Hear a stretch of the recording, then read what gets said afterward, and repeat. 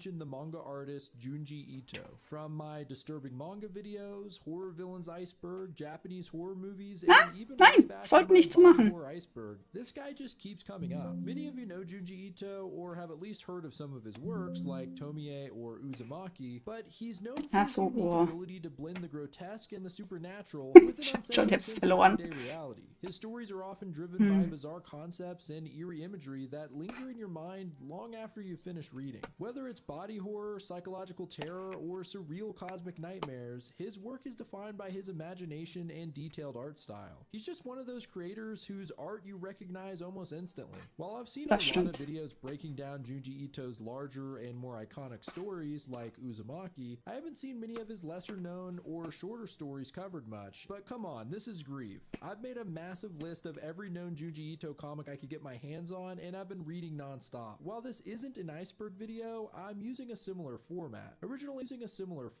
Originally I wanted to go by date, starting from Ito's earliest known work to his most recent, but I found this could be pretty confusing as he's published a lot of his work in various collections at different times. I've decided instead, at least as a start, to just go through the more recent collections that have been released since 2017. This includes Shiver, Frankenstein, Smashed, Lovesickness, Deserter, Tombs, Soichi, and Alley. That way, if you're interested and want to check out any specific story I mentioned, you'll know exactly where to find it. Of course, I will cover the bigger stories that are contained in their own volumes as well, like Uzumaki, Tomie, and Gyo, and I'll make sure to get into some of the stories that have never been published, or at least not in English. But anyway, this is the longest intro I've had in a while, and to be honest, it's making me antsy, so let's just get to the good stuff. This is every single Junji Ito comic explained, part 1.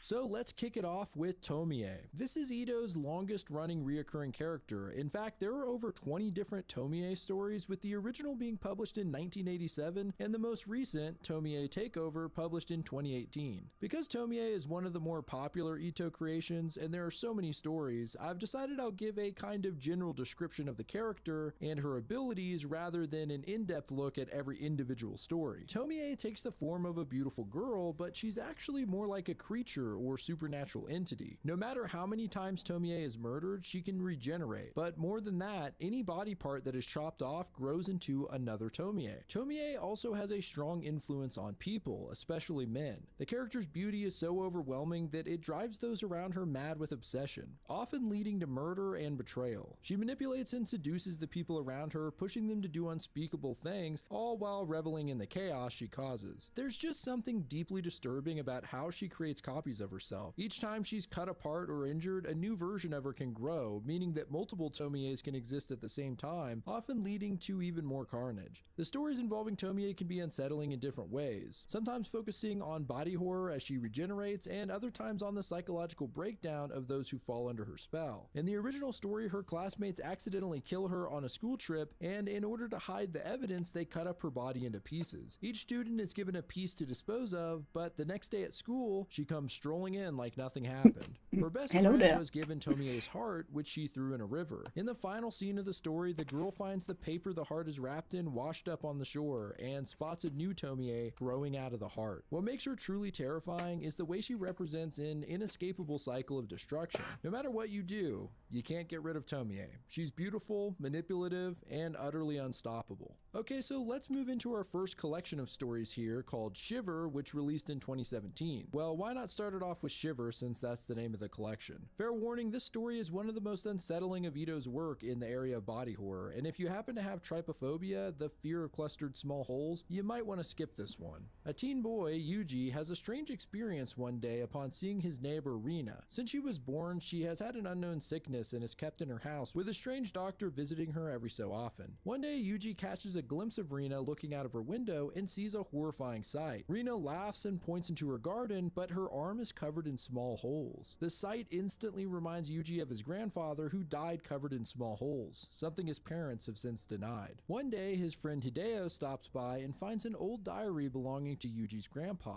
They begin to read the entries and discover his grandpa's true cause of death, a strange gem found during the war. This gem is carved out of jade and looks somewhat like an insect. His grandpa acquired the jade from a war buddy who seemed to be deathly cold and died shortly after. After getting the gem, Yuji's grandpa began feeling very cold. Soon, a strange doctor showed up without warning to inject him with some medicine. Shortly after this, dozens of little holes began opening up all over his body, and even more disturbing, insects began flying into his room and burrowing into the holes. After this, the entries become unreadable. The two friends then see Rina pointing out of her window again, and Hideo, feeling a chill, heads home. A few days later, Yuji spots Rina in the garden, but without any holes in her arm. Later that night, during a massive storm, Yuji begins hearing a tapping on his window. He opens the curtains to reveal one of the most disturbing sights in this manga. His friend Hideo is covered head to toe in holes, deforming his entire body and face. Hideo explains that he had searched the garden the day they saw Rina and found the jade insect. He soon found the stone to be cursed and holes sprang up all over his body. Then he was chased by the doctor, who he claims is not human but a messenger of the curse, appearing wherever the jade does. In the end, Hideo's body was found on the riverbank, and the jade hasn't been seen since. Used record. So this story starts innocently enough with two friends, Ogawa and Nakayama, listening to a record. Nakayama asks Ogawa if she would make a copy for her, but Ogawa feels that making a copy would rob the music of its charm. Well, this pisses her friend off, who storms out. Soon after, Ogawa realizes that her record is missing and starts to chase Nakayama down. Upon reaching her, Nakayama uses a rock to bash the side of her head in, killing her. Soon after this, Nakayama runs into a crazed record store owner who begins to hunt her down and learns the history of the recording. A nightclub singer named Paula Bell was hit by a car. Even though she was horribly injured, she begged to be brought to the studio to record her voice one last time. She died lying on the floor of the studio, but a few minutes later, she suddenly began to sing. This cursed recording is now the very record that Nakayama killed her friend over. The man who tells her all of this now begins to chase her as well. Unfortunately, during the chase, Nakayama dies, and the record store owner and the strange man begin hearing the song once more, but this time it's being sung by the dead corpses of the two friends. Fashion model. Fashion model follows a scriptwriter who wakes up one morning with the premonition that something bad is about to happen.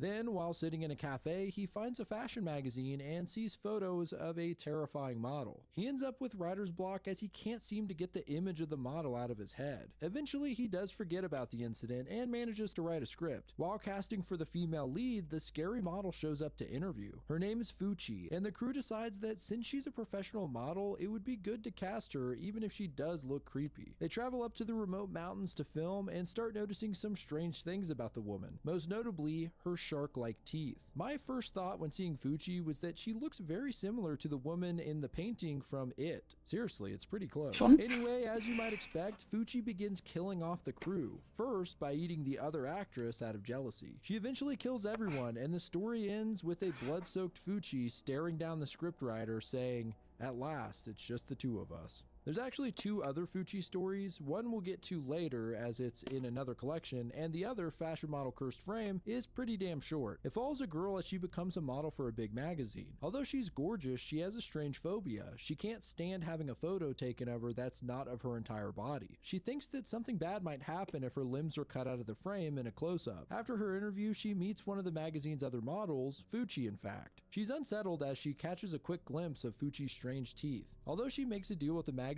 to only do full body shots, they go back on their word and print close-ups anyway, terrifying the girl. She decides she won't let her phobia beat her, and she declares she'll try her best to take whatever photos they need. That's when Fuji suddenly appears in her room, and this tale ends with a news story about a dead model whose limbs are missing. Almost like they were cut out of a picture frame. The Hanging Balloons. The Hanging Balloons is one of the most bizarre stories Ito has ever done, but I just love how weird it is. After a famous model and actress dies, her body is found hanging by a metal noose out of her apartment window. Shortly after, people begin spotting her giant head floating through the woods. Soon, more heads show up, but these are giant heads of people who are still alive. They carry nooses and try to hunt down their human counterparts in order to hang them. We also learn that if the heads are killed, so are the people they they look like. This is shown in a brutal scene when a girl's balloon head is shot with a crossbow, and immediately after, her real head shrivels up like a pop balloon as well. It gets apocalyptic really fast when all of Japan is covered in a swarm of giant heads. Like I said, it's even more strange than a usual Ito story, but it's an interesting concept and has some creepy images. Marionette Mansion. Marionette Mansion, or House of Puppets, follows a family of puppeteers. The youngest son, Haru, has a hard time coping with the traveling life of the craft and laments the fact that he can't make friends as he's never in the same town for more than a month. His older brother Yuki is quite good as a puppeteer and has his own creepy looking puppet named Jean-Pierre. One day, Yuki makes a strange comment to his brother about how tough the travel is and that all of it would come to an end if their father got sick. Not long after, however, their father does become very ill. Before he dies, he gives the boys a speech about how a true puppeteer makes a puppet do everything he wants, something Yuki disagrees with. He thinks it's the other way around, that the puppets are controlling them. We then fast forward several years. Haru and his little sister are living on their own and haven't seen Yuki since their father died. One day they get a letter from Yuki who invites them to visit him. He's now quite wealthy and owns a large mansion. As Haru and his sister enter, they're greeted by Jean-Pierre, the puppet, but stranger than that, they find Yuki and his family all floating on marionette strings. It seems Yuki built his mansion with gaps in the ceiling and has hired puppeteers to control his every move. Haru is obviously weirded out by this, but Yuki assures him that he's happy, as really it's the puppet who's in control, and that even though he doesn't have to move a muscle, he does whatever he wants. They continue to visit the house, and Yuki tries to convince Haru to join them on the strings. Meanwhile, Haru begins meeting a girl he met when he was a kid, but he's afraid to tell her what's going on at his brother's, and she suspects he's cheating on her. One day while visiting his brother at the mansion, Haru's girlfriend follows him and sneaks inside. She runs into Jean-Pierre, who kidnaps her and starts turning her into a marionette doll as well. At the same time, the rest of the puppets in the house go wild, jerking about. Haru climbs into the ceiling only to find that the puppeteers above are zombie-like husks with a blank gaze. When he finds Jean-Pierre, he discovers the puppet has killed his girlfriend and that this entire time Jean-Pierre had come to life and his magic had been controlling the puppeteers and running the house. Finally, Haru smashes the doll to pieces, but when he goes to help his family, he finds that they themselves are wooden puppets and may have been the entire time. Long Dream. Long Dream is one of my favorite Junji Ito stories. It's one that reminds me a lot of H.P. Lovecraft, who Ito has claimed as one of his big influences. The story takes place in a psych ward, with a doctor interviewing his new patient. The man claims to have long dreams. He explains that it's as if each of his dreams lasts several hours. At first he wasn't too concerned, except that not every dream was pleasant, and now they're mostly nightmares, and each night they would last longer. After a month, the patient says each dream is lasting 1 year. This has impaired his real life, as when he wakes up, he can barely remember the previous day. As the days pass, the dreams get longer. Eventually, they are over 10 years long. He explains how terrible it is to live a decade in a nightmare all alone in filth and unable to wake up. In one dream, he's a soldier in the jungle, constantly running from the enemy. In another, he's cramming for tests, and maybe worst of all, in one dream, he has to pee and can't find a bathroom. Each dream lasting 10 years or more. As you can guess, this keeps escalating to the point that the man dreams thousands of years a night, and he begins to change as his body deals with the effects of the long dreams. He straight up starts looking like an alien and has no idea where he is when he awakes. He demands to see his wife, who he claims he's been married to for thousands of years. This wife is actually another patient who has a severe mental illness and thinks she's going to die at any moment. So it doesn't help when the long dream patient storms into her room like a madman and looking like a monster. Eventually, the patient's body crumbles as he enters one last infinite dream. The doctor manages to subtract a substance from the crumbling corpse. He discovers that this substance can be used to infect others with long dreams. The story closes as the doctor tells his plans to spread the dreams worldwide, effectively making everyone immortal by giving them endless dreams. Starting with the girl who is terrified of death. Honored Ancestors. This is a pretty wacky one. It begins with a girl named Risa having lost her memory and being brought home by a school friend, Makita. The doctor says her amnesia might have been caused by a traumatic event or shock, but should recover in time. At night, Risa hallucinates a giant caterpillar-like creature crawling into her room, scaring the hell out of her. Her friend Makita continues to visit and reveals that they were in love before she lost her memory. He invites her to his house where his strange father, suffering from an unknown illness, crawls on the ground feet first into the room to greet them. Risa develops a looming sense of dread that intensifies after visiting Makida's house. One day, Makida tells her to come with them, that it's an emergency, and they run to his house. There, he shows her the disturbing truth about his father. Upon his head are the scalps and brains of endless generations of Makida's ancestors. They are layered in such a way to resemble a caterpillar, which is why Risa was having the night terrors. This was the shock that caused her to lose her memory. Makida demands that Risa marry him, as his father's going to die soon and they must continue the bloodline or else risk losing hundreds of years of knowledge. Risa bolts, of course, and at the same time Makida's father dies. He then carries on in place of his father with the long line of scalps now attached to his head instead. He chases Risa down in such a frightening manner that she once again goes into shock. Makida's ancestors then celebrate and they declare their family safe for another generation as Makida makes his way towards the catatonic Risa. Pretty creepy. Greased. I'm really glad I found this story because although it's not as outright terrifying as some of his other works, Greased made me feel really uncomfortable the entire way through. And also it has one of the biggest gross out moments in this entire video. It follows a girl named Yui and her filthy house. Her father runs a barbecue joint on the first floor, but due to poor ventilation, the oily smoke coats the entire house, making everything sticky. The oil also covers her family members, giving them greasy skin, and has soaked all of their futons.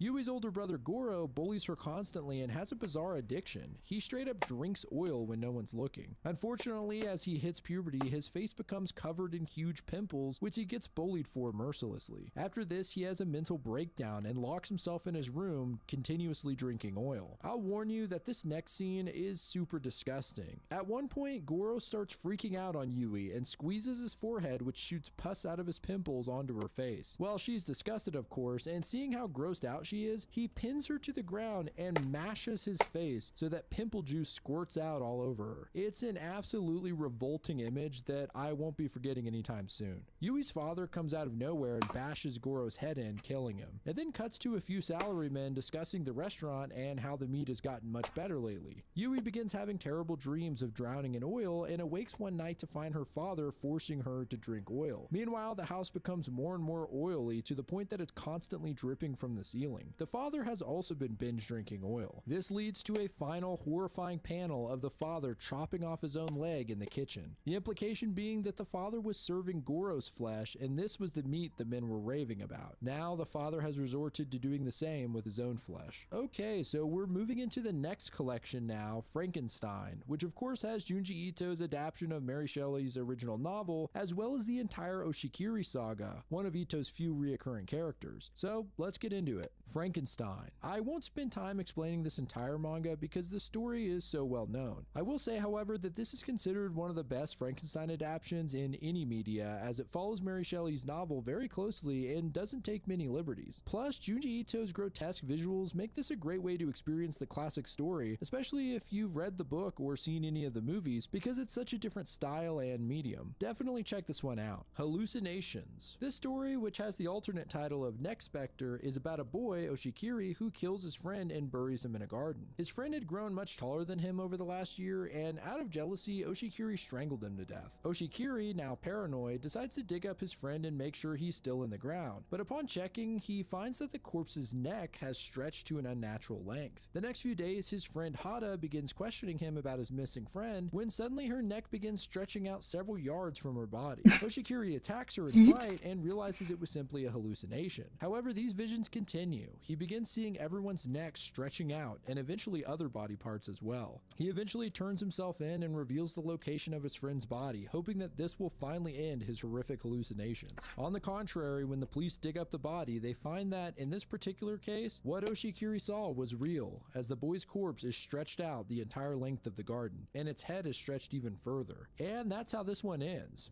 Bog of the Living Dead. This story follows two friends, Oshikiri and Kojima. Yes, there's another Oshikiri here, and there are actually more Oshikiris, but we'll get to that later. For now, let's just focus on this particular story. Kojima is much more popular and even has several groupies at school that follow him around constantly. When the class spends an afternoon cleaning up the nearby swamp, Kojima falls into the water and never emerges. Due to ghost stories and superstitions, the classmates think he was taken by a spirit that targets handsome young men. Oshikiri believes that this was all a stunt by Kojima, who told him in private private, he would gladly run away from home to avoid the girls that obsess over him at school. One night, the girls tell Oshikiri to meet them at the swamp and beg him to search for Kojima's body. When he denies them, vengeful spirits shoot out of the girls and begin chasing Oshikiri. He escapes alive, but now questions whether Kojima really Na, did wie geht's dir? or not. Kind of a strange story, and probably the least scary in this entire video. Pen Pals. Pen Pals starts off following who other than Oshikiri. He's walking in his mansion alone at night when he discovers another Oshikiri. Well, this is just a tease as we then go back in time a bit. Oshikiri is feeling lonely as his parents are out of the country. He meets a girl named Satomi and they become friends. Satomi mentions that she already has 3 good friends who are pen pals and that they write to each other constantly. Well, it seems Satomi's pen pals are jealous of her new friend Oshikiri and begin insulting her in the letters. One day Oshikiri sees one of the letters and notices there is no stamp. He then pieces together the truth that Satomi has made up the friends and is writing to herself. She's gotten to the point where she actually believes the friends are real, and worse than that, she believes they're coming to kill her. In a shocking and violent act, Satomi grabs a knife and begins stabbing herself to death, acting as if her friends are doing so. Worried that he'll be blamed for the death, Oshikiri tells no one and runs home. In the middle of the night, he hears some noises and upon investigation finds a note. The note calls him a murderer and mentions a piece of evidence left behind, Oshikiri's scarf.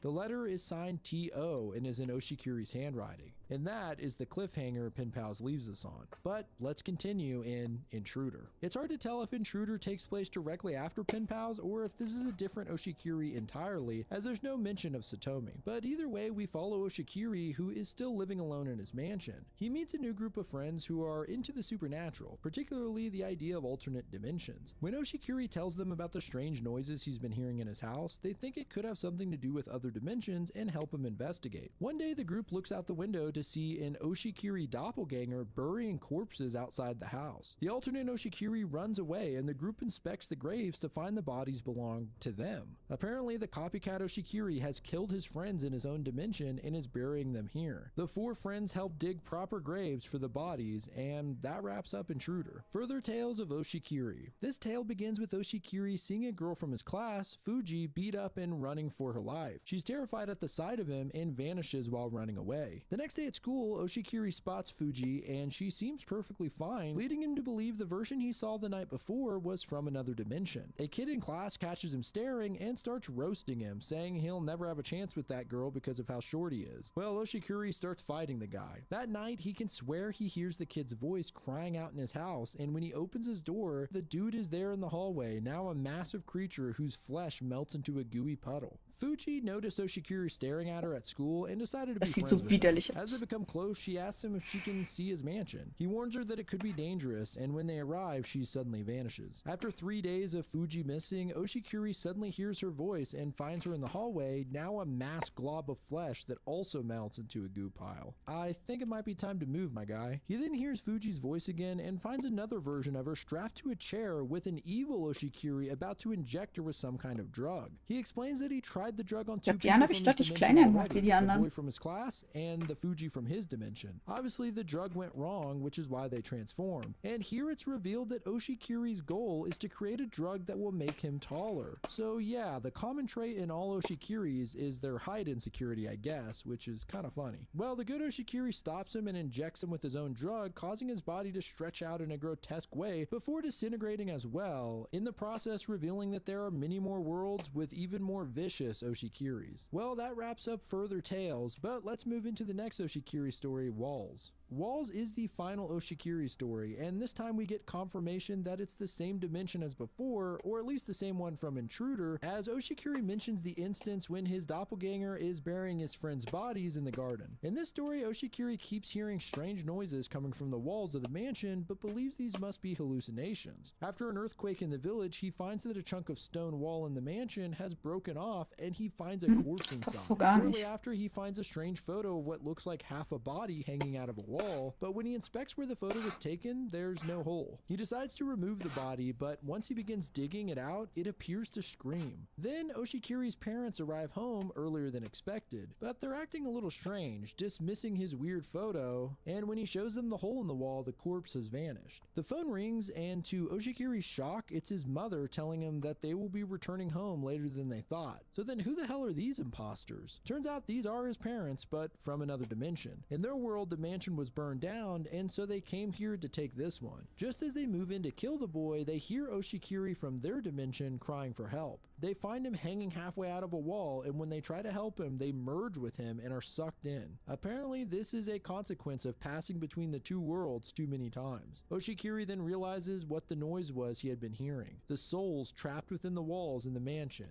and in one last horrifying image, we see the victims crying out from the walls. Now let's move into the next collection, Deserter. This collection was released in 2021 and actually has some of my favorite stories in it. So let's get to it. Biohouse. Biohouse is one of Junji Ito's earliest works and is also pretty disturbing, especially if blood makes you squeamish. A young woman and her new employer arrive at his summer home mansion where the girl will serve as his new secretary. However, things are off to a weird start when dinner is served and it's completely made up of raw insects and lizards. The man says he has something special for the girl and comes out with a glass of what appears to be blood. He reveals that this is his own blood, and when she refuses to drink it, he begins to try to force it down her throat. She slaps the glass out of his hands, and this is when things get bonkos. The man removes the bandages around his neck to reveal several wounds and gouges. He pulls out a knife and straight up stabs himself in the neck. With blood now gushing out of his body, he chases the girl, demanding that she drink it so that she will bring grace to his blood and consume him into her beauty. What a creep, man. As she runs, we find that the man's servants all happen to be vampires, I guess. So they chase the girl as well, but are distracted by the gushing blood and start licking it off the floor. Eventually, they end up in a room full of insects where the man seems to breed his food. He corners the girl and then straight up pukes blood onto her face in a terrifying image. Luckily, the girl gets the upper hand and beats him with a box. He's then eaten by his own insects in a twist of irony. As the girl leaves the mansion, she passes the vampires and tells them there's more where that came from upstairs. It's a pretty weird one, and because it's his earlier style, it looks distinctively different from some of his later work, which I found interesting. Face Thief. Face Thief follows a high school girl, Kame, who has the ability to change her face to look like anyone she's around for long enough. So she follows around pretty girls, swapping out her face whenever she finds someone more beautiful, hoping to impress her crush. One day after the students catch on to Kame's abilities, the entire school begin to wear Halloween masks and corner her. The story ends as Kame's face begins morphing into a grotesque combination of all the masks. Where the Sandman Lives. This story follows a horror author, Yuji, who is resisting going to sleep. He tells his friends Mari that he has a demonic version of himself that exists in his dreams. When he falls asleep, this counterpart attempts to escape. So, kind of like Nightmare on Elm Street, the two friends try and stay awake so that the sleep demon won't emerge. Of course, they can't keep this up for long, and eventually Yuji's dream counterpart completely takes his body. One of the best visual horror elements of this is that the dream version of Yuji is basically inside out. So Yuji's limbs are pulled into his body and out of his mouth, where the demon attempts to pull his whole body inside out. It's a pretty cool body horror concept. The Devil's Logic. The Devil's Logic is a pretty dark one. It begins with a high school girl falling to her death from on top of the school. Her classmate finds her tape player and begins listening to the tape, where he finds she was approached by a woman who convinces her to die. The woman has strange and remarkable persuasive powers. As he continues to listen to the tape, he comes to the realization that this woman must be the incarnation of death, and before he knows it, he finds he's now standing at the top of the building, being convinced to jump as well. The Long Hair in the Attic. Evil hair is a classic trope in Japanese horror stories due to its relevance in culture and mythology. Junji Ito is no stranger to tapping into this for his stories, and this is a short and fun one revolving around hair. It begins with a teen girl, Chiemi, being dumped by her boyfriend. When she gets home, she burns a picture of the two of them and recalls a memory of the boyfriend telling her she should grow her hair out. At the same time, Chiemi's sister mentions hearing mice in the attic. The next day, Chiemi wakes up to find a dead mouse wrapped in her hair, which is pretty horrific in and of itself. Well, with the combination of the dead mouse and the connection to her ex-boyfriend, she decides she'll cut off her hair. The sister goes to grab a pair of scissors, and when she returns, she finds that Chiemi is dead. Her head is completely missing from her body. I didn't expect that, and only at the halfway point of the comic. Days later, the younger sister goes to the attic with her dad to see if any mice are caught in the traps. Well, they don't find mice, but instead Chiemi's head dangling by the hair, and even more disturbing, it seems her hair is alive and controlling the head. It slips out of the house and makes its way to the ex-boyfriend's apartment for revenge. Scripted love. Scripted love starts out with a man breaking up with his girlfriend. As a consolation, he gives her a tape of himself so that she can remember him by. What a dirtbag. Well, she thinks so too and grabs a kitchen knife. We then rewind a bit and learn how they met. The man is the leader of a theater troupe and starts dating the girl who is the newest member. Only problem is the dude is a complete player and cycles through the women of his troupe, breaking up with them and then leaving them the same tape. Now back to the present, the girl has actually stabbed him. In shock, she doesn't know what to do, so she just plays the tape he left. Turns out it comes with a script, and whoever watches it can act out dialogue to simulate a conversation with him. As the girl falls back in love with this version of the man on tape, the real guy wakes up, apparently not really dead. As he pleads for help, the girl declares that she doesn't need him anymore, as now she has the video version of him that'll never break her heart. She then picks up a glass bottle and finishes the job. The Reanimator's sword. This one is interesting because it almost has an action fantasy feel to it. KG and his friend are out at night hoping to spot and maybe catch some ghostly specters. To their surprise, they actually see a swarm of them flying through the air. KG ditches his friend who is too afraid to continue. His pursuit of the specters leads him to an old temple where he encounters a scary looking man with a sword. The man says, "You saw, didn't you? Now you must cease living." So KG runs like hell and ends up falling off a cliff.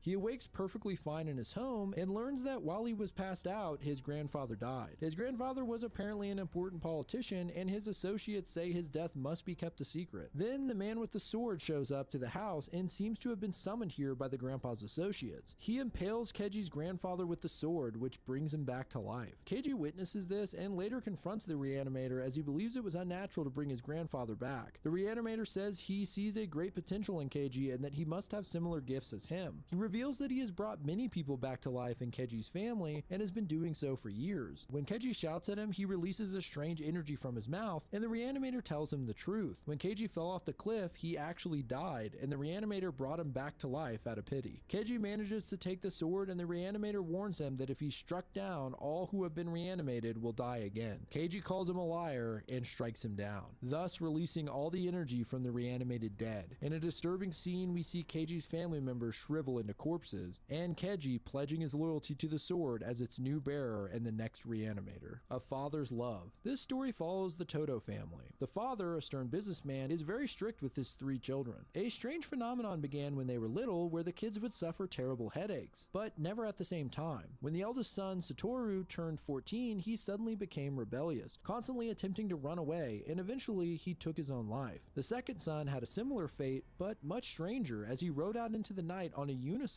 and laid his body out on the street. The brother's friend, Tsukasa, recalls several times that he acted strange and reckless. It seems this always occurs right after the headaches that the family suffers. So we're down to the youngest Toto child and only girl, Miho. One day the father takes Mio and Tsukasa to a theme park, hoping to use Tsukasa as a replacement for her older brothers. Mio has a headache, however, and then becomes basically a different person, being wild and dangerous. When Tsukasa attempts to tell her father what's going on, he finds him sitting motionless with his eyes white. Here we begin to learn the truth, that Mr. Toto has the ability to control his kids' minds, and that is why they suffered the headaches and acted so strangely. When he thought his sons were of no use to him anymore, he controlled them to kill them. Once Miho's mother discovers she's pregnant, Mr. Toto wishes it to be a boy and now has no use for Miho as he has a new family heir. Tsukasa then attempts to help Miho and her mother escape and must fight Mr. Toto as he attempts to control Mio one last time. In the end, Mr. Toto realizes he's failed. He mentions that he has had a rough childhood, always working and never being able to play. So he lived through his children and took Mio to the park that day in order to control her and have fun himself. In the end, Mr. Toto goes to the theme park alone and takes the Ferris wheel, only to jump out of the cab at the top, ending the family curse. Unendurable labyrinth.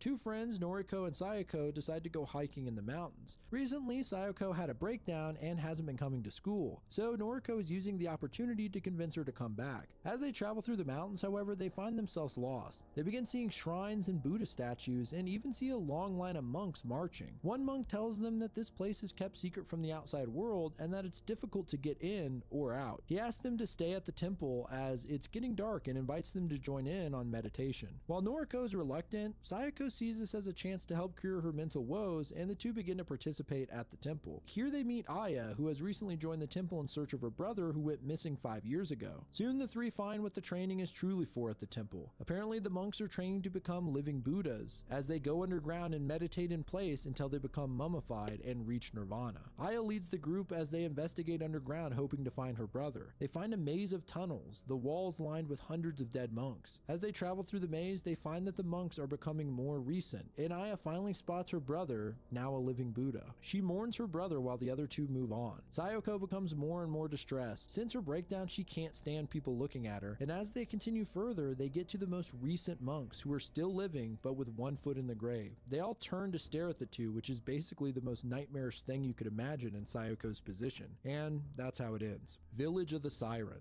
Kyoichi is a young man traveling home to his small village to visit his parents. He runs into his childhood friend Shoko, who's also returning home as her father, the village chief, has gotten sick. When the two arrive, they find their village is almost empty, and a strange tower is erected in the center of town with massive sirens on top. Kyoichi finds his mother, who's acting strange, and Shoko's father warns her to leave the village immediately. He tells the tale of a sorcerer and his 3 flying demons who attacked the village 400 years ago and ate half of the people. He believes this demon has now reawakened. At night, the sirens begin to sound, making a horrible noise. These sirens seem to be brainwashing the village. Kyoichi follows the villagers to see where they are headed and finds a disturbing sight of hundreds of women all holding newborn babies and entering the tower, including Kyoichi's mother. It seems the sorcerer has given the women giant bat-like wings in order to fly around the country and steal babies from their homes. They are then sacrificed in order to bring back a mighty demon. Once summoned, this demon kills the sorcerer, and he and his hundreds of demonic servants now begin to take over the world. Bullied, or The Bully, starts off with a woman named Kuriko speaking to her fiance about her childhood. She says there's something he must know about her before they get married. When Kuriko was a girl, she used to always play at the local playground. One day, a mother dropped her young boy Now off and asked Kuriko if she would watch him. So the two kids played together, and Now quickly became attached to Kuriko and returned to the park every day to play with her. His mother gave Kuriko a box of sweets as a thank you for being kind to the boy since he didn't have any friends. Kuriko felt obligated to play with Now, who was very attached and needy. Soon she grew resentful of the boy and began to bully him. It's really hard to read as she basically tortures this poor kid. She tells him there's bugs in his ears that'll eat his brains and makes him drink dirty water from a drain. Despite her bullying, Now continued to show up to play, hoping she would go back to the sweet girl he knew before. Well, it starts to get borderline homicidal as Kuriko tries to convince Now to jump off the highest point at the playground. His mom shows up before he jumps, and Kuriko quickly covers up the incident, acting like Now has lost his mind. Next time she sees him, she threatens him, telling him he better not tell his mom about any of this. Even though Now says he won't tell, Kuriko decides to test him. She then throws the ball in front of a vicious dog and demands that he get the ball back, saying if he's telling the truth, the dog won't hurt him. We don't see exactly what happened, but it appears that Now was attacked by the dog, and Kuriko concludes her story by saying that Now then moved away. However, she tells her fiance that she recently ran into him as an adult. At this point, you might expect Now to be disfigured from the dog attack, but no, he's actually quite handsome, and more than that, he seems to forgive Kuriko for all the horror she inflicted on him. Kuriko then informs her fiance that the wedding is off and that she's actually in love with Now. This isn't the end of the story, however. After the two are married and have a child together, Now suddenly leaves one day, never to return. Kuriko is left to raise her son alone. In a moment of resentment toward her needy son, who's the spitting image of young Now, she suddenly realizes that this was all part of a plan. Now married her and even had a child with her, all just to abandon her in the act of revenge. At this moment, Kuriko snaps.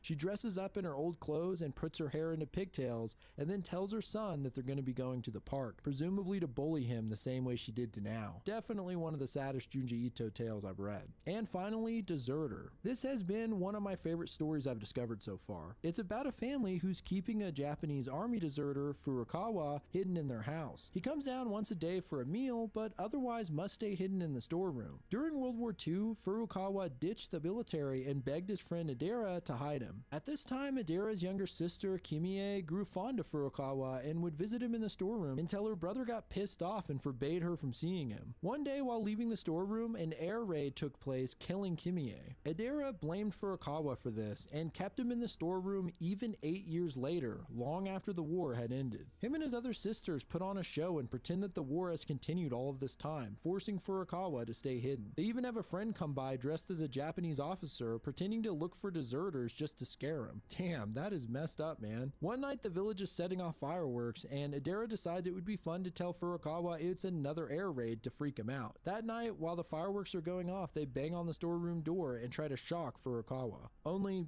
no one answers. When they enter the room, they find the hanging body of Furukawa. When they look further, they're shocked to see that this corpse looks like it's been decaying for years. They find a note from Furukawa from 8 years ago stating that he can't go on living with the guilt of Kimie's death. So the family quickly realizes that he's been dead all of this time, and that the Furukawa they've been talking to all these years might be a ghost. Well, that's all I could fit in for today, but don't worry, I'll be back next week with part 2, where we'll cover Gyo, Smashed, Lovesickness, and the Soichi Saga. So stay tuned for that. Big thanks to my patrons, you guys are awesome. Thank you so much for the support. If you want Na, wo ist denn jetzt? like these Da. Na, was anderes. Lacey's Game. Das kenne ich auch. Computers Oh, das ist ein Spiel. Looking. Lacey Games, the topic of today's video, is, in my opinion, the best instance of this idea, utilizing fantastic storytelling and art direction. Game, quote unquote. It certainly needs to be said. The fake Flash website features many games aimed at a young female audience, but something is wrong with many of these games. The games ask questions. Questions like, what happens to girls who get abused, stalked, or assaulted by men? What happens to girls who can't handle the stress of their work? What happens to girls who aren't pretty enough? If you've been on the channel for a long time, you'd know I've covered Irgendwie sieht der Arm before, nicht but richtig that aus. was a while ago. I figured most people watching this video now wouldn't have seen that video before, so I made a poll, and the vast majority agreed that compiling my previous video and adding new content to it would be the best viewing experience. Of course, there are timestamps for anyone who would like to skip forward, but I highly recommend sticking around for my analysis of the older episodes. Make sure to subscribe to Ghost Tundra, the series creator whose channel is at the top of the description. With all that out of the way, my name's Minaxa, and today we're going to take a deep dive into LaceyGames.com.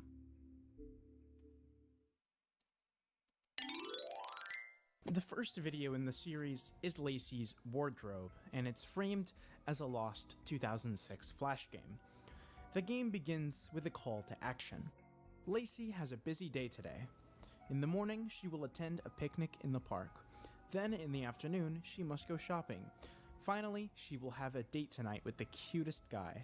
Phew. But there's only one problem. She has no idea what to wear. Can you help Lacey put together the cutest outfits for each situation? And from there, we have our gameplay loop established. The player gets to pick from a variety of hairstyles and outfit options to dress Lacey exactly the way they like. It's easy to see how this game could be fun and engaging for a kid on the internet in 2006. I'd also like to add that I think the fantastic direction of the series shows almost instantly with the way that the frame is composed. The color used in Lacey's hair is an almost direct color contrast to the pastel pink used throughout the room and UI. The music is also a jam.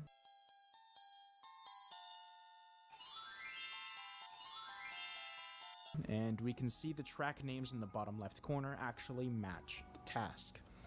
After the player finishes picking her outfit, we see Lacey outside for her picnic, and what the hell is that thing?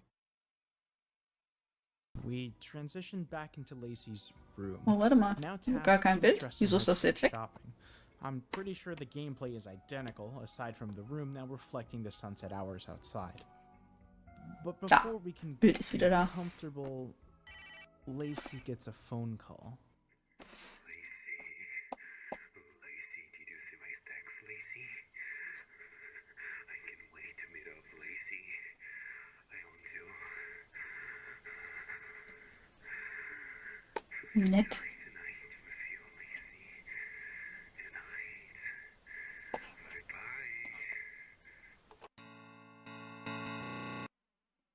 Bye-bye.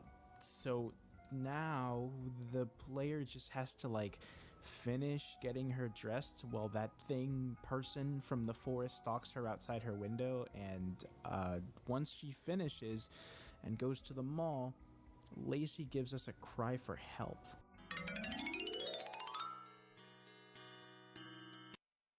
Please help. He's going to kill me. We go back to her room, and she has to get dressed for her date now. The stalker starts endlessly knocking on her front door. There's text that says, "There is a gift on your doorstep." And when the gift is revealed to us, It's an incomprehensible censored glob of red and crimson, which is subsequently cut off by another phone call. Lacey, I'm here. I'm here. Did you get my gift, Lacey? Did you like it? I'm here. Open the door, my darling. Open the door. Open the fucking door! We go right back to dressing her, but not before we get the most bone-chilling realization in the entire video. Lacey starts directly pleading with the player, begging them not to let her outside to meet what awaits her. Please don't make me go outside. Please. Please. She's aware of what's going on, as well as the fact that she has zero control over the situation. And lack of control is textbook horror, and it's brilliant. If we assume that Lacey is conscious within the game, then this is a situation she may have to relive every single time someone plays the game. Unfortunately for her, the player finishes the outfit and lets her outside, but not before Lacey can express the terror in where she's just been placed. What have you done? Then we get one more look at our killer. Nett. He says, "I ate her remains so that we will be together forever. I love you, Lacey." And thus ends the game. Back to the title screen we go. Honestly, I don't understand how the horror in Lacey's can be so good. It manages to find the perfect balance between portraying an interesting narrative while actually being scary and visually authentic and pleasing at the same time. It's a really impressive feat that I think goes undeservingly unnoticed, even despite how popular it is. And with all that said, the direction only gets better in the next video, Lacey's Diner.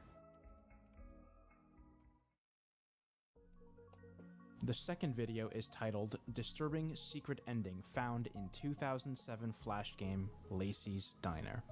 Even just by the title, you can notice a stark contrast to the approach that was used previously, and the beginning of the episode confirms it, as we have someone actually describing what's going on now from their own point of view. The player describes having found the game on a Flash archive site and feeling nostalgic because they used to play a bunch of Lacey games in their childhood.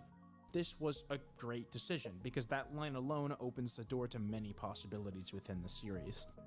The player goes on to describe how they found an ending they never came across in the past, though, which seems to imply that the games weren't always messed up like the one that we just saw. Then, we get our new instructions. Lacey is about to open her brand new diner. However, she will need your help to keep up with so many hungry customers. How to play. Add the correct items that Lacey requests into the main bowl. When you're done, it's time to serve the customers. However, don't take long. You know how people get when they're hungry. Then we cut to the kitchen. The specific dish instructions come from Lacey, and the timer in the corner begins counting down ominously. The player knows that the timer is incredibly generous, but they found that something strange happens when you run out of time. They let the timer run down and start playing the game normally, but towards the end, something strange does happen.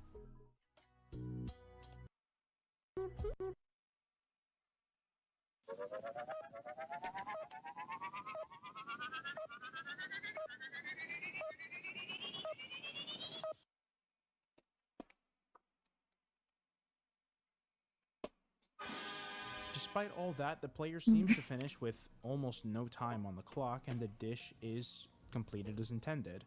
Unlike the previous game, this game has multiple phases. Once you finish cooking the dish, you also have to serve it. The player states that they're going to play through the 3 days where you do the same thing to try and show off the game's normal ending.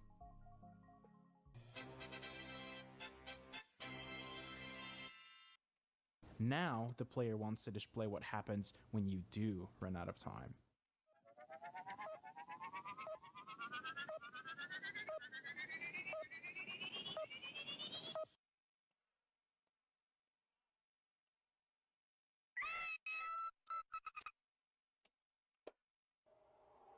You're gonna notice that this video has some fast and difficult to decipher sequences, so I'm gonna cover those after it's actually done. It seems like if you take too long, the customers just leave. But there's always tomorrow. We get to see Lacey's diner from the outside, and Lacey says, This is all I have. And the customers are hungry and unforgiving. If I fail, I see no other option. Other than...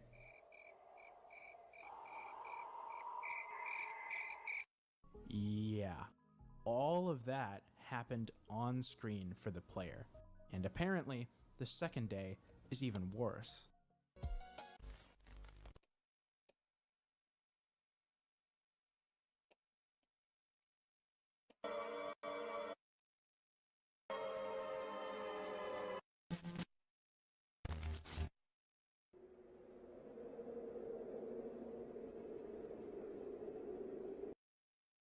Why can't these fucking bastards just wait 3 minutes for their fucking food? I'm trying my hardest, and yet I'm almost running out of money to survive. This isn't fair. It isn't fair at all. It isn't fair. I hate all of them. I hate them. I hate them. Tomorrow, I'm going to give them something to eat, alright? They'll face what they did to me.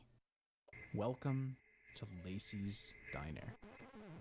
As you can see, the ingredients have all changed in some of the last things that you'd ever want to put into a meal, such as meth, broken glass, cigarette butts, and what's implied to be Lacey's own uncle. There's a plethora of screens full of information, but like I said, I do want to save those. Finally, we're presented with the finished dish. Then we get a genuinely nauseating sequence of the dish being served with gross noises, and it's closed. This is it then.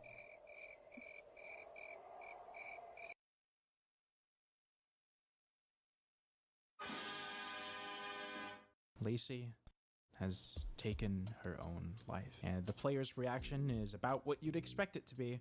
The video seems to end there, but the final frame of the video is easy to miss if you're not paying close attention. Alright, so I think in terms of raw horror, the first video may have been better in my eyes, but in terms of direction and writing, this one's unmatched. There's a lot of themes to unpack, but I think the one that's most evident is what comes from failure to meet expectations and how much of a burden that can have on someone. Not everybody handles pressure the same, and some people, like those battling depression and anxiety, struggle much more than others. Not only that, but the stakes are increased tenfold when you're placed into a situation in which you literally cannot fail, or your life will come crashing down. It seems like this is the situation that Lacey has been placed in. This diner is literally all she has. It's her life. If the diner falls, so does she. But having worked in food service, I know what impatient and hungry people are like. People who are entitled often don't treat the workers at restaurants like people, or attempt to understand what they might be going through. To them, they're just means to an end.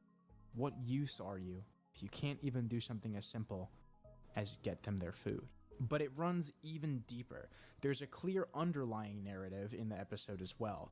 Right before the horror really started, there were two screens that I can't really make out much of. It seems to say, Page 31, figure 58. What growing up is all about. Put me on death row. Skid rope and brown boy. They fished in the river and pulled out my body, pronouncing me dead in the name of the... But in between, I had blown out the brains. and the other one says, While it was still twitching, for memories are no substitute, part of the ingrained paranoia was owed directly to the fact that they used to teach kids such perverse little bizarre lies that they passed off as the truth. Other than that, most of the underlying story is all revealed in the short segments between ingredients in the final game. These moments were hard to forget because they were super glued from my heels to my thighs, and not even the strongest bird beak could peck it off. The smoke tinted me in gray forever, and it made me tear up so much I almost cried in front of him once. Never again. First they dominated the ceiling of my room, but then I started seeing them everywhere. Bugs and bites and dirt and ash and vomit where they shouldn't have been. They were all crisp and very jumpy, and I wanted to suck it all inside of me like a reverse frog dissection and end it all for once. He lived in a world of his own where he was desirable and sensual, and he got so deep into his lies that he believed what the computer would whisper to his ears. And when he looked down, he saw me on my little bruised knees smiling back at him, the exact size of his sweaty palms. Even though they could be shaky, he was always the type to see the positive in things, and he couldn't keep the mayo from raining all over it like a mad fever dream. What a relief. Any sense of wrongness was dissipated long before it got into his mind, and screams were inaudible to his ears. It was just bliss. Hopefully the meaning of all this should be clear, as unfortunate as it is. Lacey seems to have been a victim of an exceptionally traumatic childhood. She was likely abused in numerous ways by her uncle, who she may have been forced to live with growing up, as parents are never really mentioned, which is a whole thing on its own. He was incredibly neglectful and fully absorbed in the pursuit of dopamine, doing only what would please him in the moment with little care for what would happen to that innocent little girl who was his own blood. This is what Lacey's Diner is really about. Trauma, neglect, failure, and the results.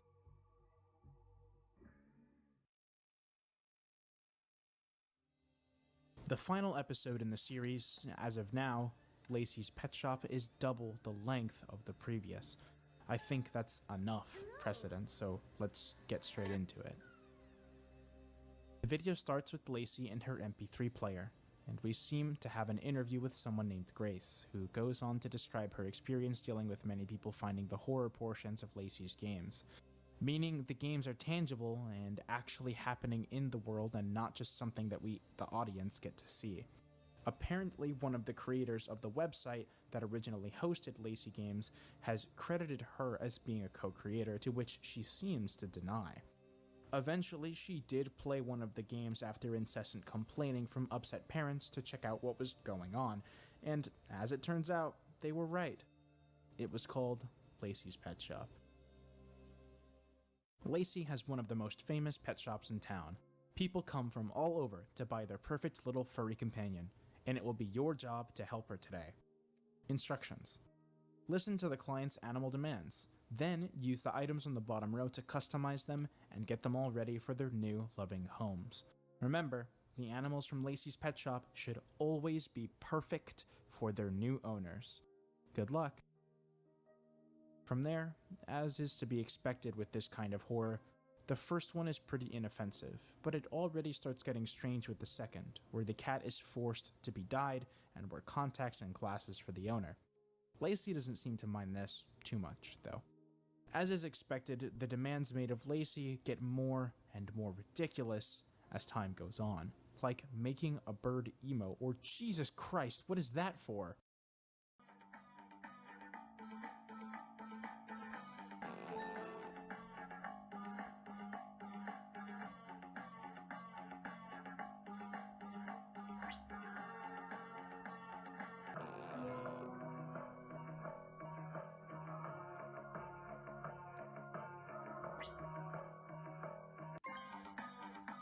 Okay, this is gonna get pretty bad if that's the standard now, isn't it?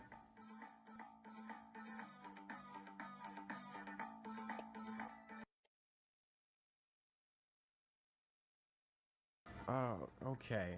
The next guy asks for a bunny without ears, a tail, or legs because they're distracting? Lacey doesn't look too comfortable anymore.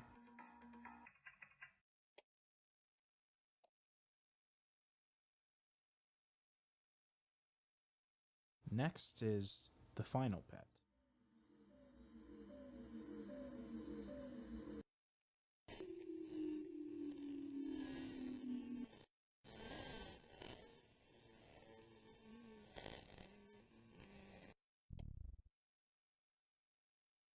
Oh, great. It's a point-and-click adventure now. Where am I? I can click here to go left. The cat is blocking my way. Should I try speaking to it? Hiss, I won't let you pass. This is the most awful day ever. Hiss. I was chasing a bird, and the bird stole my skin. I've been hurt, so I will hurt others. When going to the left, Lacey finds the cat's skin and eventually returns it, and it says, "That's so kind of you. I'm cute again. Sorry for being so moody. Meow bad. You may pass." Then we proceed to the house. I must click on the door. Once the house is entered, Lacey first checks the right room to see a group of humanoid pigs eating in the dining room. Then we get a quick sequence of text. I've always known what you are. From the moment you first touched me when I found myself stepping over remains of your skin glued to the floor. You have no regards. I had none either. You squealed like a pig, just like a pig. This had been my childhood dream, the one you took from me. I collected all those bruises for years. My spine hurt as if a needle went through each segment. Once I got used to it, I didn't think about it anymore. But you made me think about it forever when you made that mistake. You made a mistake. You took my angel away. You took my angel away. You took my angel away. You took my They're gone. Then Lacey goes to the left. It's the living room. She says, I feel like crawling inside of it. Please click it.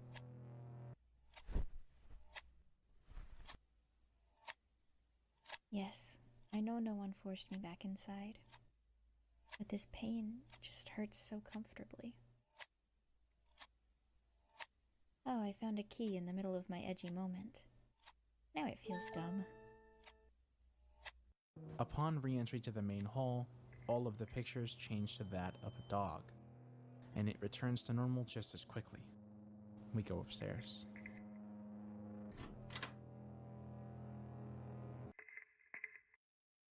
Uncle, have you seen Puddles anywhere? I can't find her. I checked everywhere. Everywhere. Stop laughing. Lacey checks the bathroom. It's always but this is I'm not afraid of Oh, myself. habe ich mich eben erschrocken. Just Hi, wie geht's?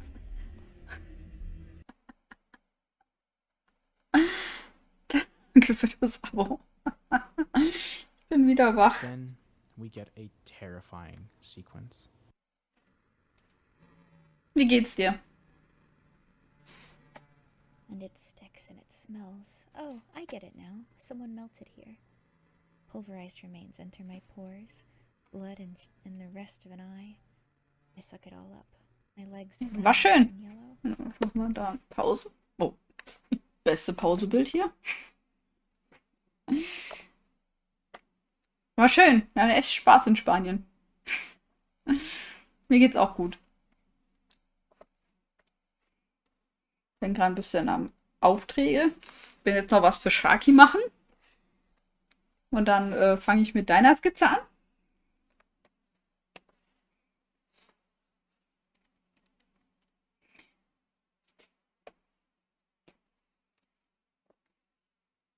Aus dem Urlaub zurück und weiter geht's. Das Exportieren. Ich brauche ja die PNG. Sharky. Mal gucken, wenn es gut läuft, werde ich heute mit Sharkys Dingern fertig. Dann könnte ich morgen bei dir anfangen. Je nachdem, ob ich, ja, wie gesagt, fertig werde.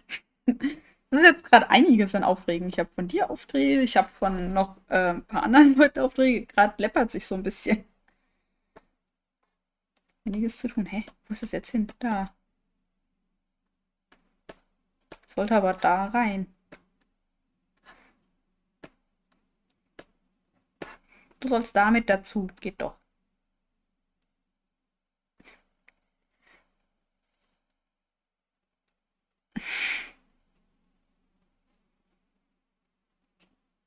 Ja, ja, kein Stress. Ja. Immer so, ich will halt auch dann Sachen machen. Jetzt gerade, wo es mir gut geht. Warte mal, was ist das? Ich komme hier durcheinander. Was habe ich denn hier? Das ist auch fertig. Das muss auch hier mit rein. Wieso ist das hier drunter? So. Habe ich das rausgespeichert? Das habe ich rausgespeichert. Es sind einige für Shaki. Ich komme hier durcheinander. So, der ist jetzt leer. Nee, das sind die fertigen. Dann ist hier die... 3 sind es noch. 3 Skizzen. Dann habe ich es ja bald. Und hier waren ja die Referenzen für die Emos. Ja. Gut. Dann komme ich jetzt wieder alles sortieren hier. So. Boah, weiter. Das Gesicht ist mal rumkommt. Jetzt ist es wieder weg, OBS. Wieso tust du das?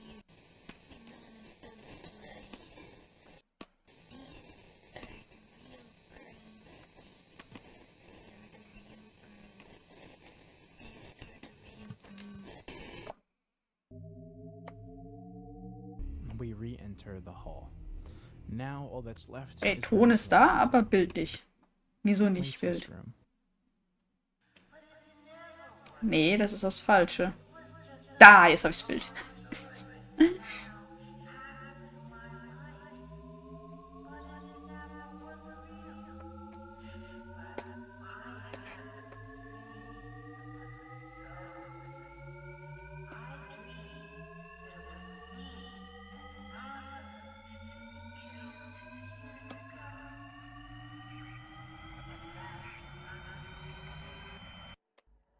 I was thinking of getting a cat this time. Yes, a small fluffy kitten. I Warte mal, ich hab den want a falschen. cat. We would do all sorts of stuff together, like getting ice cream. I could have some right now. Ist aber nicht gesund für Katzeneiscreme. It's been days. But I just can't leave. I can't. He's still under the bed. He'll look at me.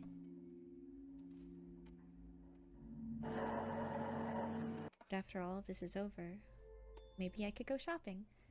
I could go to a record store and buy CDs of my favorite songs. I will have so much fun. It will be so fun. I will listen to them all day long. My sweet little doggy. My little angel. I couldn't take it anymore. You can hurt me all you'd like, but you weren't allowed to take it from me. I will let you rot.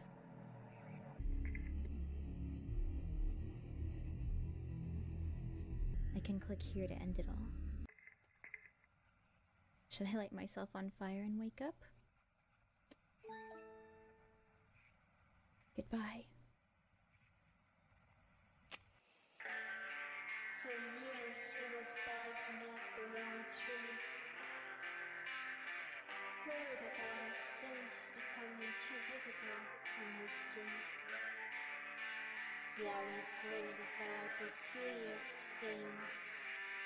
But me, when his time is back, I was the dog that pulled his neck.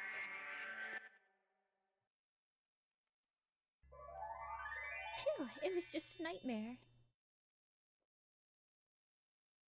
Ist unterm Bett.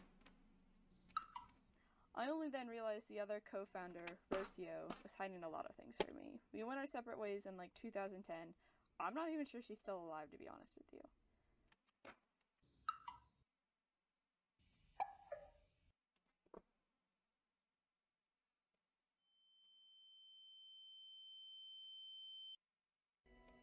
And that was Lacey's pet shop. Jesus Christ.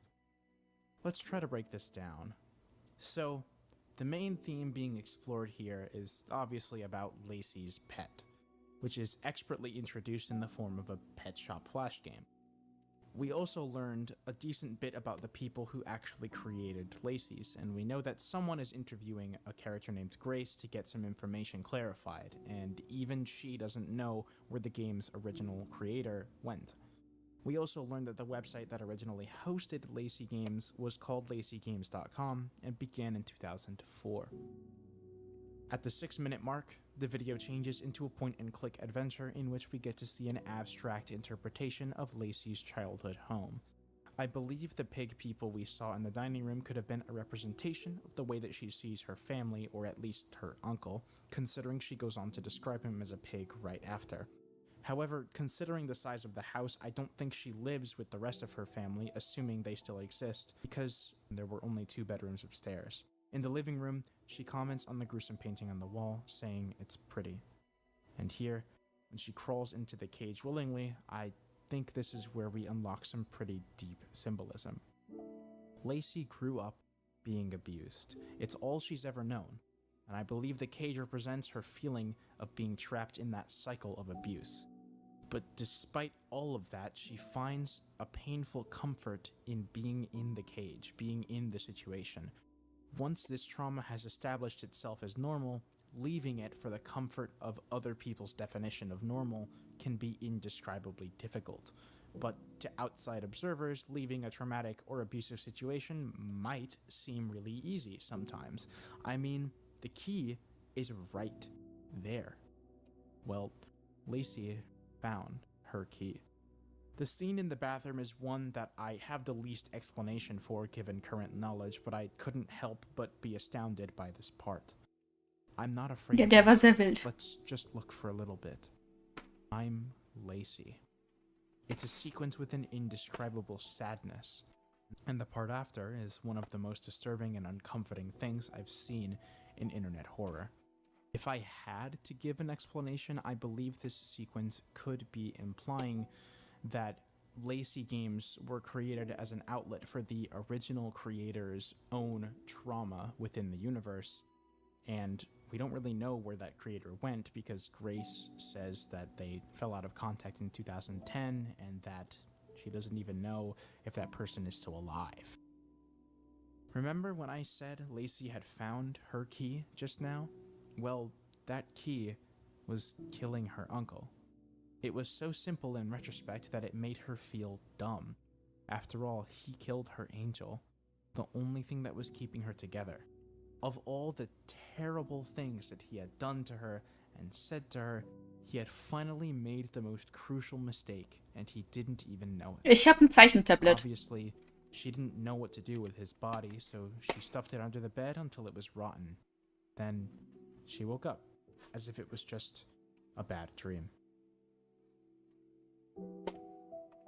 Throughout the Lacey series, Lacey has always died at the end of every episode.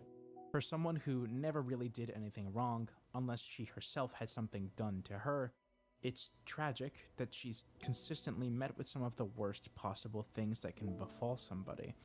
It's evident that Lacey has almost no regard for herself, and she seems to be living to make others happy. In all of these games, she's trying so hard to please the people around her. Her uncle, her dog, her customers. But Ja, it's never ist auch enough. schwierig so zu And sehen everyone am has a PC. breaking point.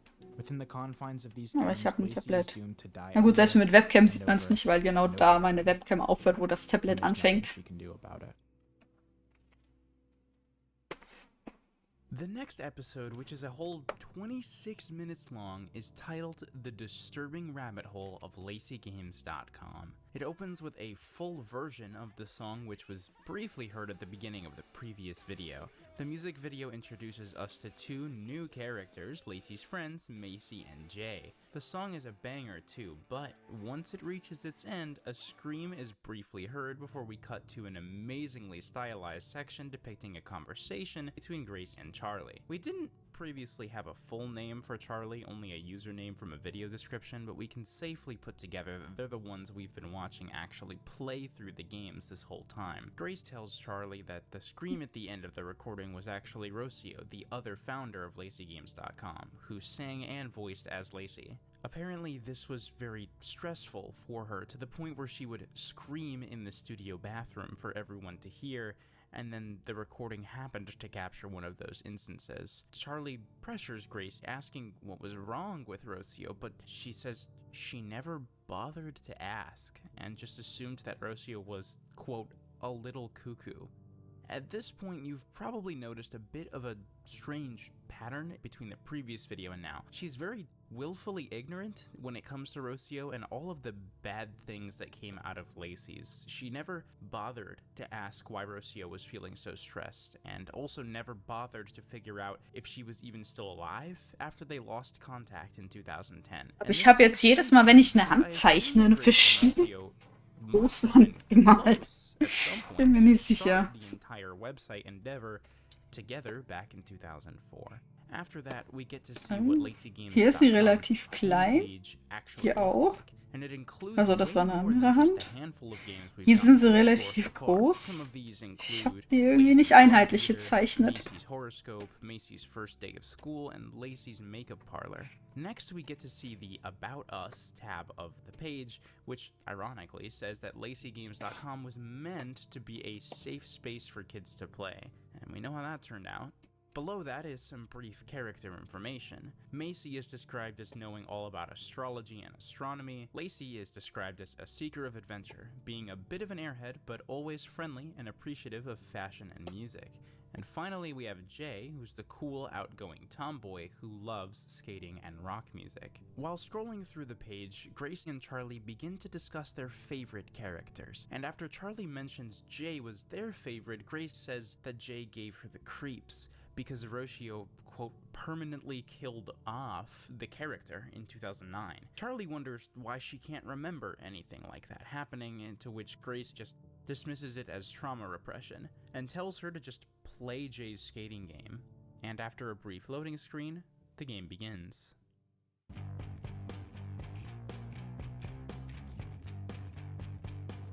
The game is super simple, both in how it controls and how it looks. When Jay hits the floating arrows, she speeds up until she reaches the goal. Yeah.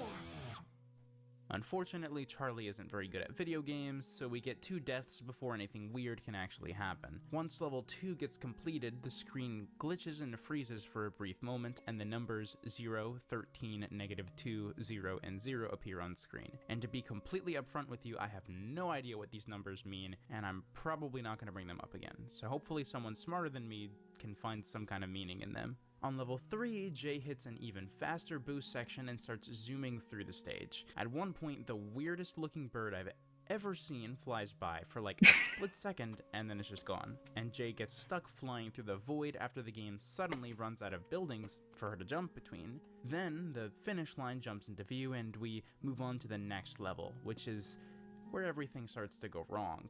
With little warning, suddenly Jay is thrust into an insanely fast speed boost, now going so quick that the countless stop signs zooming past her are unreadable.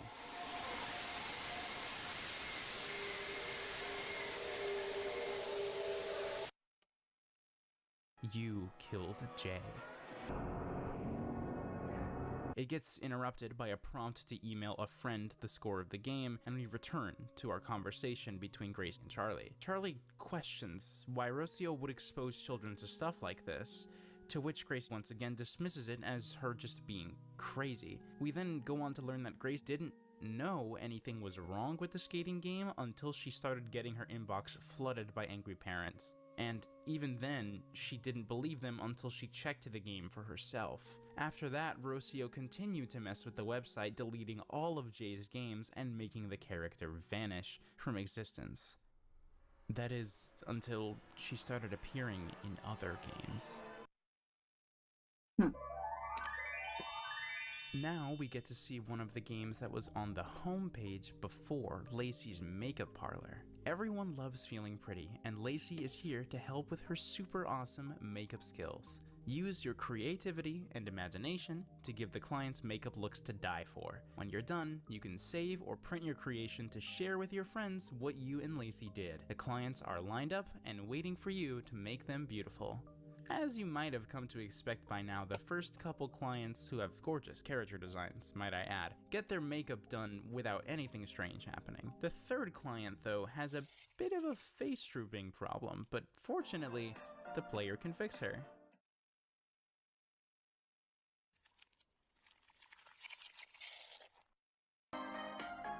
The next client seems fine at first, but then a worm starts approaching her from behind the UI. Oh, let's go ahead and fix that. How about the next client? Oh. Well, her eyes aren't very pretty. Let's just close them. And the next Einfach client? zutackern, oder wie? Oh, well, there isn't one. Where is the next client? Abgehauen, er hatte Angst. Oh, da, komm zurück.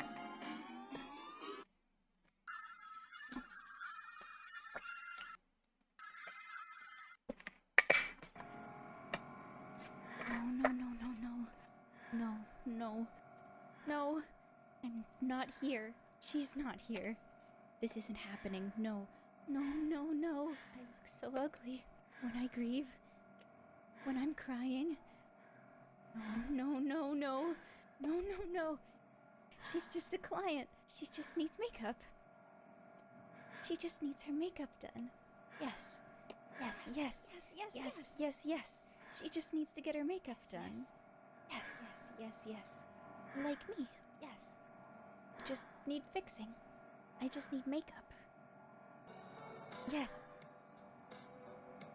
Yes.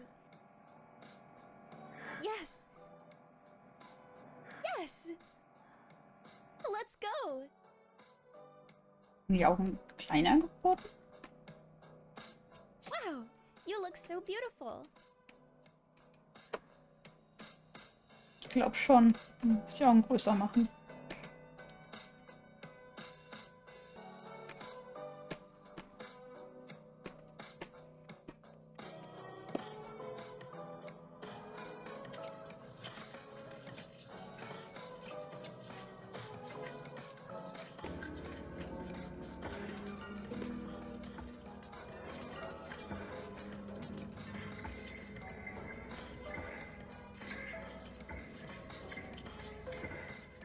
Gar nicht gruselig.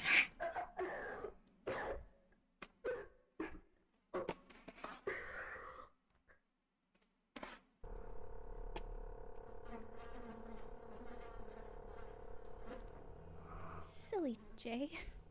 Oh, silly Jay. Please collaborate. You just need to stand still. So I can fix you. Maybe if you just used some makeup. Maybe if you were a little more feminine. You wouldn't have. This wouldn't. Just need some.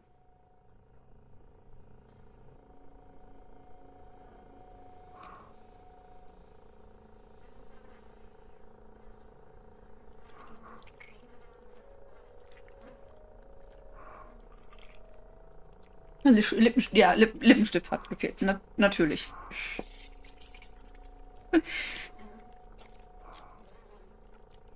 Ja, was hat sie da?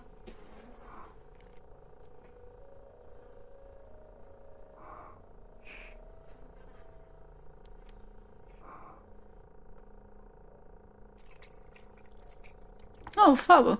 Ja, bisschen Lidschatten, dann wird das schon.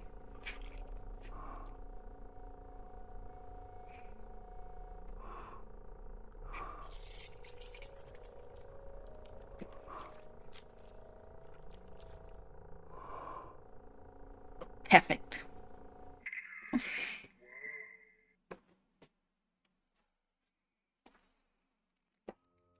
Finally, we continue the conversation between Grace and Charlie, but this time, the interface is a bit gory. According to Grace, this thing with Jay wasn't a one-time thing. She was showing up dead everywhere throughout the website, traumatizing a bunch of kids in the process. And Charlie then asks a great question. You didn't stop, Rocio? And what does Grace say in response? There was nothing I could do to stop her. She was so weird and gave me the creeps. None of it was my fault. I just left. It wasn't my business. Throughout the rest of the conversation, this dismissive trend that Grace has been showing the whole time continues. Charlie asks if Grace is even remotely curious as to what happened to Rocio, and Gracie initially says she's actually glad she has no idea where she went. And during the conversation, a strange untitled exe file appears behind the UI, and eventually it moves to become visible. What this is, I don't know, but considering the timing, it might have something to do with Rocio. Finally, after some pestering, Charlie gets Grace to agree to looking into where Rocio went, and the video ends with a goodbye song from Lacey. The day after you were gone, I wish for all beauty to die. I wish the sky was tinted red, just like what I felt inside.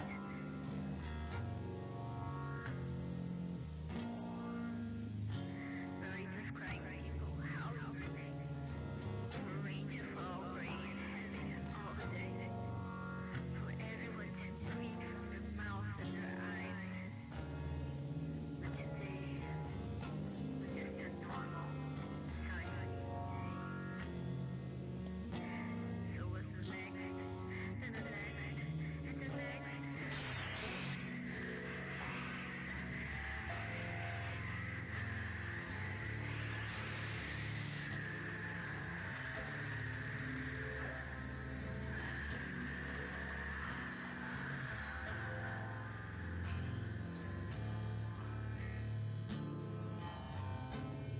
Finally, we get the credits, where Macy is seen comforting Lacey, her makeup ruined by her tears.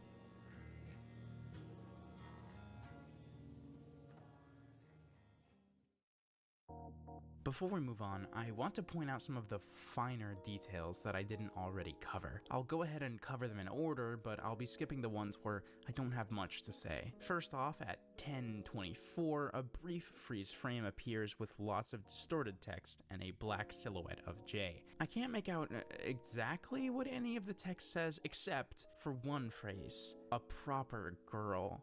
This is the first hint given to us that the reason for Jay's death is because she didn't fit the standard for what a girl should be like. She wasn't feminine enough. A bit later at 10:50, we briefly see an exchange of emails with the header "concern over Lacey's game's character." Although the first two emails are really hard to decipher, I was vaguely able to get the gist that the original email is from a mom concerned that Jay looks and acts too much like a boy, and that it's a bad influence on little girls, the target demographic of the website. The second email I pretty much can't read at all, but the third almost seems purposefully less blurry than the first two. It seems to say, I can definitely agree that a character that says I'd only be caught dead wearing makeup in one of her games is not a role model little girls should be having. I don't know why they couldn't just keep Lacey and the other one and get rid of this boy-girl thing. Let us know about updates on sending emails. Maybe also block it in schools until then.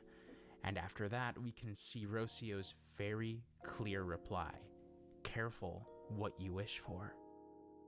So now we have that bit of context. It seems like Rocio might have actually done this to spite people complaining about Jay not being feminine enough. Jumping forward to the makeup parlor section, a frame at 12:27 says, "The power of makeup, hide undesirables with illusion." At 14:48, a frame with a picture of a morgue and red text can be seen. It reads, "Vanity doesn't die. You are not excused from vanity yet. You still can't be looking bad now. I can fix you. I can fix you." This is probably my favorite freeze frame of the entire episode. This frame appears before we have the wider revelation that Lacey is working in a morgue, and when I first saw it while watching the episode, als Bestatterin, nicht als Dings. Being used to make people look pretty both alive and dead is expressed here. Another frame appears between clients at 16:14, and if you ask me, I'd say that probably looks like a dead body.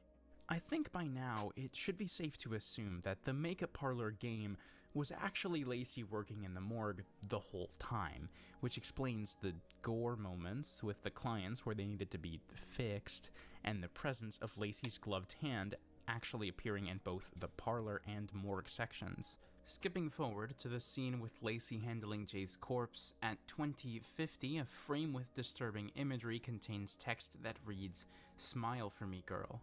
I wanted to cry so hard I'd vomit. But I smiled. I smiled because... Why does it matter? I'm here for display. I have to be pretty. and you don't look pretty when you cry. In the final musical number performed by Lacey, behind her on the wall we can see concert posters for her band, with now cancelled performances considering the loss of a member. The lyrics of the song are quite tragic, with Lacey expressing that despite her immense grief, the world seemed to move on without Jay so much easier than she did. The days after were just one bright sunny day after the next. Now, the final section of the video went by very quickly. If we slow it down a bit, we see pictures of what seems to be Rocio bleeding and caught in countless cables. We saw a very similar visual in the previous episode as well. Among the flashing images, there's also a piece of art which shows Jay bleeding from the mouth with text that says, "Dead girls don't cry." We then see frames seemingly depicting a conflict between Lacey and Jay, with Jay violently attempting to choke Lacey, and throughout this the 5 stages of grief also flash by in big, bold red text. And that's the last detail that I wanted to showcase. But what does it all mean? What's the underlying message here? The rabbit hole of LaceyGames.com mainly tackles the cultural concept of femininity and how it can be damaging if taken to the extreme. Obviously, the act of appearing or acting feminine in and of itself is not any sort of issue. However, when you judge somebody else for not conforming to your own idea of the concept, such as those who criticized Jay for appearing too much like a boy, all you do is make yourself bitter and hurt the other person. With regards to makeup, it's a similar situation. There's nothing wrong with makeup on its own. However, the moment you make makeup a requirement to designate someone as being pretty, that's where I think it becomes a little stupid. But that's exactly what the makeup parlor game does. Even in death, makeup must be applied to make people's bodies look presentable, to fix them. And it's not like there's anything inherently wrong with that process, it just has an interesting parallel with the use of makeup on living people who feel as if they need to look prettier to conform to a standard that they themselves had no part in setting. In reality, there is no one correct way to look. In my opinion, nobody should ever feel obligated to present a certain way if it's not something they enjoy doing. I think everyone should be able to present themselves however they want, as long as it isn't damaging to them or the people around them. And if we flip the perspective on the third party, if you obsess over whether or not other people fit into your own definition of what they should be doing with themselves, you're probably going to end up causing more harm than good. And I believe that is the message of this episode. Overall, Lacey's covers a lot of interesting subjects in unique and intriguing ways, but I think the main theme at play here is the failure to meet expectations. In Lacey's wardrobe, Lacey needed help picking a cute outfit because the cute guy she was meant to go on a date with would obviously expect her to dress nicely for him. In Lacey's diner, Lacey failed to meet the expectation of her customers, who were very hungry and impatient, and she literally died as a result. In Lacey's pet shop, the exact opposite was the case. She tried her hardest to fulfill the expectations of her customers, and, well, we saw how that one worked out. And finally, in Rabbit Hole, we saw Jay fail to meet the expectations of those who considered her to not be feminine enough. Lacey was also struggling with needing to be perceived as pretty because she isn't pretty when she cries, but how can she not cry after what happened? Of course, this ties back into the other themes of trauma, abuse, and the process of coming to terms with and moving past these things. In Lacey's pet shop, she frees herself by, for lack of a more graceful term, ridding herself of her abuser. In every episode before Rabbit Hole, Lacey always died at the end.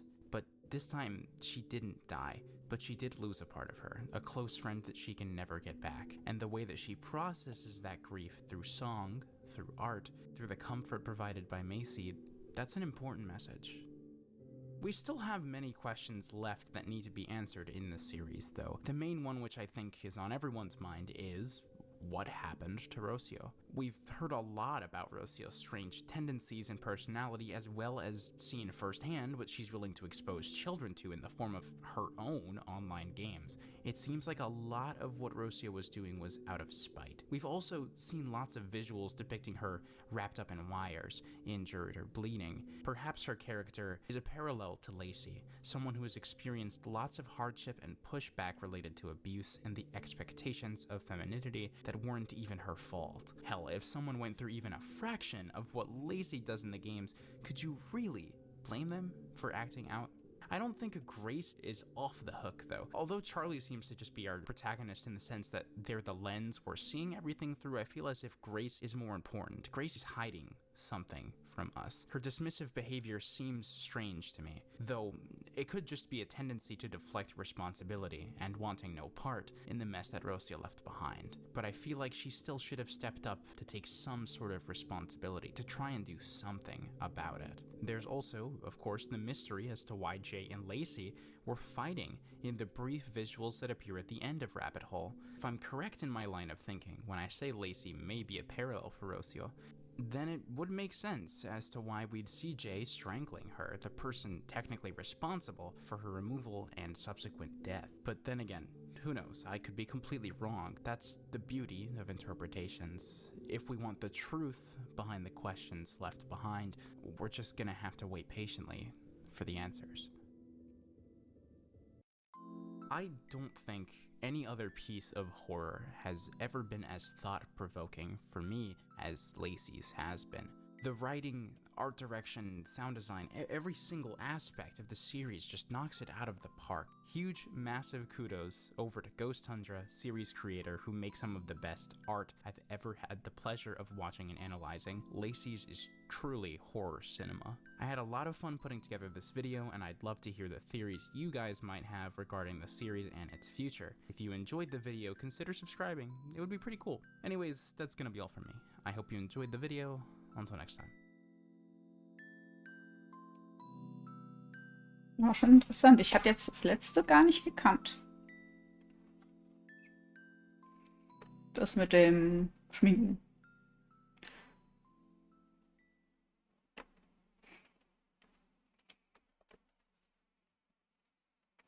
Wo ist meine Maus?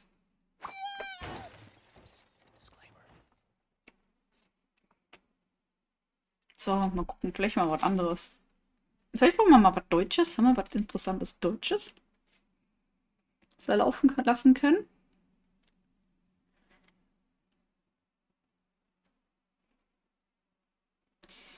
Rebecca Reusch, neue Vermutung zum Schwager. Achso, das war, aber es war ein Insolito-Video, das habe ich schon gesehen.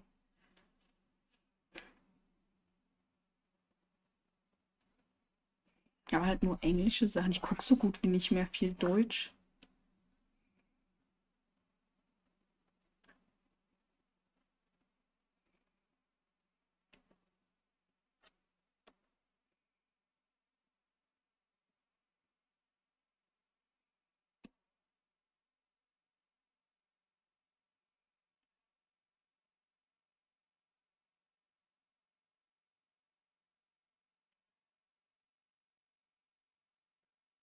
Na komm, machen wir einfach hier.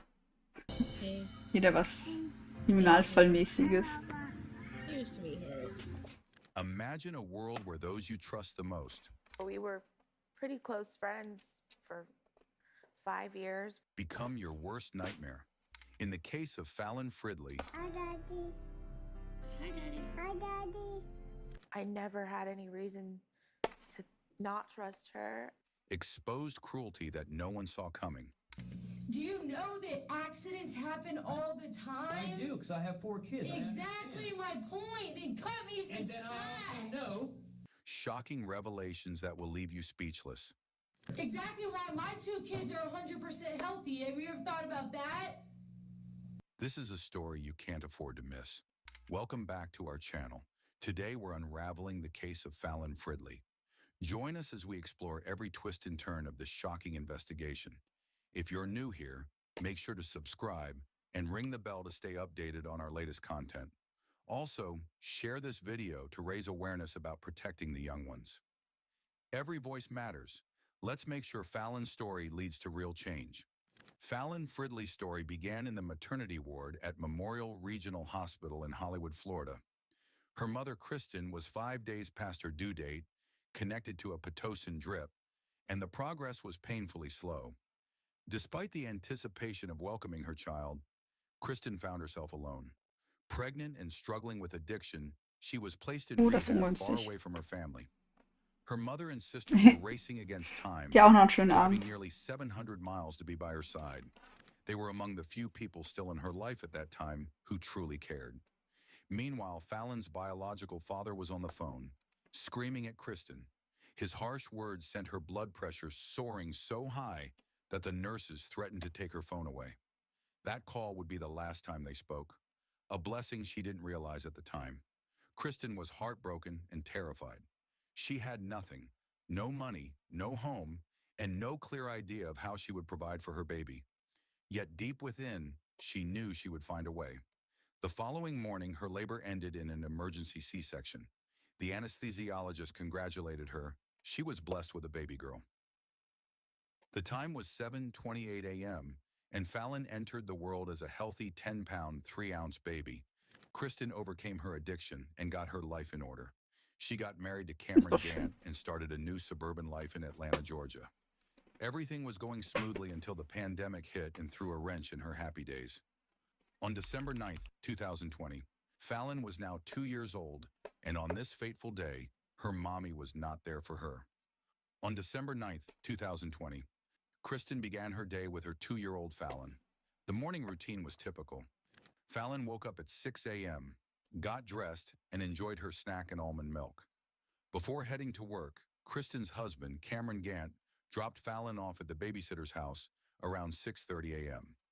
Cameron worked as a landscaper, while Kristen was a veterinary technician for an animal rescue. Since Fallon's daycare was closed due to COVID, Kristen's friend Kirsty Flood took care of Fallon. On December 9th, Kristen received a text from Kirsty around 1:30 p.m., asking if Fallon could stay the night. Although Fallon had never stayed overnight before, Kristen saw no reason to worry. Fallon and Kirsty's 3-year-old daughter Harper were best friends, so it seemed like a simple sleepover. After work, Kristen tried to call Kirsty around 4:30 p.m., but there was no answer. Kirsty later texted that they were at the park and her phone was dying. Kristen found this odd but not alarming. Cameron suggested picking Fallon up, but Kristen decided to wait. She trusted Kirsty. At 6:30 p.m., Kirsty texted Kristen that everyone was home and safe. Kristen asked to FaceTime Fallon, but Kirsty said her phone needed more time to charge. When they finally video called, Kirsty's room was dimly lit, and Fallon seemed a bit groggy. Fallon started showing signs of severe cognitive decline, like refusing to eat or becoming unresponsive. That's a serious concern. Most of us would call for help right away, but that's not what Kirsty did. She was, and then that's when y'all called, when she had the distant look, I guess, that when you called the ambulance? She had the distant look. I put her in the tub because shell shock. You know what I mean? That cold water. Yep. Hi. Sometimes can, just do the trick, just real fast. Wait. So, she was in her diaper. Man tut kein ins Wasser wegen Schock. Like literally like sat her down like this, shone the cold water, held her back, like the back of her neck like this. At 9:20 p.m., Kirsty called Kristen, hysterical, saying Fallon had hit her head on a slide and wasn't moving. Paramedics were already on the scene.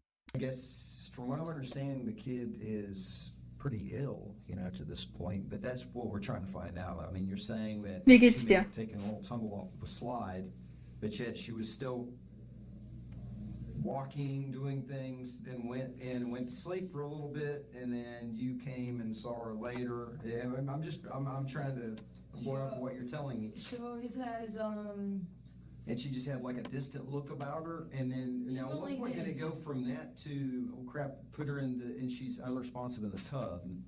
Did you ever say I could do that? Do what? This. I mean, looking to the left or right? No, literally like looking at you and then just go like this. And then just stop and not look back. Okay. So you're saying she looked either left or right, one of the two sides, but just kind of looked up and that was it. That No more freaked eye me contact. out right there. I was like, okay, that's weird. To me, that just screams like, I don't know. I don't even know. But I know that that's something I'm unfamiliar with.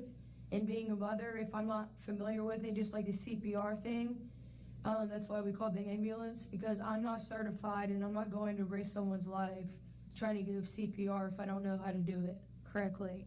Kristen and Cameron Das rushed to ist the voll. hospital, Selbst wenn du es where they nicht weißt, wie spent es hours in geht, a ist small, alles besser private wie nichts room, tun. waiting for news. The doctor's questions about Fallon's health were unsettling, leading So am Kristen to Telefon suspect sagen she sie ja, might be was du blamed machen for the sollst. injuries. Auch Kirsty in Amerika. Flood seemed eager to portray herself as a caring and selfless person during her interrogation. Many people who knew her described her as a loving mother devoted to her children. So anyway, she's always at my home. I feed her, I bathe her, I do everything for her. I try to limit her mom's stressors to the maximum degree, basically. Well, I was curious too. I was seeing that was pretty good. Do you have like any other pictures of her today? Oh gosh, I'm all about the pics. Cool. I mean, can I take a look? I just want to see because I'm just trying to play catch up. So I really appreciate you doing that. I am all here. Let me go make it easier. And these are today? Okay. So these are. Wait a minute, that can't be her. That's your baby, right? I'm messing with you. That's my little stud, Dawson. I love him. So which one? Okay, so That's this is her. Fallon. She's a cutie. And that's my baby Harper. Oh, what a sweetheart. Yeah, so I have a 3-row seat. So I put their car seats in the back, and then I put my baby boy, face forward in the middle. Because I've been in 2 really bad car wrecks. Oh, yeah. So I try and, I just got that sticker on there today. However, there's more to her story. Kirsty had a past, one that included a history of battery dating back to 2010. During the interrogation, Kirsty briefly brought up Fallon's stepfather, Cameron. I don't know him. I know a little bit. Trying to get to know him. Trying to give him the benefit of the doubt.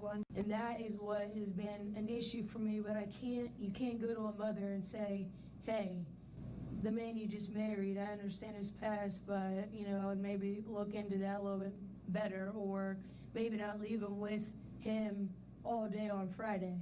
Mm-hmm. You understand what I'm saying? Wholeheartedly, yeah. That first of all, I would never marry a man with a record like that. Yeah. Second off, you're never going to be left with my child. Whatever Cameron's past might be, the key fact is that he wasn't there when Fallon's injuries happened. Kirsty was. Kristen was informed that Fallon's heart had stopped. She was taken to see her daughter, but it was a nightmare. Doctors struggled to save Fallon, performing chest compressions. Kristen begged and screamed for her daughter's life, but it was too late. Fallon died on December 10th, 2020, with her family by her side. Kirsty and her boyfriend, Jeffrey Myers, were interviewed by police to understand what happened to Fallon on her final day in Kirsty's care. Let's get into the meat and potatoes of it, okay? She's in bad shape. Like real bad shape. Like, what do you mean? Like she might not make it through the night. What? Kirsty's rambling has started to work against her. Her own words are boxing her into a timeline where only she and Jeffrey could have been around Fallon when the injuries happened. So these injuries this child has are not consistent with what you're telling me happened. How long have you had her today? Just as a Oh my, I can't even believe. Oh my god. Exactly. How would that even have happened? You tell me, because we weren't there. Were you the only one with the child today? I was around a bunch of people at the park. No, when did you get The child today? Were you caring for the child by yourself today? I always care for her by myself. Always.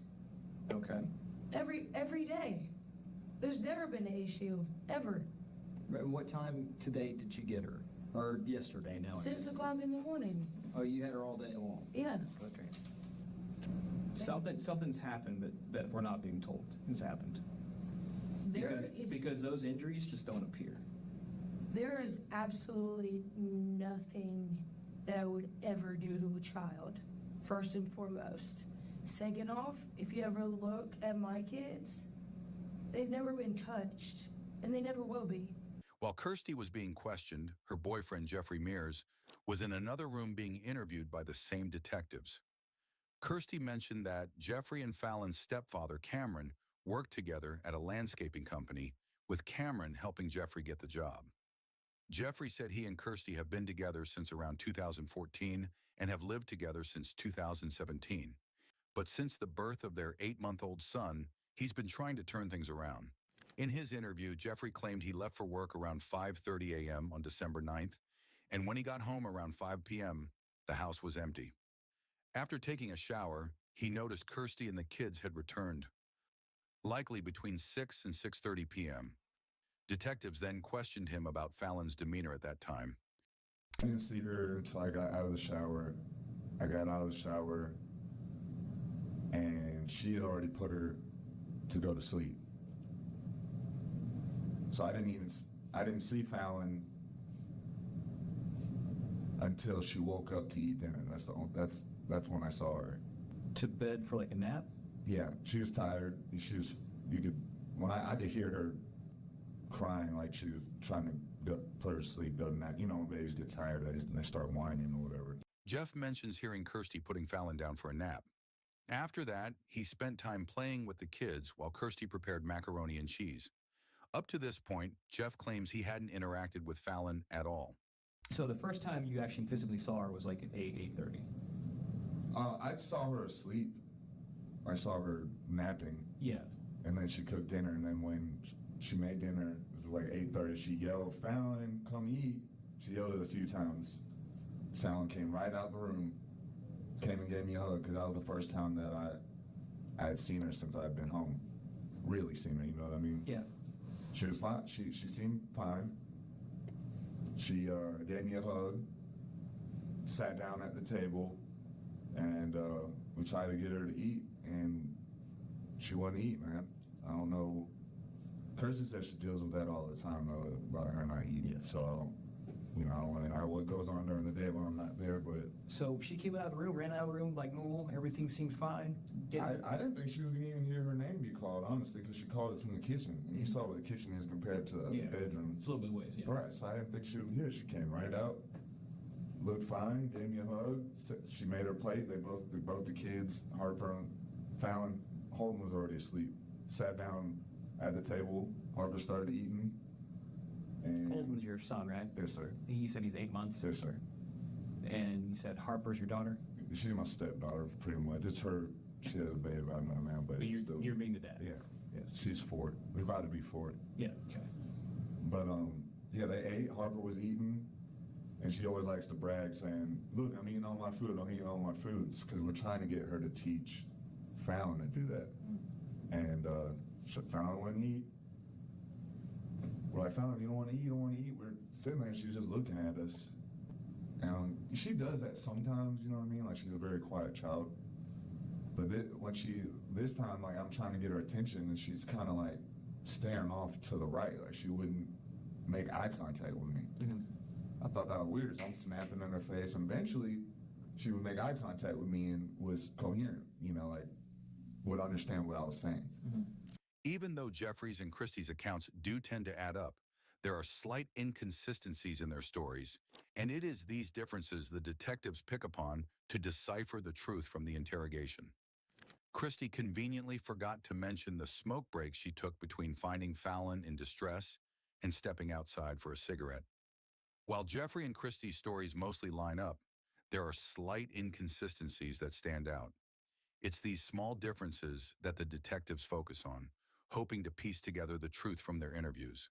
So we went back in there, and she was in the same position that we had laid her in on her side, and but she wasn't making any the noise that we had heard from her before. She wasn't doing anything. So I checked her pulse. She grabbed her. She sat her up. Mm-hmm. We tried to wake her up. She wouldn't wake up. I checked her pulse. She had a pulse. Tried to get her mouth to mouth, because I could tell that it was like she had shallow. It was really, I could barely feel it. You know what I mean? So we're getting her mouth to mouth. We don't know how to get mouth to mouth. we should have taken that class, and we said we were going to take that class too before Holden was born about the CPR, but we didn't know what we were doing, man. So we put her in the bathtub, trying to shock her into waking up. You know, in that situation, I don't know how to handle anything, man. I've never been in a situation like that. I get it, man. It's scary. It's scary as hell. And it's not even my kid, you know what I mean? So I get it. The first time I had to do CPR on a kid, it wasn't my kid. Man, it jacked me up.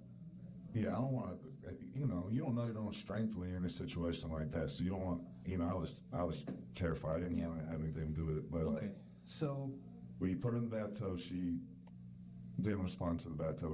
She was only in there for like 15, 20 seconds maybe. Got her out. I said, let's call 911. Called 911 immediately. The lady walked us through how to give CPR, and then you guys showed up. Yeah. It looks like whatever happened to Fallon causing her injuries started before she even sat down at the dinner table. Was anyone helping Kirsty babysit today, or she was just with the kid by herself? She was just, as far as I know, she was just by herself. Okay. She's been doing this for months now, man. Like since August, something like that? I know since summer, taking care of 3 kids with no issues. Okay. You know what I mean? So this is like totally... just crazy. Yeah. I don't know how to feel, man. It's shocking. You know, It's becoming clear that Kirsty's focus wasn't really on Fallon's well-being. Either she wasn't that concerned about the child, or her mind was on something else entirely. Despite this, Kirsty seems genuinely confused about why the detectives aren't buying her story. She can't see what they don't understand about her version of events. I don't even understand. Did Jeffrey do something? Absolutely not. Because you're saying that during the whole day, she's doing fine, everything's great, nothing's going on. All of a sudden at dinner time, she starts acting weird. That's what doesn't make sense to us. She counters the allegations by claiming to have live footage that would absolve her from any wrongdoings. I also have live footage in my home. Gucken wir noch mal einen Joghurt oder einen Quark.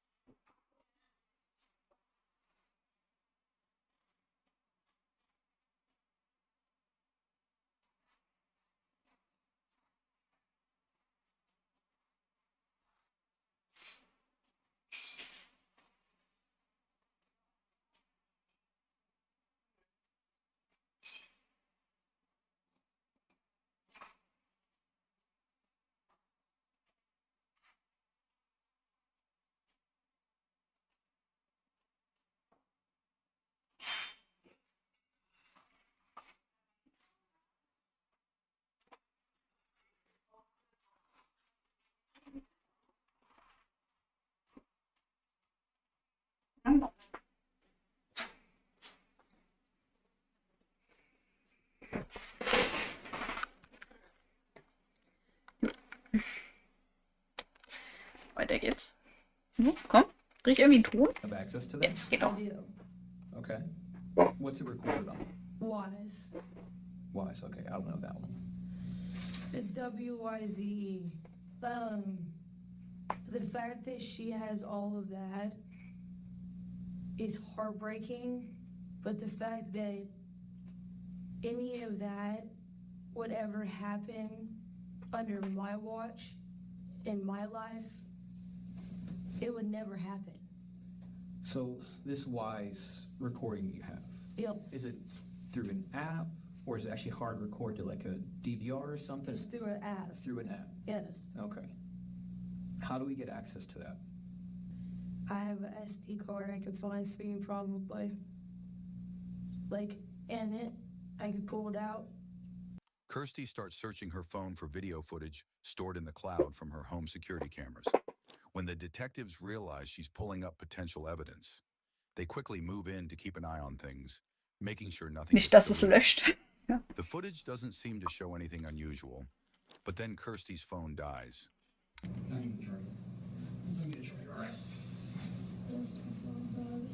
We gotta keep that charged. When the detective returns with the charger, Kirsty suddenly shifts gears. She tells him she needs to leave soon because of her kids. It's as if she's trying to refocus ist da the was drauf? conversation, maybe even to buy herself some time. But the detective isn't about to let her off the hook that easily. Ich kann euch das Video zeigen. Oh, schade, Akku leer.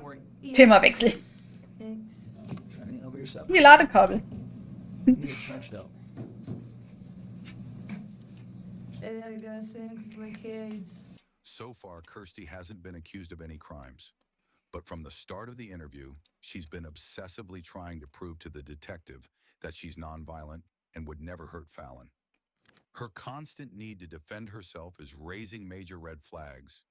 It's like she's trying too hard to convince everyone of her innocence, and that's not going unnoticed. It's difficult, and I know sometimes it's easy just to lose your cool and things happen, and I get it. I just need to know. But I would never lose my cool on that level. I would never lose my cool on that level. I don't even have Grace is Kirsty's pit bull.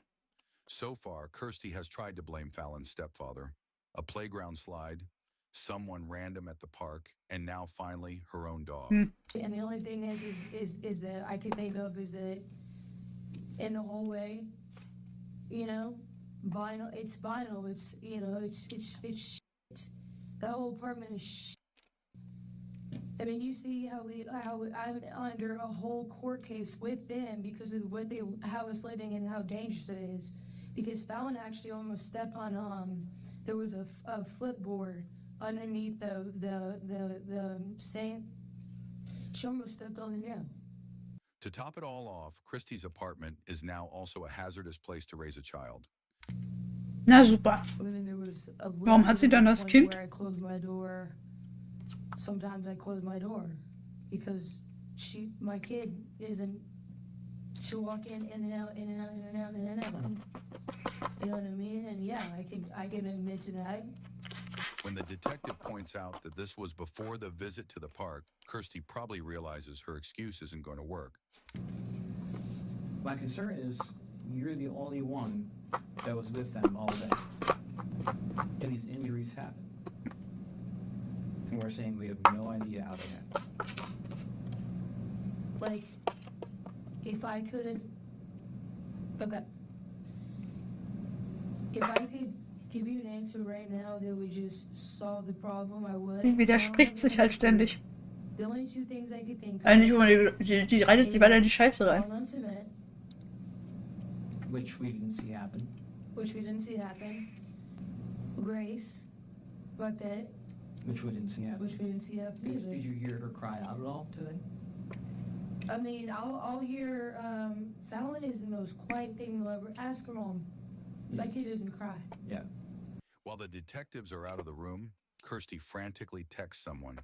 When they come back, she points out a spot in the video feed from her home cameras. The footage shows Fallon at around 7:56 p.m. Kirsty thinks this proves her story is true, but in reality, it just seems to support Fallon's parents, or even a stranger at the park. It also throws Kirsty's playground slide theory into doubt. How can I get a copy of the video? That's holding. Right there. Okay. In the little jumper.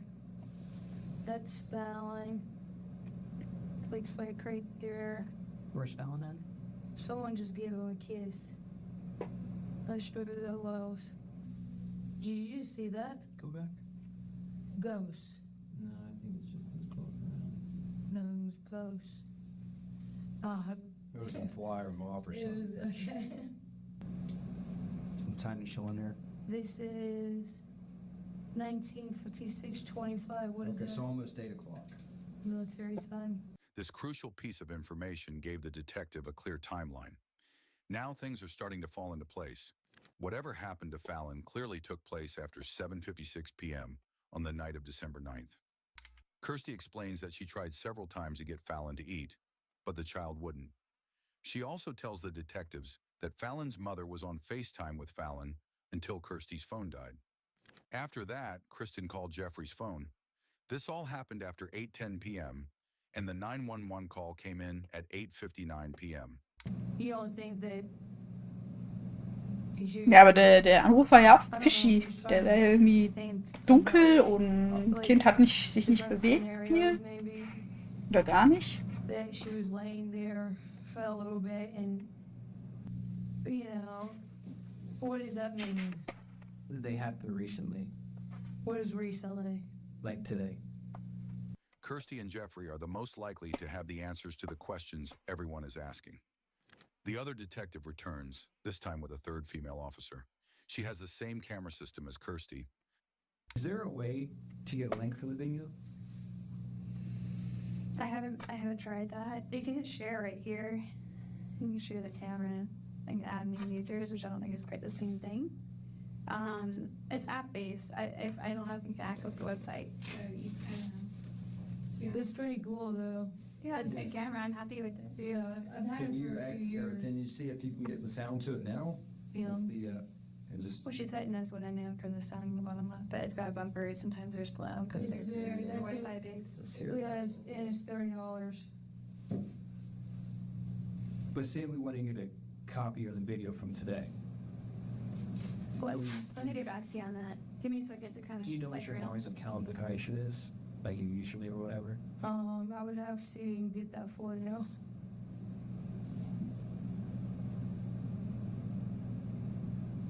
Here, I just showed you the full video. Yeah, but I don't want you accessing my, then that way you could like literally watch me at any time. Well, all I want is from the time, like from 6 a.m. until, I just showed you the whole thing. well, we saw part of it, but when we're scrolling through, it's choppy because we're not actually being able to watch the whole thing. You hear what I'm saying? We just did this. We did, and when we stopped scrolling for dinner time, it went by itself. The detectives want a copy of the stored video recording, and they also want to enable the sound, just in case they're missing something. Hearing what happened could give them valuable insights. Kirsty, however, doesn't seem to understand why this information is needed. It's clear that if she were truly innocent, she would cooperate easily with the detectives. But instead, she hesitates and acts like she doesn't get it. Eventually, Kirsty agrees to email the full video to the detectives once she gets home. I hate to say like anything against Cameron, but like, you're a father, right? Mm-hmm. Okay. If you're wiping some random kid's Tata, and they go, Dada. Would you think that's weird? Okay. She does it all the time. Kirsty keeps insisting to the detectives about how good she is to Fallon and how much she does for her. She then shifts back to talking about Fallon's stepfather, Cameron. This theme repeats in both Kirsty's and Jeffrey Meyer's interrogations. Kirsty claims that Cameron did time for some pretty early stuff. Kirsty's claims are troubling, but she has been caught in several lies and has changed her story multiple times during her interviews. Her boyfriend Jeff does the same in his interrogation. Cameron was also nowhere near Fallon when the injuries occurred. While Cameron's past charges are concerning, they don't align with Kirsty's claims or the injuries Fallon sustained under her care. Kirsty's attempts to shift suspicion onto Cameron aren't working. Whether Cameron is a good person isn't something I can decide, but it's clear he didn't kill Fallon. After discussing Kirsty's allegations about Fallon's stepfather, she asks when they'll get an update on Fallon's condition.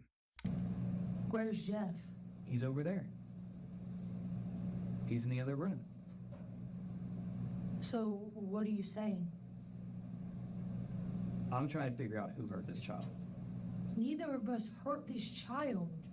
Maybe you should How did this child get injured then?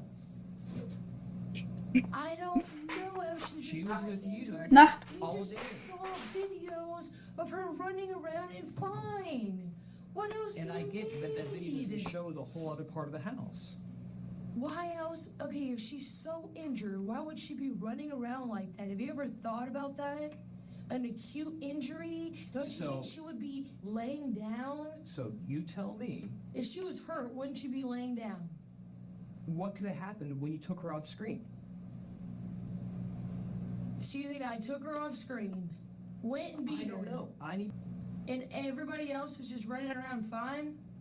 Does that make sense to you? Crazy things have happened. At this point in the interview, things start to heat up. The tension rises as the detectives press for more answers and Kirsty's story unravels. Why would I say that? What? Come on, man. Don't do this to me. Don't ruin my life. I'm not ruining your life. No, you're on the cusp. I'm trying to figure out what happened with this baby. I understand that. No, I'm trying to figure out what happened with this baby. I did not do anything to that little girl. And you are not about to ruin my life over that. And I have helped her mother, and I've been there for her, and I've done all of this, and you're gonna sit here and you're gonna tell me? Ja, jemand muss es gewesen sein. I don't know what happened with this. Jemand war es gewesen, sonst wäre das Kind nicht verletzt. Now she's injured to the point where she might not make it. When she kept denying everything, the detectives finally showed her the pictures. No, I don't. This is gonna make me sad. Are you sure? Because I can show you. Do you want to see? Yeah, go ahead.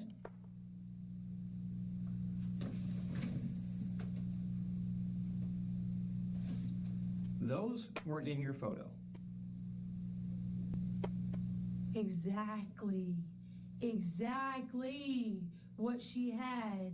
Exactly what she had in that picture. And the only thing that she had in that picture. But what she didn't have in that picture, that is your picture. Right. Right? From today. That's from today. Right. I don't know what you're trying to do to me, but this is like literally. I'm trying to get to the bottom of what happened with this child. Well, those things, those right there, they bounce. Mm-hmm. There's a metal bar right there too. You ever thought about that? Okay, did you see that happen? Do you know that accidents happen all the time? I do, because I have 4 kids. Exactly my point. Then cut me some And then slack. I also know that this injury doesn't happen just appear out of nowhere. Exactly why my 2 kids are 100% healthy. Have you ever thought about that? You ever thought about that? Yeah, I thought about it. Okay, then think about it a little bit harder. But maybe you need to think about you're the only person with her, and she's injured like this. I did not hurt that little girl. What's that? You want to talk to her? Yeah, I was just getting a couple things down. I need to go get my children. Okay, just give it a second. We're actually getting one other thing. We're running something through, and we'll let you know in just a second. As Kirsty's temper rises, the detectives switch up their questioning. The confrontational detective steps out, allowing the other detective to de-escalate the situation before Kirsty can ask for a lawyer. The second detective reassures Kirsty that they want to wrap things up soon, then steps out of the room. The new detective asks Kirsty to share her theory on what happened to Fallon. What's your theory? That's what I'm asking you. How did this child sustain these injuries?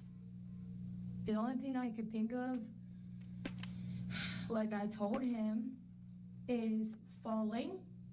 At the playground? No, not at the playground. Other than literally walking on this cement, holding Harper's hand while I'm carrying a car seat, walking up to my car and like tripping because this baby doesn't cry like I told him 1,000 times. Mm-hmm. She doesn't cry, she just gets back up.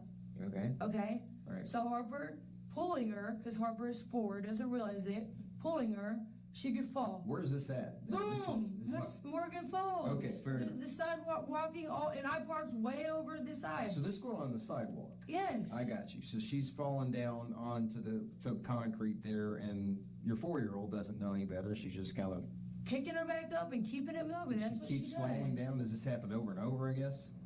Fallon falls all the time. Okay. I mean, that's why I'm asking you. I wasn't there. Her mom. Ask ask her mom. That kid falls. But that's what I guess what I'm asking you. So during that time, she kept falling down, kept falling down, kept falling? It wasn't like she just repeatedly kept falling down. Okay. But I guess that's what I'm asking. Saying a parking lot doesn't even have a vinyl cover, so I'm talking about inside my apartment. Oh, very good. Okay. So I'm talking about all the possibilities because you're asking me for all of this. Well, I mean, but I'm being specific. You're saying that she had fallen down in the parking lot and your kid, and that's okay, but that's what I'm asking. It's like, did she do so? Parking lot? Yeah, at Morgan Falls. That's what I understood you to tell me. In the side, okay, anywhere we go, Harper wants to will hand. Yesterday we went to the playground, she wants to hold her hand. Right. They always hold hands. So she, will walk with her and hold her hand or whatever, and a lot of the times Fallon will fall. Okay, that's fine.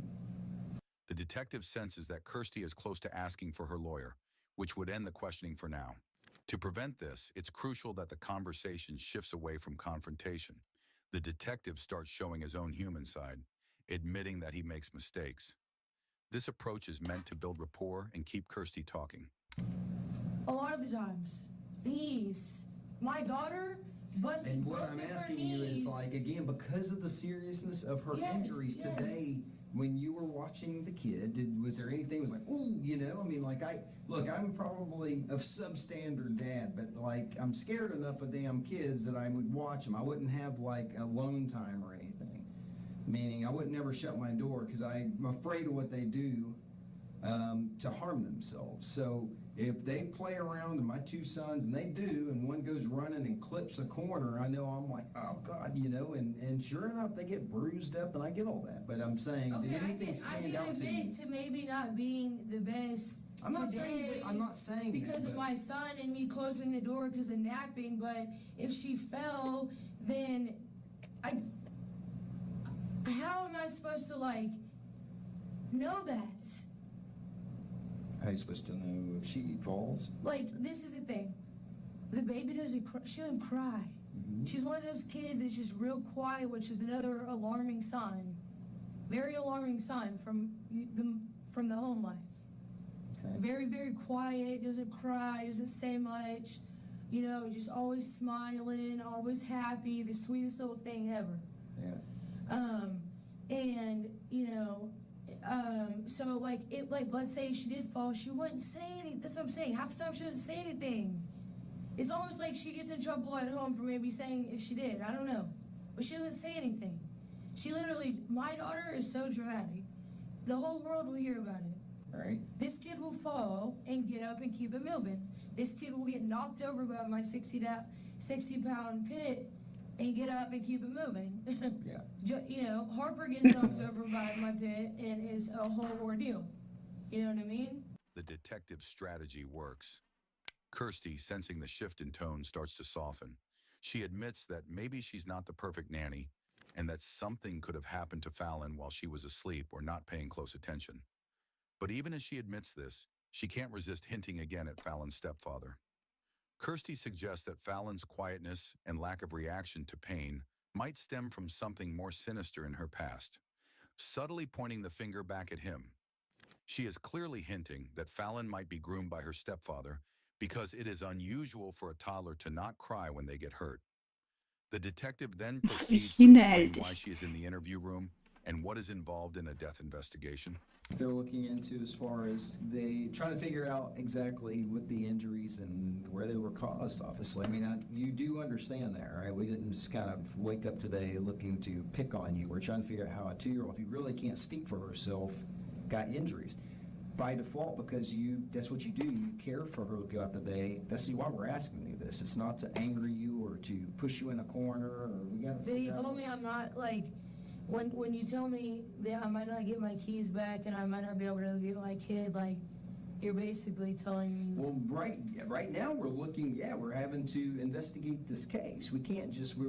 There's things we have to do before we. I have neighbors watching my children. You guys just did a search warrant on my house. Yes, that's correct. You did, and you didn't find anything to do anything. Well, you got to wait it out for a second. What I'm telling you is we have to explore all avenues. I'm not gonna lie to you. What are you waiting on? I'm gonna check here in just a second, and then I'll see if what the plans are moving forward. But this should be wrapping up here relatively soon. Wait, I'm so confused. What do you mean you're gonna check? Well, you check with the lead investigator because I'm not the lead investigator, so I can't tell you exactly what's going on with this because I guess the best way I can describe it to you. In the other interview room, the detective tells Jeff that Fallon is still alive, even though he had previously been told she had died. He describes Fallon's injuries in detail. Jeff reacts as if there's no way Kirsty could be to blame. I'm not just trying to stick up for my fiance because it's my girl and my baby and my mother or anything like that. This girl does not lay her hands on these children. I can tell you that. I promise you that. I've been a witness to this, to her being a mother to her daughter since she was 1, and I've not seen her spank her, not one time. So with these injuries, I don't know. Das bare Minimum, Kinder nicht schlagen. Gratulation dazu. I can show you pictures where we spend time with her like she's our own kid. So, well, this is completely baffling to me. I don't know where that would come from or how or anything like that. I know that she was sick and her family or her father was, or stepdad was sick or whatever. That's the only thing I know. Yeah. Well, Jeff repeats what happened from the moment he got home. Then the leading detective asks Jeff if Kirsty has ever hit the kids. You say you never saw Kirsty ever smack, hit anything to a kid? None of your children never saw her at foul. Well, Holman's only 8 months old, so that's, but Harper, like I said, sir, that's not my kid. So I don't discipline, I don't do anything like that. I let her handle it because I feel like that's right. Fair enough, I'd probably do the same thing. She grounds her, she takes away things. She may yell at her, she may curse at her. But I've never seen her lay her hands on her, not one time. Yeah. Not in the almost 4 years that I've known. And you weren't home when Fallon actually got there this morning, right? You were already at work. Yes, sir. All right. The detective leaves the room only to return a little while later with the news that Fallon Fridley has passed away. And I think now's the time. If there's information that we know that has not been told to us, now's the time. Because it's now or never. This was a strategic move by the detectives. They wanted to reinforce the gravity of the situation to Jeff, that he should not become an accessory in a murder investigation. If there is something he wants to admit, he should do it now, because Jeff is still not ready to throw his beloved fiancés under the bus. Jeff insists that he and Kirsty treated Fallon like their own child. As the detectives get ready to leave the room, one of them raises the topic of disciplining children. It is. That's what I'm telling you. I've got kids too. I've had all my kids obviously are beyond 2, but what I'm telling you is that Before I touch the whole discipline thing, but my son's not old enough yet, so. Right. And find out what's going on, and we'll keep you up, and we'll try to hurry up as much as we can. But obviously, you can tell this is not something, something small. So, this is fine. The detective tried one last time to help nudge Jeff in the right direction. He admitted to losing his cool with his own kids and believes that spanking a kid once in a while is fine in his opinion. But Jeff did not take the bait. He maintained that he had never seen Kirsty raise her down in any child. In the other interrogation room, the weight of the investigation is clearly wearing on Kirsty. With her home now a crime scene and a search warrant out for her car, reality is hitting hard. It's becoming evident that the police view her as the prime suspect in Fallon's tragic death. Feeling the walls close in, Kirsty reaches out to her mom, seeking the comfort and support she desperately needs. The detectives know they don't have to play by all the rules.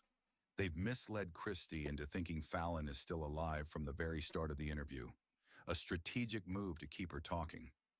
If Kirsty believes a murder charge is off the table, she might confess to a lesser crime, thinking it's not as serious. But if she realizes Fallon didn't survive, that hope disappears, and she's far more likely to clam up and ask for a lawyer. As long as Kirsty holds on to that sliver of hope, the detectives know she'll keep talking. But now it's time to take the sliver of hope from her The detectives return with grave news. You actually found someone? That I am. Okay. What is this? This is a search warrant. For what? We're gonna seize your phone. What? Yep. You can't. What? Yep. It's a valid search warrant, so Valid I'm going search. to judge. So we need to take your phone. So how Here's the deal. I just called the doctor, and Fallon is dead. So, I guess, how long are you gonna have my phone for? Probably as long as it takes for us to process it, which could be 24 hours. Okay, so, and then I come back here and get it?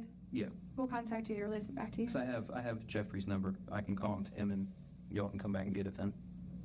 The tension in the room spikes as Christy asks for just a little more time to jot down a few phone numbers from her phone before handing it over. The detectives, already on high alert, quickly suspect that she might be planning to delete something important, evidence that could reveal the truth about what happened to Fallon. Acting on instinct, they move in swiftly, reaching for her phone before she can make any sudden moves. I actually have quite a few things I have to write down. Well, here, let me, before you go. I have we're gonna a take this- psychologist appointment We're tomorrow. going to give you these things back, but we're not going to allow anything to be manipulated right It's now. not gonna be okay? manipulated. So just, we're It's going under to get custody back to now. you right now, okay? Kirsty's in her custody right I now. have a psychologist appointment tomorrow. Do you not understand that? We I do did- understand yes, that. No, so you we can don't. get you to this. No, you don't. Right now, Okay? our main But I priority am is a nurse, so- investigating. You just took it out of my phone, out of my hand. I did, Okay. yes. Search You warrant have now. your phone number. We So- did. Oh, aren't you lovely? So, okay, we'll be right back with you, okay? So, At one point, you can hear Kirsty screaming from the other room. This is when things got intense in her interview, especially when the leading detective served her with the search warrant and took her phone. Both Christy's first interview wrapped up soon after that, and she was released while the investigation into Fallon Fridley's death continued. On December 11th, Jeffrey Myers and Kirsty Flood returned to the police station for more questioning about what happened on December 9th. Kirsty thinks she's just picking up her phone from the detectives. However, during her second interview the day before, the female officer who requested her presence did so calmly and without threats. She claims that at her brother's request, she persuaded Kristen to go into detox before Fallon was born. Kirsty also asserts that Kristen has been clean ever since. She continues to make unsupported claims about Fallon's stepfather, Cameron, and insists that her care for Fallon was purely out of love. Kirsty mentions she deactivated her Facebook account due to online hostility regarding Fallon's death. The conversation shifts when Kirsty is asked whether Fallon is a picky eater. This leads back to discussing the CPR that was administered to Fallon. I tried to make her feel like my home was like her home. I tried to make her feel so special. Her mom said she wouldn't even cuddle with her when she'd come in my house in the morning times. A lot of times she would come and just cuddle with me in the bed. Like literally lay there with me for like an hour or two. We wake up sweating together. That's how close we were. You know what I mean? Yeah.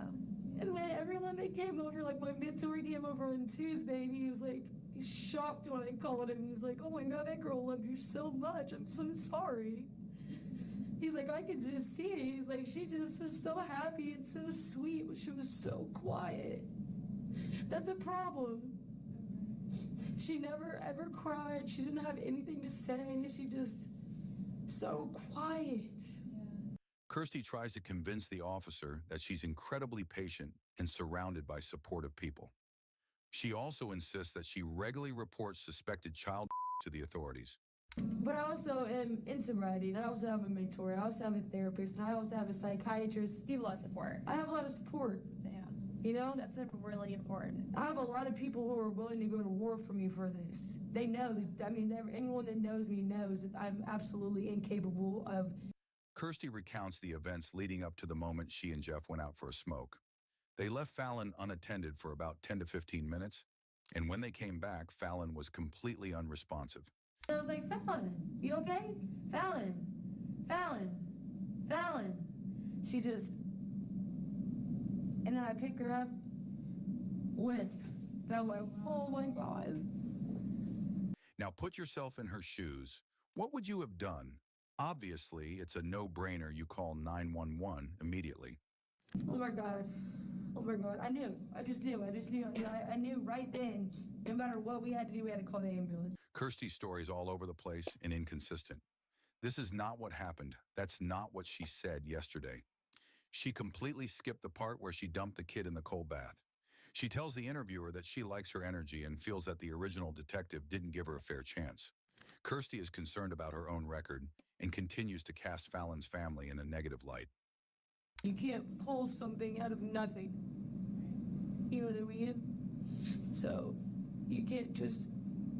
I know it's a state where it's like innocent proven until proven, whatever this is. You're guilty. Yeah, but you know, that's just bull, because if you put that on my record, and I do, which I will, get, you know, proven innocent, if it goes down that route, it's still gonna be on my record. Kirsty is left alone in the room for a bit. Then, a new, more official-looking detective walks in with the female officer she met during her last interview. As Kirsty starts to mention that she has a lawyer, she realizes that she's not there to get her phone back. This moment marks a significant shift in the situation for her. Listen, I'm Detective Mike Burson. I'm kind of assisting in this whole case. I thought I was just hearing people on phone. You are. And I ran down there, and they just about got your phone. You didn't have a property receipt, so it's kind of hard to find it. When you have a property receipt, they can pull it that quick. So it's just going to take a couple minutes, okay? I'm so exhausted. I know. Mentally. You don't understand. My heart hurts so bad. Go ahead. I understand. I really do. And I want to make this as fast as I can, okay? All right? Yeah. Okay. All right. Listen, just because we're gonna I talk have a for... lawyer. Do you need to talk to him? I'm not supposed to talk to anybody. So you're not going to talk to me? I mean, it just depends what we're gonna talk about. I just spent a lot of money on a lawyer for a reason. Okay, so you have a lawyer. The lady made me feel like I was somebody I am not, and I'm not gonna be made to feel that way ever again. So my lawyer, that's why I got a lawyer, the way he treated me last night. Okay, so what you're telling me, you retained a lawyer, correct? I'll give you his phone number.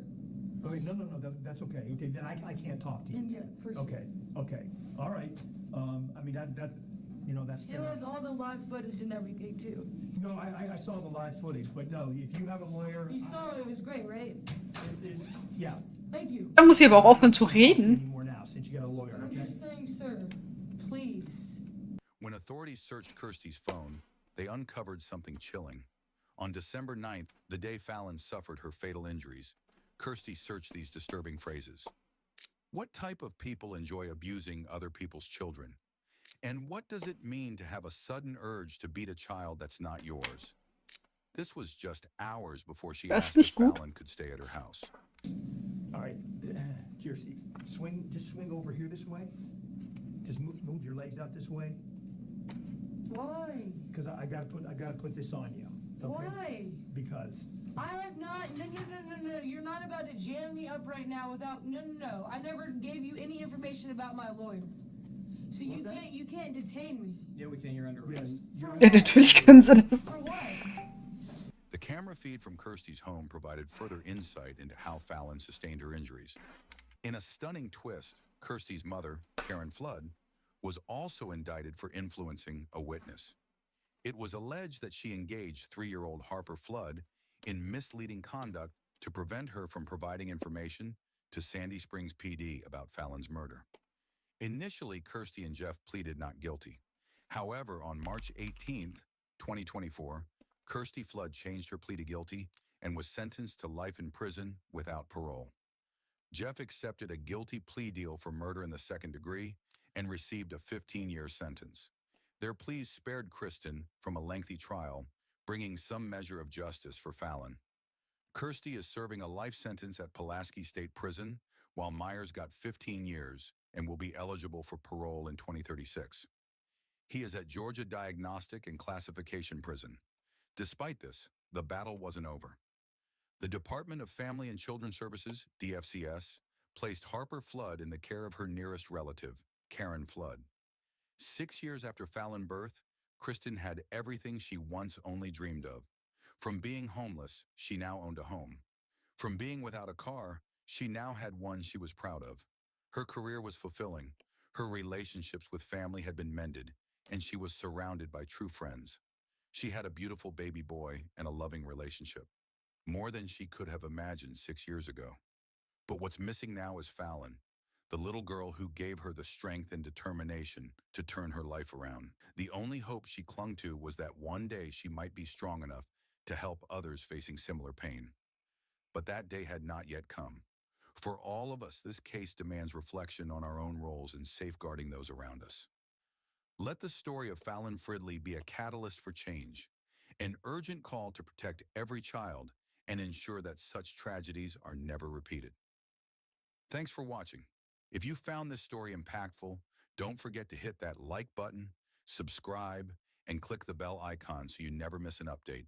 Stay tuned for more stories that matter, and remember, every voice can make a difference. See you in the next video.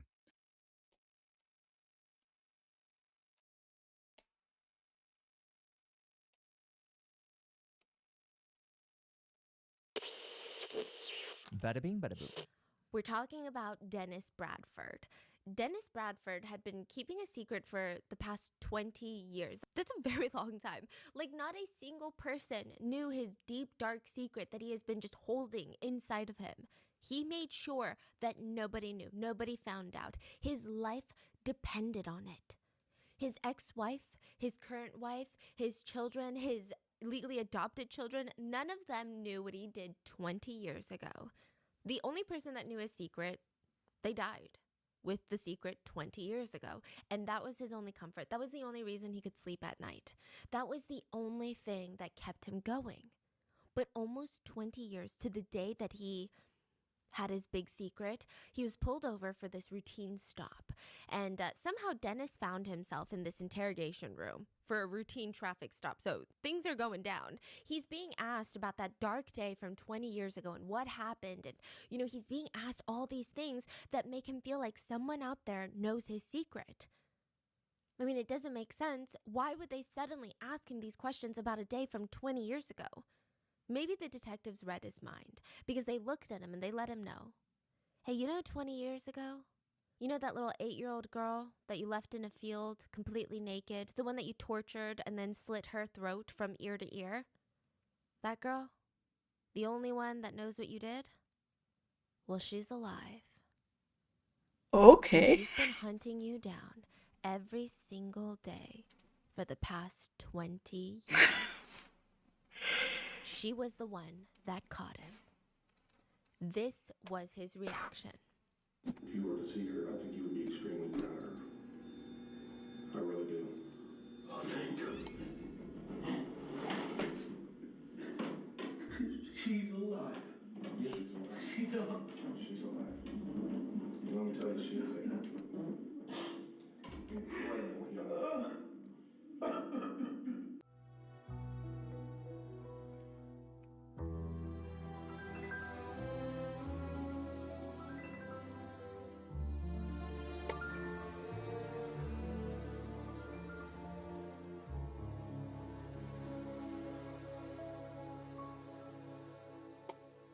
So let's talk about the incredible survivor story of Jennifer Schuett and Dennis Bradford's dark secrets, because he would have more than just this one secret that he's hiding.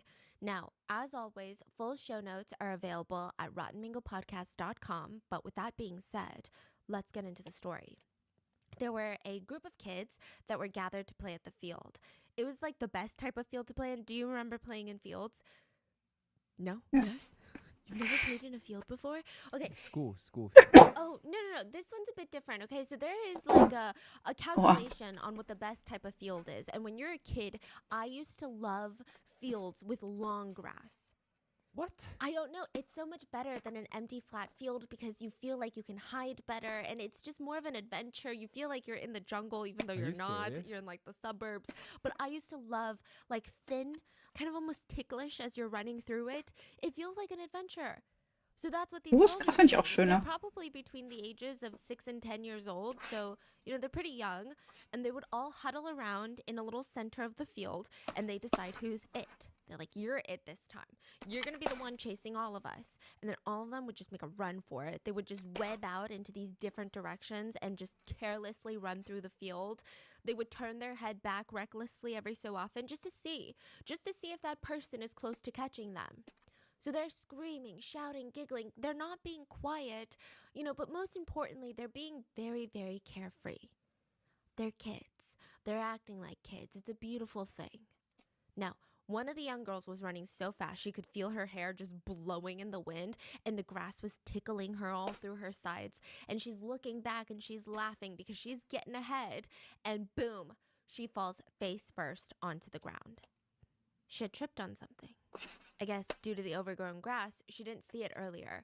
But she turns to her left or her right to see what she tripped on. Maybe it's a giant tree branch, a discarded tire, who knows, a log. She looks down and sees that she had tripped on another girl. The foot of a naked 8-year-old girl who had her throat slit ear to ear, who had been left for dead. I mean, she was practically on her last breath. Oh my God. I mean, it's pretty disturbing to think about while these kids were playing. Jennifer, a child who's not that far in age from them, was barely holding on to life in that same field. I mean, she had been there for over 14 hours, paralyzed, in shock, losing blood, actively dying. And Jennifer had tried to move, for the past 14 hours, she tried to move. She tried to sit up or at least crane her neck to see where she was, but all she felt was stinging all over her body. She was frozen. She couldn't even roll over. It's like her body was still unconscious and her mind-body connection had been obliterated. She's trying her best to figure out where she is, but all she could do was move her eyes back and forth and scan the area. Even though she tried to scream, nothing came out. It's like one of those nightmares where you want to scream, nothing's pushing out, you feel this strange sensation. So Jennifer is able to force her right hand to her neck, to her throat, and it feels so weird. There was something thick and wet on her neck, and suddenly she felt pain. She lifts her hand in the air and she sees blood, like a whole lot of blood. Jennifer's arm went cold. I mean, it collapsed. She went cold again. I mean, all over her body, there was just wounds, tiny wounds everywhere. You know where she had been left in the field? Someone had discarded her on top of a fire ant hill. Oh my goodness. She was completely unclothed. There were hundreds and thousands of fire ants biting every single surface of her body that they could find. Jennifer had been tortured, assaulted, her throat had been slit, and left for dead on a fire ant hill. So Jennifer gets rushed to the hospital where police officers, doctors, nurses, her mother, everyone is telling her she's safe now. Everything's going to be okay now. And it wouldn't be for a while that they discovered that whoever did this, the monster that did this to her, was also a patient in that same hospital, the same time that she was there. Oh yeah, it gets really crazy. So let's start from the beginning. Jennifer says, when you're a kid, you think there are monsters in your closet. But when you become an adult, you realize the monsters are outside your window. And I think most adults out there do everything they can to protect these innocent little children for as long as they can. But sometimes these monsters find a way, like no matter how much you try to keep them out, they find a way in. That's probably one of the scariest things about becoming a parent, just protecting your children from the scary world. So Elaine, Jennifer's mom, was very nervous when she found out she was pregnant. I mean, it would just be her. She was going to be a single mom. I mean, it's a total mix of emotions. She's frightened, hesitant, excited, but also very, very lost. But once baby Jennifer was born, the two of them were like this. Okay, they're inseparable. I know it sounds like a cliche, okay? I know it sounds like one of those she lit up the rooms, but I'm telling you, the two of them had this incredible bond. I mean, think Gilmore Girls. Like, it's just the two of them in this scary world. They only have each other. Most people said they were more like best friends than they were mom and daughter. They kind of had this perfect life going for them. They rented this ground floor apartment in a nice area in Texas, Dickinson. And it's a small town. It's basically known for faith family football, one of those towns. And at this point in time, Jennifer was on summer break. She just finished 2nd grade, and even though she's excited that she's on break, she's also very excited to go back to the 3rd grade. I mean, Jennifer said that she loved life, she loved school, she loved all of her school friends, she loved learning. I mean, this was the best time in her life. She was so carefree. She loved hanging out with all of her friends, but more importantly, she liked hanging out with her mom. So naturally, Jennifer liked to sleep in her mom's room, and she's 8, okay? She's got her own room, and her room is great. It's decorated all cute, but she just really likes sleeping with her mom, I think. I mean, when you're a kid, there is no other comfortable feeling than sleeping with your parents in the same bed as them. I feel like I don't remember a single time that I felt more at peace than at those ages, when you're just sleeping with your parents because you can just turn your brain off. It's just the ultimate comfort. So one summer evening, August 10th, 1990, Jennifer and her mom are settled in her mom's bed. Elaine had work the next day because, you know, there's no summer break when you're an adult and you get a job. Shocking. So she tells Jennifer, we got to sleep early. I got to wake up early for work, and then we've got some childcare coming for you, but like it's a whole thing. So they tell each other good night, turn off the light, and both of them start drifting off. And then boom, Elaine jerks awake. And another boom. Jennifer is fast asleep and is kicking her. I mean, she's probably sprawled out on this bed like a starfish at this point. Elaine is getting bullied off of her own bed by her 8-year-old daughter, and she's got no room to sleep. She's trying to push Jennifer to the side, but Jennifer's not budging. So she gently wakes up Jennifer. Sweetie, I'm so sorry, but you're kicking me in your sleep and I've got work in the morning. Would you mind going to your own room tonight? Jennifer wakes up and says, because I love you, Mom, I will. I'll go to my own room. So she grabs her little pillow, and this is the exact conversation. She rolls out of her mom's bed and walks into her room, which her room has this twin bed next to the window, which is probably why Jennifer's mom Wusste, didn't ich go hab to was Jennifer's room vergessen. herself. It's a small, like a kid bed, a twin bed. She's got a nightstand beside that with a globe on top of it. And it just looked like your average cute 8-year-old's room. So typically, if Jennifer sleeps in her own room, Elaine will go over there, tuck her into bed, read her a bedtime story. They do their I love yous, check under the bed for monsters, check in the closet for monsters, then finally turn off the light, and then Elaine would leave the room. But technically, they already did all of that. And since Jennifer was already sleepy, everyone just assumed that she would just go into her room and fall asleep again. But when Jennifer opens the door to her room, it's so dark.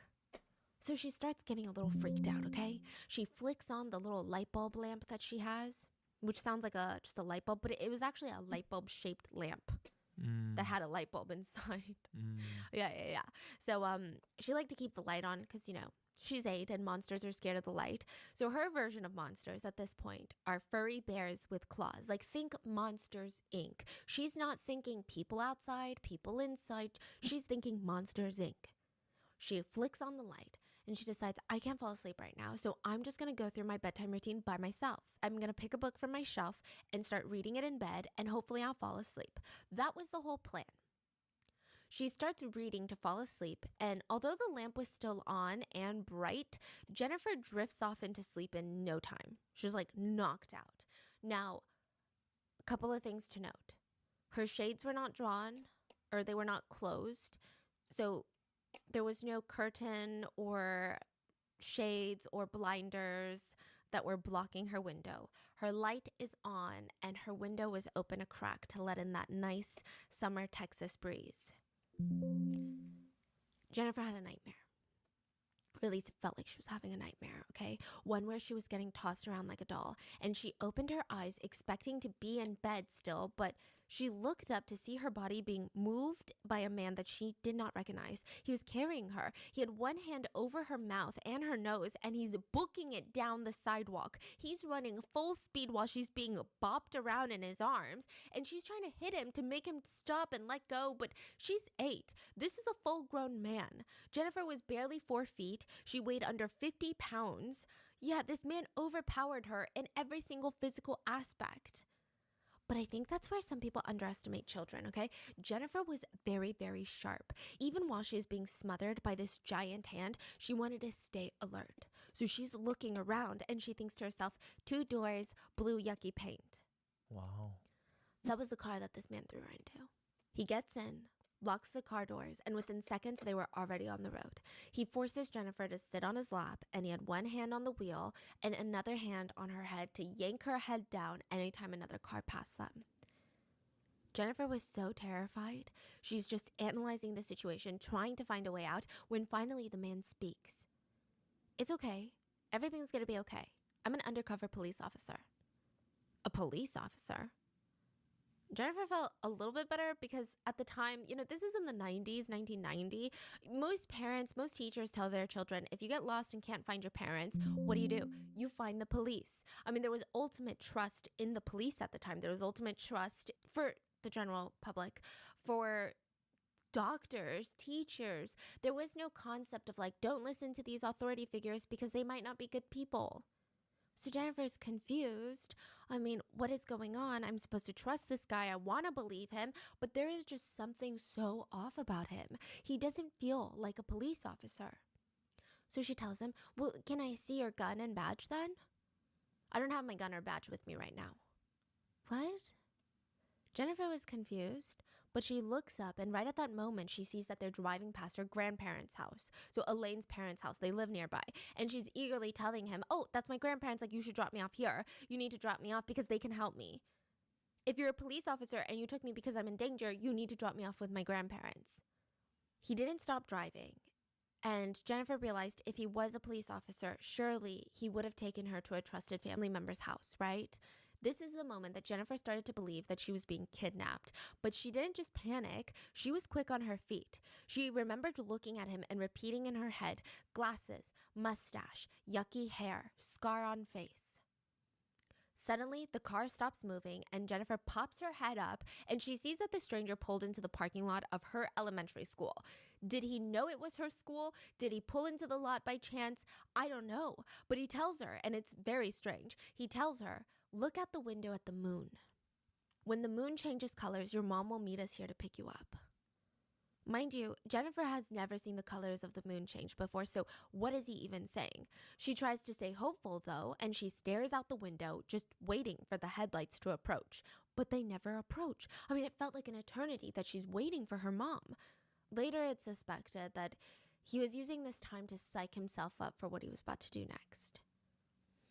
He kept offering her to eat some candy, but Jennifer knew better. She's like, no way, absolutely not. A stranger giving me candy? Nope. And she starts trying to think of a way out because it was clear to her that there's no headlights coming. Her mom's not coming. This man's not a police officer. And even if he was, that would have been scarier. She realized she was in extreme, serious danger. He starts driving the car again, and he goes down this gravel road while he tells her, well, your mom's not coming. Jennifer's trying to self-soothe because while this is happening, she has no idea what's going on. She doesn't even know what this man would want with an 8-year-old little girl. She tries not to panic, and she makes it her mission to just remember everything. She remembers seeing cigarettes, Marlboros, the red and gold ones, empty beer cans, bottles. She remembers all of this. And then finally, the car turns off, and the man pulls her out into this overgrown field with tall grass. He lunges for her throat and holds a knife up to it. Am I scaring you, little girl? Am I scaring you? She said he dropped the knife and started choking her over and over and over again. She was completely blacked out, and when she came to, he would choke her again and she would black out, and it felt like he was trying to kill her. It didn't even feel like he was just trying to strangle her, but he was full on trying to snap her neck. That's how she felt. She lost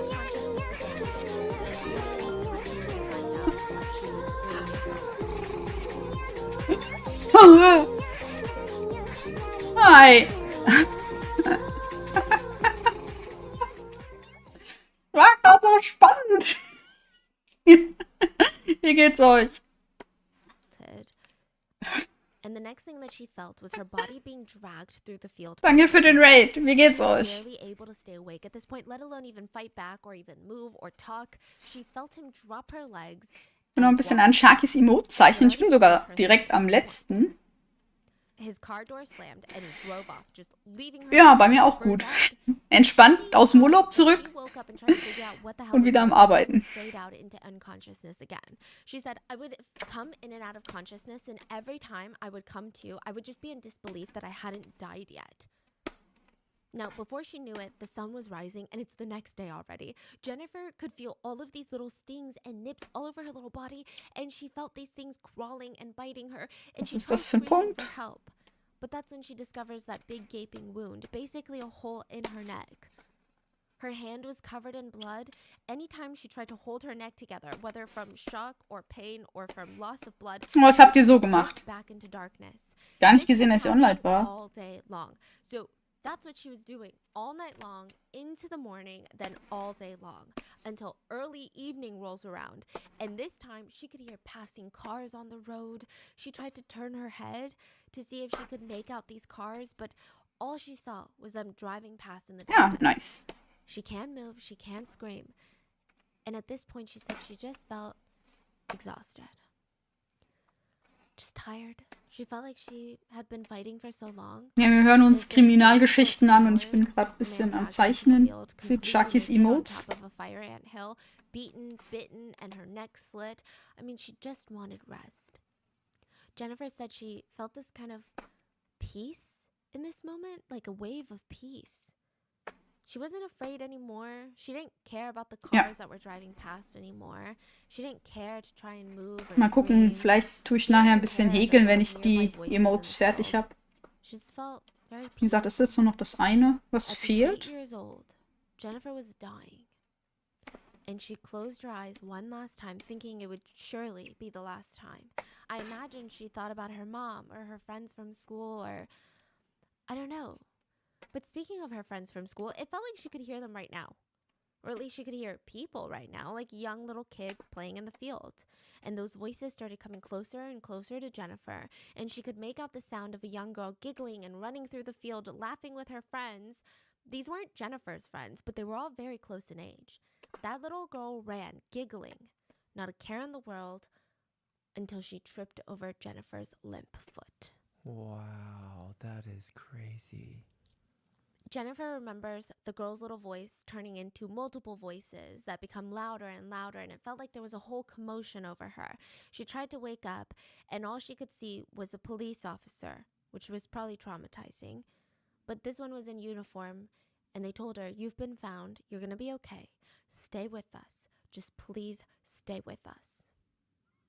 Sharon McBride is a pediatric ICU nurse. She clocked in for her night shift and she starts reviewing her patient's charts, and her heart drops. She was assigned to a room with an 8-year-old girl, which is the same age as her own daughter, which is always hard for Sharon. But the alarming part about this was that there was a police escort stationed in front of this 8-year-old girl's room. That could only mean two things when police and pediatrics are involved. It's either child abuse or juvenile offender. Sharon asks around and she gets filled in on what happened and decides it is her mission for however long it takes to make sure that Jennifer heals and gets out of this hospital stronger than before. The doctors and nurses inform Sharon that Jennifer was airlifted to the hospital via a helicopter, and everyone thought that she was going to die. Her chance of survival was slim to none, practically non-existent. Her skin was completely pale, drained of all color and blood. Her body was covered in ant bites. I mean, every single surface area of her body was bitten by fire ants. She had contusions that indicated that she had been beaten. And of course, doctors speculated SA because she was found unclothed in a field with intense scratches on her back. Jennifer was in and out of consciousness, and the only part of her body that she could control at the time were her eyes. She couldn't move. She couldn't speak. She has these piercing blue eyes that are beautiful, and she's staring at the doctors. She's so scared. I mean, the whites of her eyes were bloodshot to the point of being a thick, opaque color. So think just red and blue in her eye. And this is so heart-wrenching. But the doctors noticed that anytime a male doctor or a male nurse or any male staffer would come anywhere near, her eyes would widen and panic, reaffirming their belief that something horrendous had happened before she was left for dead. Her mom wasn't allowed in the room because they're performing life-saving treatments and they can't risk a parent intervening, so they need to focus all their attention on saving Jennifer. The hospital decides female doctors and nurses would be taking the lead when Jennifer is conscious, and they would be reassuring her that she was safe and nobody was going to hurt her. She was rushed into the OR, and Jennifer was put to sleep once more, and they called this ENT specialist. So ENT, eyes, nose, throat, right? her ears, nose, throat, and because Jennifer's trachea had been slashed in half. That's why she couldn't scream. I mean, it was a genuine miracle that this laceration on her neck missed all of the major blood vessels. If the knife had gone any deeper or had cut any wider, it would have resulted in practically instant death in that field because all the vital blood vessels in that neck, she would have bled out instantly. Wow. So yeah, the doctors work to ensure her airway is intact and that the bleeding has stopped. But it's not a day to celebrate. Like, it's not a good day. Every single medical professional in that OR knew that Jennifer would never be able to speak again. The trauma to her throat was so extensive, it slashed her voice box. Her vocal cords were slashed in half. There was just no way.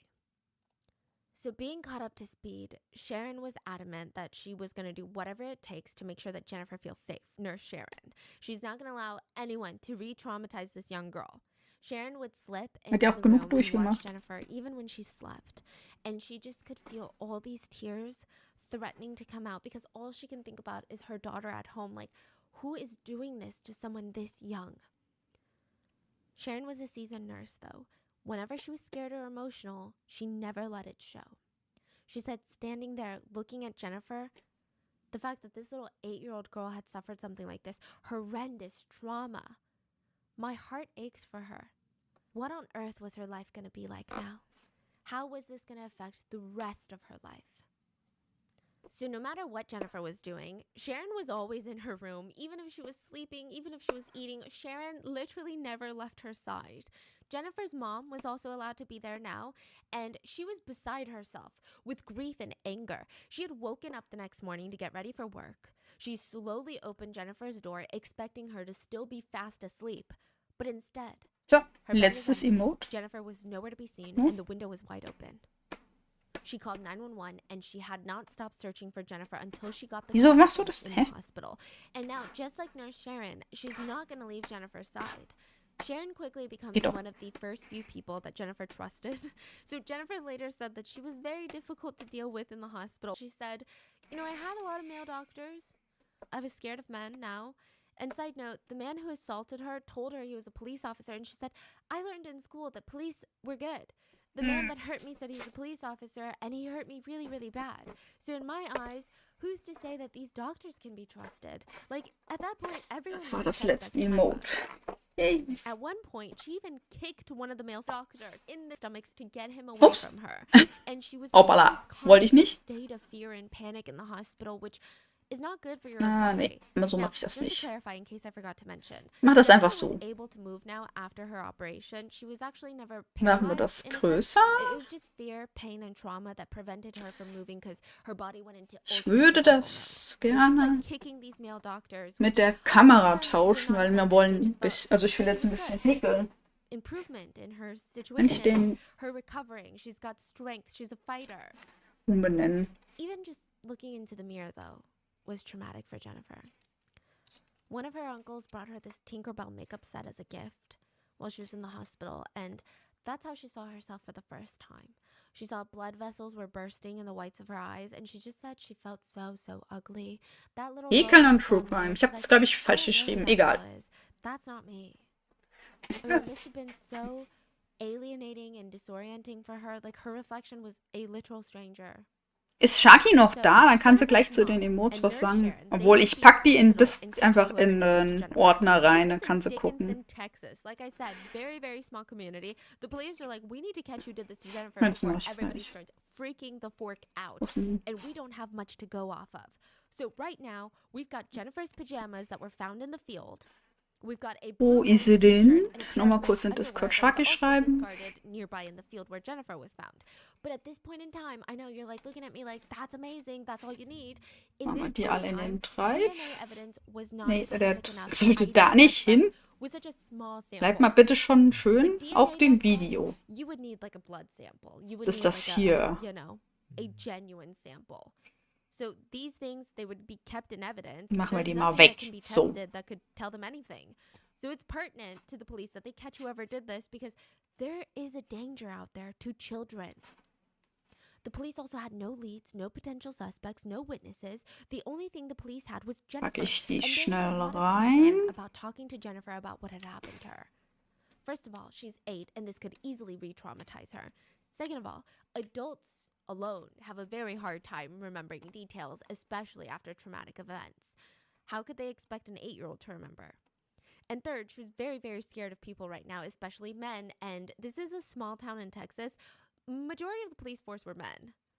And fourth, she couldn't speak or make noise, so she could just blink or once or twice to say yes or no, and she could either write on a sketch pad. But Jennifer, yes, she's smarter than I would ever be, even at just 8 years old, but she does have like the reading comprehension and the writing skills of a second grader, which is to be expected.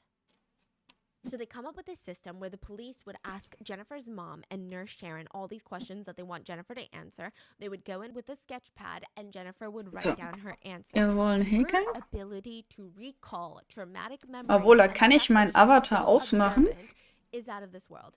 I mean, these would all lead to be key circumstantial evidence later that would help with the arrest. Ich hab's gleich. 8-year-old Irgendwie. Jennifer Schuett not only survived her abduction, but she remembered almost every single detail about the man who climbed into her bedroom window and kidnapped her. And her notes would forever be known as Jennifer's notes. She wrote in detail about what she wore that night, that she was asleep when she was grabbed, that he told her to shut up, that he was white, he had glasses, brown hair, totally green tattoos, black mustache, in his 30s maybe. She even drew a little sketch to show where the scars on his face were, and at the very last page she wrote, he said his name was Dennis. Wow. So during this Ich glaube, process, so ist Sharon, okay, the oder? nurse who was pivotal in helping Jennifer open up about these details, she was so impressed, so devastated. She would say, "Thank you, Jennifer. That's really good. You did good." And then she would excuse herself, rush out of the room, down the hallway, into a break room. And when she was finally alone, she would lose it. I mean, she would just break down.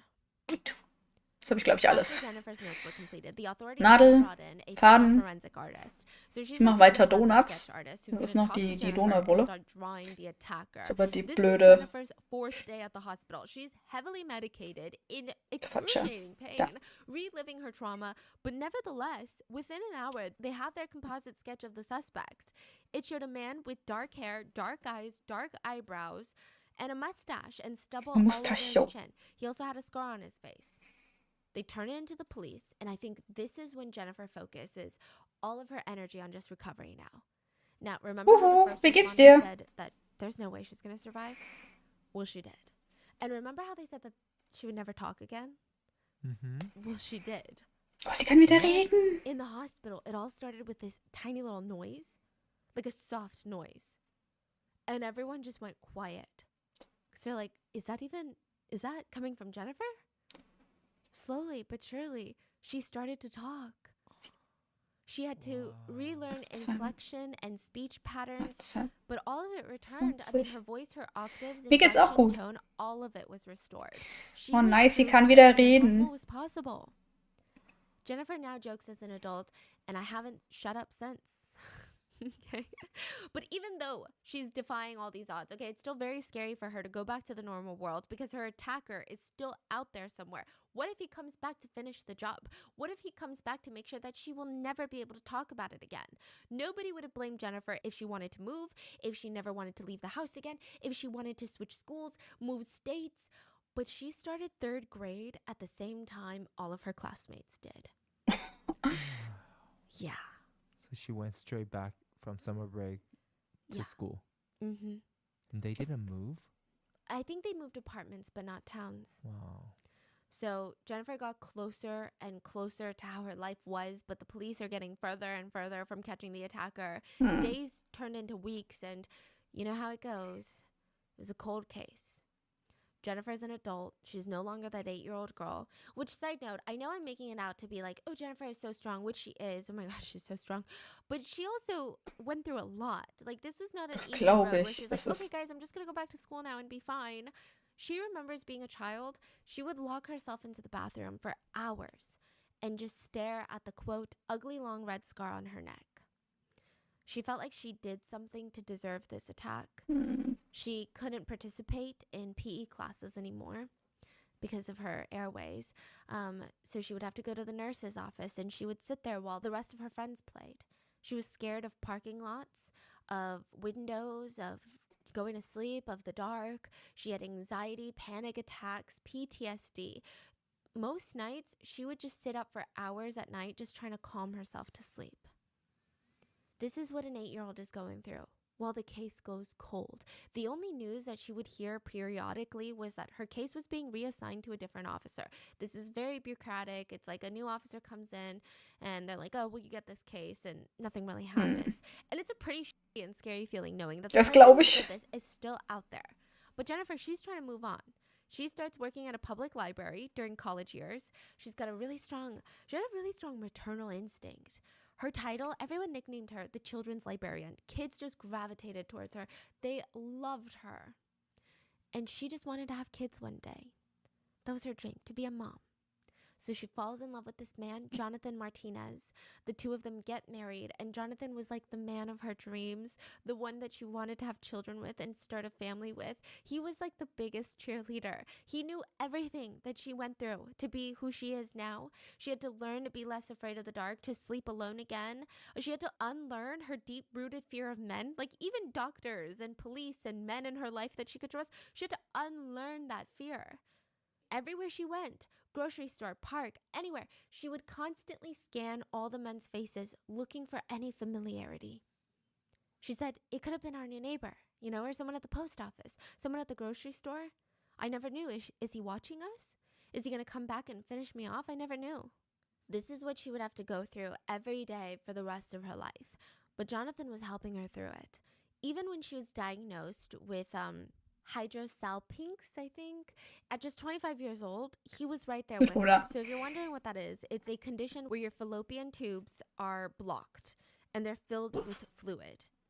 She was told by her doctors that it was due to complications as a result of the essay when she was 8.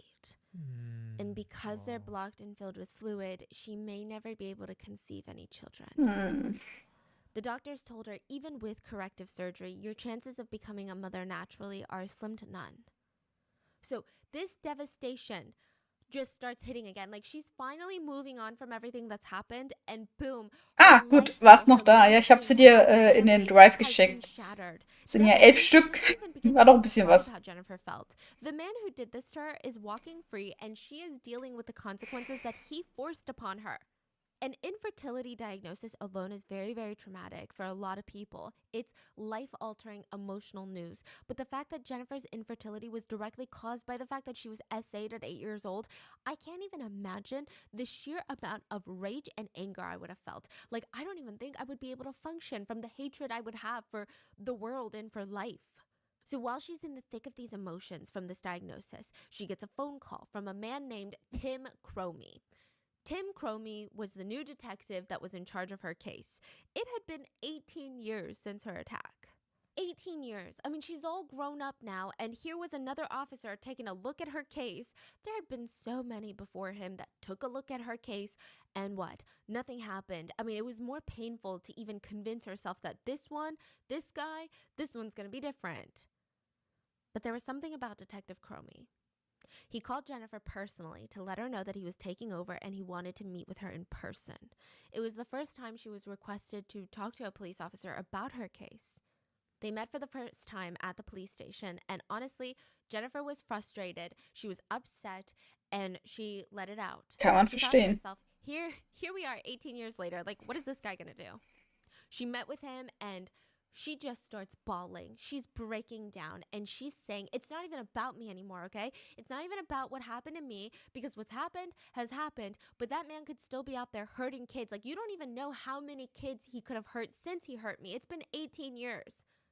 I mean, it's likely I'm not the last or the only one.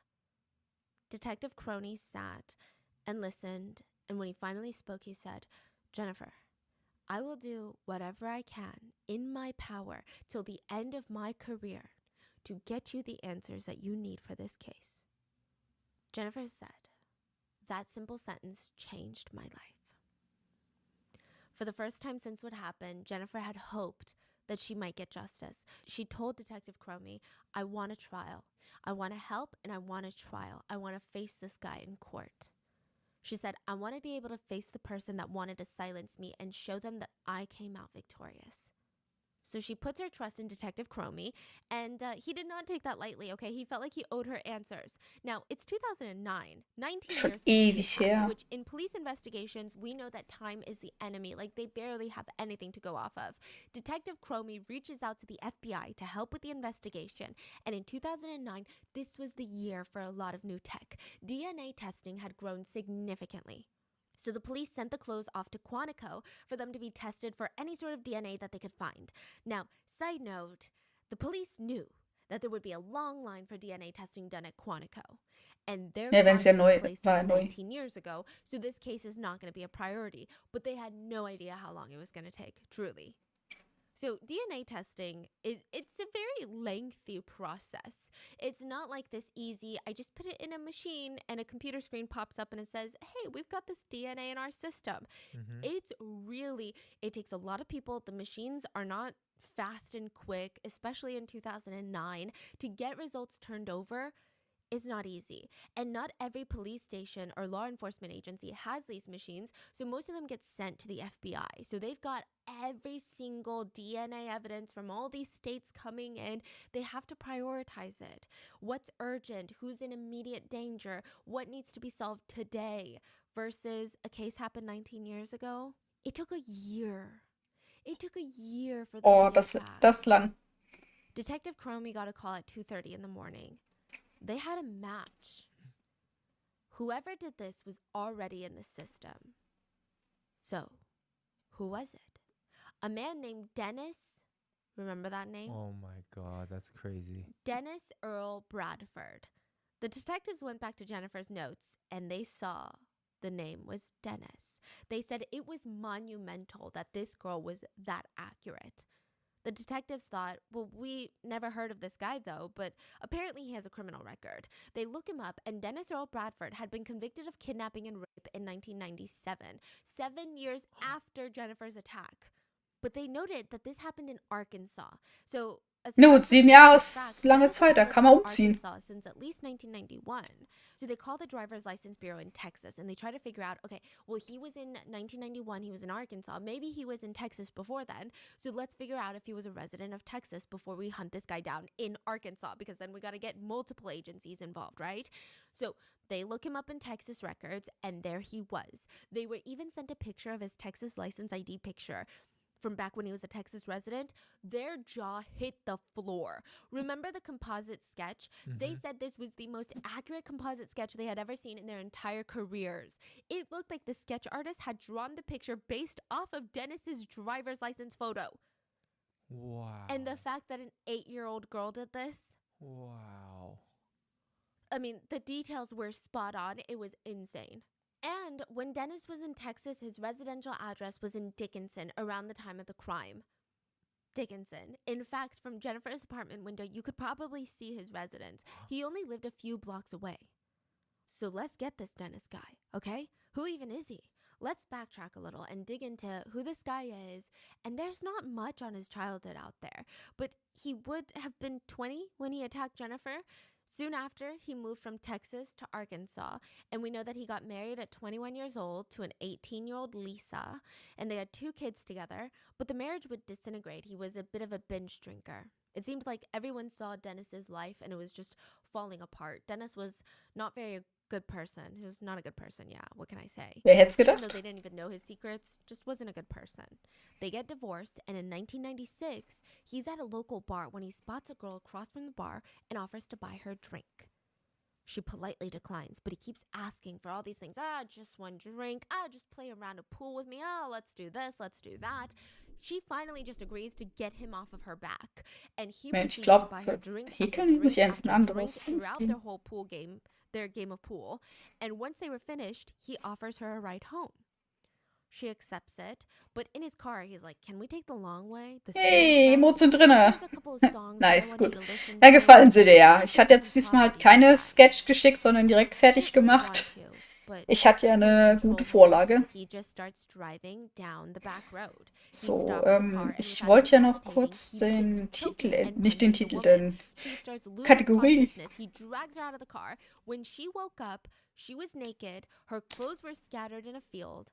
Dennis told her not to move. Gab's nicht irgendwie He ran so back to his car, came Crafts? back with a knife, put the knife to her neck, and raped her, assaulted her. Which Herstellen, side note, his basteln. MO is Ist, glaube ich, so für Häkeln similar to besser the wie attack on Art, Jennifer oder? in 1990. It's hard to imagine that So this ein was bisschen his nice second aus. time. I suspect that there were other victims, and the fact that this victim said that he never hesitated, whereas with Jennifer Das ist it schön. seemed like he was hesitating, Hast is direkt that him reingemacht, das ist getting doch more toll. and more comfortable with his crimes the more he commits them? Fortunately, he did not slit this woman's throat. She was able to flee and alert the police. He Warte mal, was jetzt habe ich nicht arrested and charged aufgepasst. with attempted first-degree bar when he spots a girl across from the bar and offers to buy her a drink. She politely declines, but he keeps asking for all these things. Just one drink. Just play around a pool with me. Let's do this, let's do that. She Muss ich mal finally anders da just machen, dass agrees ich to den Chat get besser on sehe. her back. And he proceeds to buy her drink after drink after drink throughout their whole pool game, their game of pool. And once they were finished, he offers her a ride home. She accepts it, but in his car, he's like, can we take the long way, the scenic route? There's a couple of songs that I want you to listen to, and I want to show you some property nearby. She didn't really want to, but she couldn't control him. He just starts driving down the back road. He stops the car, and without even hesitating, he begins choking and punching the woman. She starts losing consciousness. He drags her out of the car. When she woke up, she was naked. Her clothes were scattered in a field. Dennis told her not to move. He ran back to his car, came back with a knife, put the knife to her neck, and raped her, assaulted her. Which, side note, his MO is so similar to the attack on Jennifer in 1990. Ja, das war ja It's fast das hard to Gleiche. imagine that this was his second time. I suspect that there were other victims, and the fact that this victim said that he never hesitated, whereas with Jennifer it seemed like he was hesitating, is that him getting more and more comfortable with his crimes the more he commits them? Fortunately, he did not slit this woman's throat. She was able to flee and alert the police. He was arrested and charged with attempted first-degree murder. Now, for some strange reason, the charges were later reduced to kidnapping and rape. Now, side note, this is infuriating, but the jury, they were deadlocked on the sexual assault charge. How do you get deadlocked on that? How are you deadlocked when this man put his knife to her throat and then assaulted Ja. her? Like, how do you convict him of kidnapping, but then you're somehow confused? You're like, well, Ja, I don't know, warum? it's that bad. I mean, what is there to be confused about?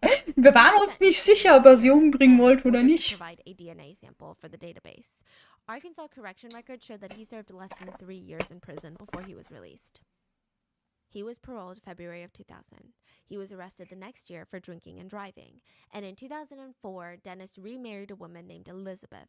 She had 3 children before marrying Dennis, and he legally adopted them, legally becoming their stepfather. Which scares me because, I mean, think about it. He's a father and a stepfather. Creepy. Now, from then on, Ja, we ist schon don't know what he was gruselig. doing. We don't know if he had any other victims, but we do know that he was in North Little Rock when he was arrested during a routine traffic stop without incident. He was arrested by the Arkansas police, brought into the station where the Texas detectives were there to meet him. He was held without bail on the attempted murder charge. When Jennifer got that call that he was arrested, she said, "It was the most surreal moment of my life. It meant everything to me." When she went to the press conference a little bit after the initial arrest, she remembers how Detective Gromey and Agent Renison from the FBI came into the room and hugged me, and they whispered in my ear, "We told you No, we'd get him." I don't do follow, At that to time, follow. That was the single most amazing moment of my life. But they still had work to do. Even though the case testimony and evidence is already incredibly accurate, Detective Gromey still had to prove beyond a reasonable doubt that Dennis was responsible for the attack. And since 19 years had passed, it's going to be harder to do. So after Dennis was booked, he was interviewed about Jennifer's case from 19 years ago. Now, side note, because Jennifer was a minor when this happened and it was an ongoing investigation, the information in case Man kann ja files mal were not fragen. disclosed. Okay. So that means the Der last time Blödsinn. Dennis saw Jennifer was when he dumped her body in the field 19 years ago. He Ja. believed wholeheartedly that she was dead. Brauche ja keinem Kanal folgen, den ich dann eh nicht Left her gucke. on top of an ant pile. Das ist He Blödsinn. firmly believed he killed that 8-year-old little girl. He had no reason to believe otherwise. Kriegt ihr eigentlich auch immer mal so Dinge? Oder halt so Bots? If he had ever Nervig heard ein bisschen. Jennifer Schuett. Yes. He stated that he remembered hearing in the community talking about, a girl that was left in the Ja, wo field. war ich And jetzt? he Habe ich prayed for doppelt? her. Did you ever have occasion to come in contact with her? Warte mal, ich bin jetzt auch zu weit. Yes. Tell me about it. No. You don't want to talk about it? No. Is there a reason why? You did your homework. You're right, Dennis. We did do our homework. And if you're remorseful about this, people need to hear that. There's two sides to every story. Dennis starts to tear up before saying, not a single day goes by where I don't see that baby. There is no other side to the story. She was innocent, and I was a sick, deranged, beat-up little fucking punk. She wasn't anybody I met. I don't remember why I pulled up to those apartments. Huh. Well, I think if you were to see her, I think you would be extremely proud. I really do. Dennis breaks down sobbing and says, she's alive? She's alive? Yes, she's alive. And let me tell you something right now. She's with us. You ever heard the name Jennifer Schuett? Yes. Did you ever have occasion to come in contact with her? Yes. Tell me about that. No. My whole life for the past 20 years has been utterly and completely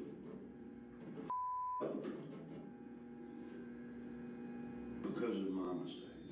If you were to see her, I think you would be extremely proud of her. I really do. Oh, thank you. She's alive. Yes, she's alive. She's alive. She's alive. Wer kann sich glauben?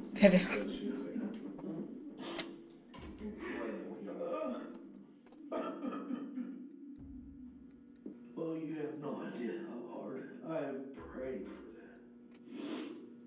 I'm a believer of Christ. But Ich habe ihr die Kehle aufgeschnitzt, aber ich habe gehofft, sie überlebt. Dennis explains he was randomly driving around that night and pulled into a random lot, and he stated, I walked over to the window. I remember it was open and I could see in it and the light was on. And I just want this to be over. And I'm sick and tired of looking over my shoulder and being afraid, so forgive me, Mom. I pulled that little girl out of that window and I put her in my car. She was freaking out and I told her, please don't worry, it's all right. I told that little girl that I was a police officer, that everything was going to be okay. And I pulled off into this little road, and that little girl, she was so scared. I just lost it. I was like a savaged animal. I couldn't force myself to say it, and I can't force myself to say it right now. This has been haunting you your whole life, Dennis. Let's hear it. I took that little girl out there, and I raped her, and I cut her throat, and I don't know why, and I've never known why. Many, many times, I've just wanted to end it, but I never had the guts. Hätte mal. He told the police officer that he used a shotgun to try and end his own life shortly after what he did to Jennifer, but he decided not to. He did, however, blow a hole through his parents' roof, and he was brought into the hospital after his attempt. The same hospital that Jennifer was in. The same hospital Jennifer was recovering in. Jennifer had every right to be afraid of this guy, because he was in the same hospital. But ultimately, Ja, und nicht zurechnungsfähig. WTF. confesses to it all, and Jennifer was so relieved. At the press conference, she declared, I'm not a victim. I'm victorious. Jennifer had waited 19 years for this, and now she focused all of her attention on prepping for this trial. Dennis admits to the crime. He matched the description, he matched the DNA, and they were planning to go for a life sentence. She had routinely went to the field that she had been abandoned in, not constantly, but several times. She would visit so that she said, I just really wanted to be able to remember all the details of the attack, so that one day if I could go to court and tell my story the way it was. Wow. Now, he was supposed to appear in front of the judge on August 10th. Jennifer had picked the date. Exactly 20 years of the day of the attack. She said it was a full circle moment. She stayed up countless nights prepping for her statement. She said writing it, erasing it, writing it, erasing it, just trying to perfect it. She had 19 years of things she wanted to say, but she wouldn't be able to do it. Or at least not the way she imagined. She gets a call from Detective Cromie, and her heart dropped. She already knew. Dennis had hanged himself in his jail cell after confessing. He made a noose from his bedding, and there was no signs of foul play. It was definitely So he died 40 years old, May 10th, 2010. It's believed that Dennis was a serial predator to children and adults. He knew that his life was over the minute he was caught. More of his crimes would likely surface. He knew the things Ja, that hat other er, inmates would do was to hat er in him den just for the 20 rest Jahren of alles his life in machen können? prison. So instead of taking these consequences, facing the consequences, he took the, quote, easy way out. Detective Cromie remembers this phone call. He said he'll never forget this phone call. He said, there was just crying and screaming on the other end of the phone. She didn't want to believe it. Ja, sie bekommt ihre Tell her I was sorry. Conclusion nicht. Jennifer said, the Immer noch only nasse thing I can Haare. describe is devastation. I felt like everything I had worked so hard for was just ripped away from me in an instant. And now that Dennis was deceased, his case was immediately dropped, and Jennifer felt like she could go to his grave. She had to. Exactly 20 years later, instead of going to court, Jennifer and her husband went to Dennis's grave, August 10th of 2010, and she read her impact statement that she had prepared for court, and she read it directly to Dennis while standing over his dead body. She read, Dennis Bradford, I waited 19 years, 2 months, and 3 days to find out your last name, and for you to be caught. You chose the wrong little 45-pound 8-year-old girl to try and murder because for 19 years, I've thought about you every single day. And I've helped searching for you. I didn't know who you were or where you were, but in my head, I knew you were out there alive, either in prison or living a lie. And now I know, listening to my heart all these years and never giving up on finding you, I was right. All this time you've been living a lie. You thought you killed me, you thought you won, that sick little game that you had started, but again, you were wrong. You left me there in a fire ant pile like I was nothing, like I was an old rag doll that you discarded in a field as trash after having your fun torturing her. Over 14 hours I laid there in that field bleeding to death, knowing that one day I'd face you. And to know that you'd never hurt another person, that is what has kept me going. And today I sit in front of you as a 28-year-old woman, and I would like you to know that I'm not a victim because of what happened 20 years ago. I've waited for this day for 20 years of my life, and I hope you now feel as weak as you made me feel all those years ago as a child. Dennis Bradford, I'm not your victim. I'm victorious. And then the most surreal thing happened. Jennifer turned to her husband and asked, do you think he heard me? Ow! She looked down, and right then and there, a single fire ant bit her ankle. And she took it as a sign from God that he had heard her loud and clear. And to this day, Der hat jetzt auf Dauer Schleife in der Hölle. and Special Agent Renison, as well as Nurse Sharon, they all keep in contact. Jennifer said, they mean a lot to me, and to know that they're still there, they're still supporting me, they're not leaving me anytime soon, just like I'm not leaving them anytime soon. But the story doesn't even end there. Remember how Jennifer was diagnosed with a condition that made it nearly impossible for her to have her own children. A doctor heard about her story and heard of her diagnosis, offered Jennifer and Jonathan free IVF. IVF is not guaranteed to work, side note, but just to try, right? The couple have since then welcomed 2 beautiful children into their family, a daughter and a son, which is remarkable because medical professionals doubted that she would survive. It would take a miracle, they said. Medical professionals doubted that she would ever talk again. It would take a miracle, they said. Medical professionals doubted that she could ever conceive her own children. It would take a miracle, they said. And she did it all. And I'm gonna cry. Oh my God. Yeah, she really is a woman that proved the impossible is possible. And nowadays, she spends a lot of her time helping other survivors of SA. She travels to connect with people and to educate people on the pure devastation of these sort of violent crimes. And that is the story of Jennifer Schuett. What are your thoughts on this? I mean, it's devastating. It's so sad, but the fact that she's so strong and we can all smile at the end is something, right? Wenigstens mal etwas I mit hope you guys enjoyed today's episode. halbwegs And Happy I will End. see you guys on Wednesday for the main episode. Bye. Das können wir noch gucken.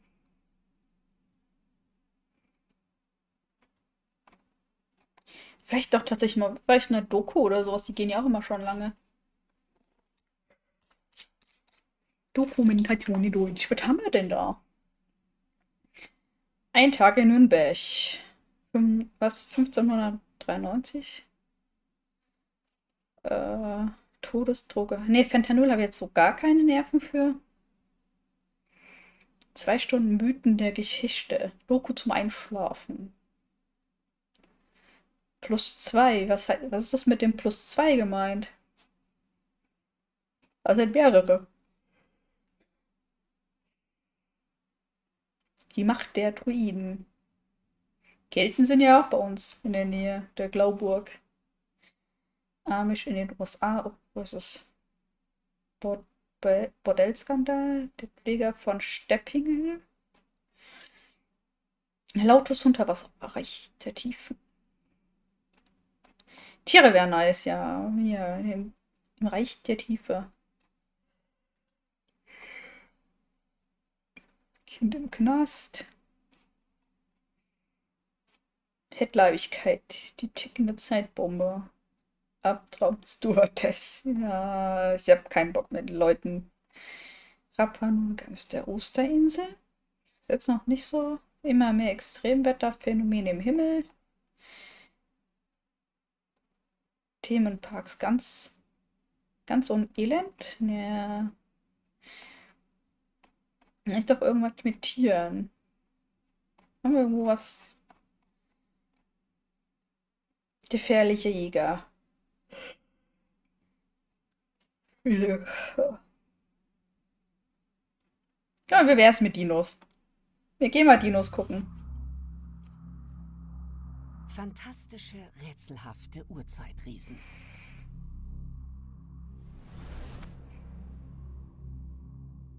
Jeder neue Fund erweitert unser Wissen über Dinosaurier. Gigantische, schuppenbedeckte, grüne, graue, langweilige, dumme Reptilien. Diese Vorstellung ist Vergangenheit. Ich hab noch Federn. Beherrschten die Erde rund 170 Millionen Da Jahre guck, lang. ja. Aber mit Federn. Was war das Geheimnis ihres Erfolgs? Wir denken, dass Federn nur bei Vögeln vorkommen. Aber jetzt wissen wir, dass sehr viele Dinosaurier Federn hatten.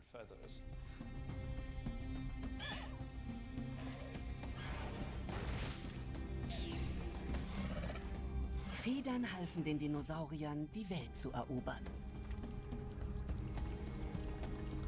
Man kann sich das so vorstellen, dass für die Dinosaurier im Prinzip diese Entwicklung der Feder so war wie für die Menschheit die Erfindung des Rades. Welche Vorteile verschafften Federn diesen erstaunlichen Tieren?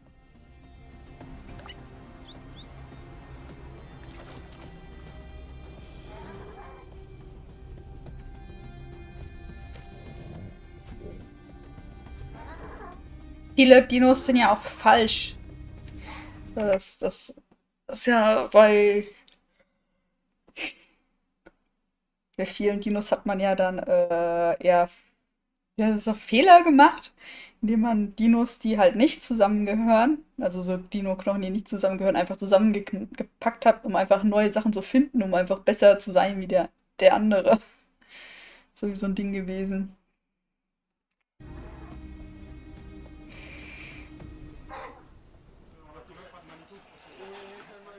Eine ganz besondere Lieferung. Und das nicht nur, weil sie Tausende von Kilometern zurückgelegt hat. Von Wyoming in den USA bis nach Brüssel in Belgien. Was sich unter dieser Gipsschicht versteckt, ist über 100 Millionen Jahre alt und wird schon sehnsüchtig erwartet. Es sind die Knochen eines riesigen Dinosauriers. Und dieser Mann wird ihnen ihre Geheimnisse entlocken. Pascal Godefroy ist europaweit bekannter Bitte. Paläontologe am Königlich Hi. Belgischen Institut. Ich mache weiter Donuts. Diese Wieso? Fossilien stammen aus Fidget-Spielzeug, einer da sind Murmeln sollen drin. hier untersucht werden. Die will ich dann demnächst in den Shop tun. So etwas wissenschaftlich zu untersuchen ist sehr aufregend, weil wir anhand von fragmentarischen Skeletten das Leben der Tiere rekonstruieren können. Vielleicht mache ich auch noch nachher ein Herz. Kriminalistische Hier noch so Eine Art von rosane. Hier noch auch eins? Aber zuerst Ich glaube, werden die Herzen Knochen müsste ich von auch ihrer noch hier liegen Verpackung, haben. der dicken Schutzschicht aus Gips, Muss ich den Schrank holen. Hier In so. der Erde können sich kleinere Knochen oder Mit der Splitter hier. des Fossils verstecken. Da ist ein wachsames Auge gefragt. Mal gucken. Jetzt geht es in die Feinarbeit. Hab hier schon Denn die Knochen Hälfte sind fast. nicht porös und dürfen nicht beschädigt werden. Und nebenbei hören wir halt ein bisschen Doku. Die Detektivarbeit. Wir werden ein bisschen schlau Wann dabei. und wo hat der Dinosaurier gelebt? Wie ist er gestorben? Fragen, auf die Knochen eine Antwort geben können. Halt, ich hatte ja eben noch... Eines Warte der mal. aufregendsten Projekte, an denen ich Ich habe ja beteiligt True war, Crime noch drin, dann machen war wir die vielleicht mal ein Entdeckung Doku von draus. Deinocheirus. Ah, nein, Das nicht heißt hier. schreckliche Hand. Es ist eine Ja, Art das funktioniert. Paläontologie-Krimi, der zu einem der seltsamsten Dinosaurier führt, die es je gab.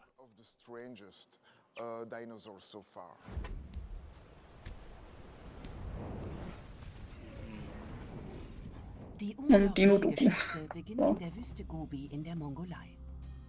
Heute gilt sie als eine der reichsten Fundstätten für Fossilien. 1965 machen Forscher... Werbung?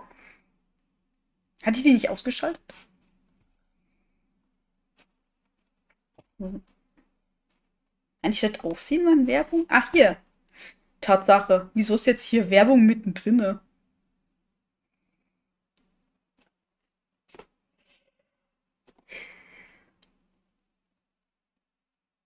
Ah, okay. Werbung ist vorbei. Ich wusste gar nicht, dass jetzt Werbung drin ist. Ich dachte, ich hätte die nur vorne vom Reinkommen. Naja, scheint jetzt irgendwie neu zu sein. Gut. Muss ich da mal ein bisschen gucken? Ja, okay. Die sollte eigentlich da nicht da sein. Aber ist sie anscheinend. Twitch hat wieder anscheinend was geändert. Na gut. Aber ich muss da aber ich muss damit ein bisschen gucken, damit ich sehe, wann Werbung ist. Und mal gucken, warum das so ist, mache ich später. Sie wusste nicht, dass Werbung jetzt kommt. Gut. Ich sag, ich mache hier Donuts, so Fidget-Spielzeug. Das wird das hier. Ich habe jetzt halt ich will die Wolle einfach fertig machen, dann mache ich die Fidget-Spielzeuge raus. Und halt, vielleicht mache ich das danach. Hier habe ich so ein, das hier noch in Pink, mache ich ein Herz. So Schlüsselanhängermäßig. Ein bisschen mit der Watte gefüllt. So. Okay, da muss ich da jetzt ein bisschen besser aufpassen, dass da Werbung ist. Gut. Nochmal, müssen wir Pause machen, wenn Werbung kommt. Wir hören halt ein bisschen Dino-Doku und werden ein bisschen schlauer beim Häkeln. Zwei gigantische Arme. Jeder von ihnen ist knapp 2,5 Meter lang. Mit 20 Zentimeter langen Klauen. Doch der Rest des Skeletts fehlt. Gibt nur Arme. Deinocheirus, die schreckliche Hand, wird zu einem der größten Rätsel der Paläontologie. Die Namen immer wieder Wie könnte lustig. der Dinosaurier ausgesehen haben, der solche Klauen besaß? Ist Deinocheirus ein Verwandter eines großen Raubsauriers? Oder war es ein Pflanzenfresser? Vielleicht sogar des berühmten Tyrannosaurus Rex? Die riesigen Arme müssten dann zu einem Raubsaurier gehören, der 3-mal so groß war. Oder sah er ganz anders aus? 2006 und 2009 werden Ist ja immer schwierig. Teile von Deinocheirus entdeckt. Doch die Fundorte wurden vorher geplündert. Die entscheidenden Teile des Skeletts fehlen. Das kann ja ein Pflanzenfresser sein mit den Krallen. Dass Deinocheirus Verteidigung. ein Mysterium in der Paläontologie war. Es gibt nur Arme. Es waren schwebende Arme. Lösung des Rätsels näher. Es ist 2011. Ein Sammler möchte dem Paläontologen ein seltsames Fossil aus der Mongolei zeigen. Mein erster Kontakt mit Deinocheirus war sehr seltsam. Na, wir sind ja Säugetiere. Dinos waren ja dann halt mehr, Üblich bei einer Ausgrabung, ja, sondern bei einem Fossil. Echsen. Aus den Dinos wurden ja die Vögel. Ist ein bisschen schwierig, daraus dann einen Menschen zu machen. Auf einem Gestell lag ein riesiger Schädel, etwa 1 Meter lang, sehr merkwürdig. Ich hatte noch nie etwas Vergleichbares gesehen. Obwohl, wenn die Dinos länger da wären, vielleicht würden sie auch menschenähnlich sein, so humanoidmäßig. Ich erkannte sofort, War das nicht dass so sie mal zu so eine... Deinocheirus gehören müssen. War das nicht mal so eine Verschwörungstheorie, dass die Dinos gar nicht ausgestorben ist? Sie wurden dann einfach nur menschlich? Oder das waren auch noch die Reptiliden, die Echsenmenschen. Waren doch die Dinos, die sind nicht ausgestorben. Die haben sich jetzt auch nur den Menschen angepasst. Es sähe bestimmt auch sehr schräg aus, wenn du mal so einen. Was nimmst du denn da als Basis? Keine Ahnung, nimmst du einen Rhinoceros? Ja, genau, das ist so ein Dino. Das ist so ein Dreihorn. Triceratops. Das ist aber so ein Dreihorn auf zwei Beinen mit Armen. So menschenmäßig. Wie lustig. Der Paläontologe kontaktiert das Team der letzten Deinocheirus-Ausgrabung. Endlich. Nach 50 Jahren konnten wir die Anatomie dieses rätselhaften Dinosauriers bis ins Detail rekonstruieren.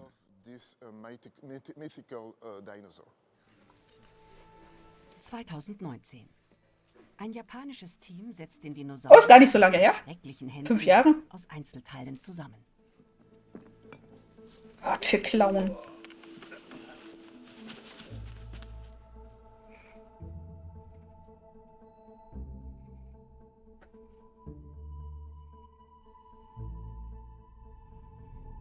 Das Ergebnis? Mit einer Länge von 11 Metern und einem Gewicht von Das Ergebnis? Ein Huhn. 6000 Kilogramm war Deinocheirus riesig. Fast so groß wie der berüchtigte T-Rex. Als wir das komplette Skelett von Deinocheirus zusammengesetzt hatten, sah alles völlig seltsam aus. Jeder Teil des Skeletts war unglaublich. Endlich kann Deinocheirus Ja, ein in die großes Gruppe Huhn. eingeordnet werden. Sah aber so ein bisschen aus wie ein Huhn. Ja, guck. Gar nicht so weit weg. Gar nicht so weit weg mit meinem Huhn. Das sieht aus wie ein Huhn. Das ist ein großer Vogel. Das ist ein Strauß. Ein Strauß ist fast ein Huhn. Nur größer.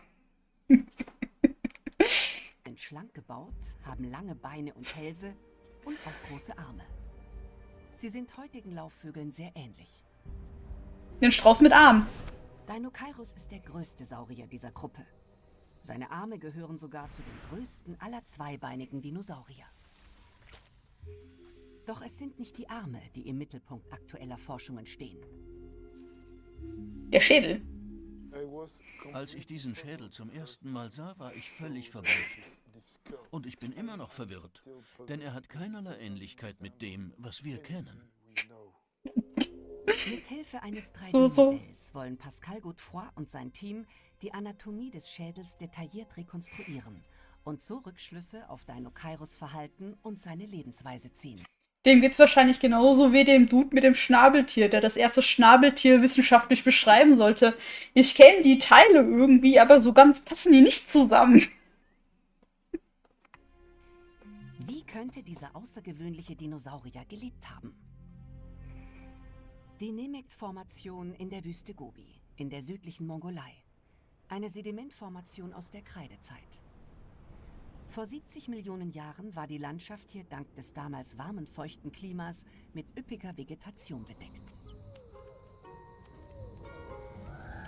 Hier ist Deinocheirus zu Hause. Und so könnte er ausgesehen haben. Hat auch ein bisschen was vom Kamel mit dem Buckel. Dinosauriern gehört, die gefiedert waren, könnte auch Deinocheirus Ja, der Hut hat gefehlt. haben. Er hat keine Zähne in seinem langen Maul, aber dafür nutzt er es sehr geschickt. Zwischen den Rippen eines Fossils wurden Steine gefunden, sogenannte Gastrolithen, die das Tier absichtlich verschluckte. Ja, das machen Hühner und andere Vögel auch. Die Nahrung im Magen zu zerkleinern, wie bei manchen Vögeln heute. Der Strauß muss das auch machen, das weiß Im ich. Rippensegel dieses Deinocheirus fehlt ein Stück.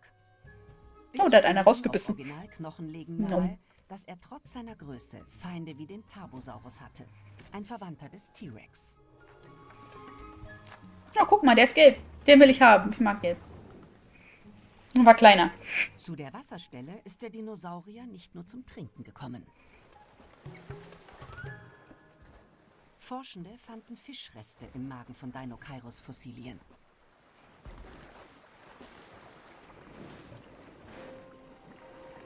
Ja, immer mehr wie ein Huhn. Hat alles gefressen, was ihm vor die Schnabel kommt.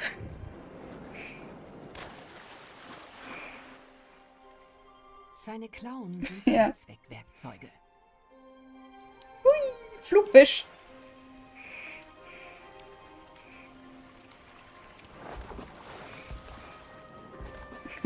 Vielleicht legt er bunte Eier.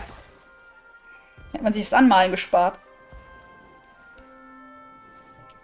Deinocheirus war vermutlich ein Allesfresser.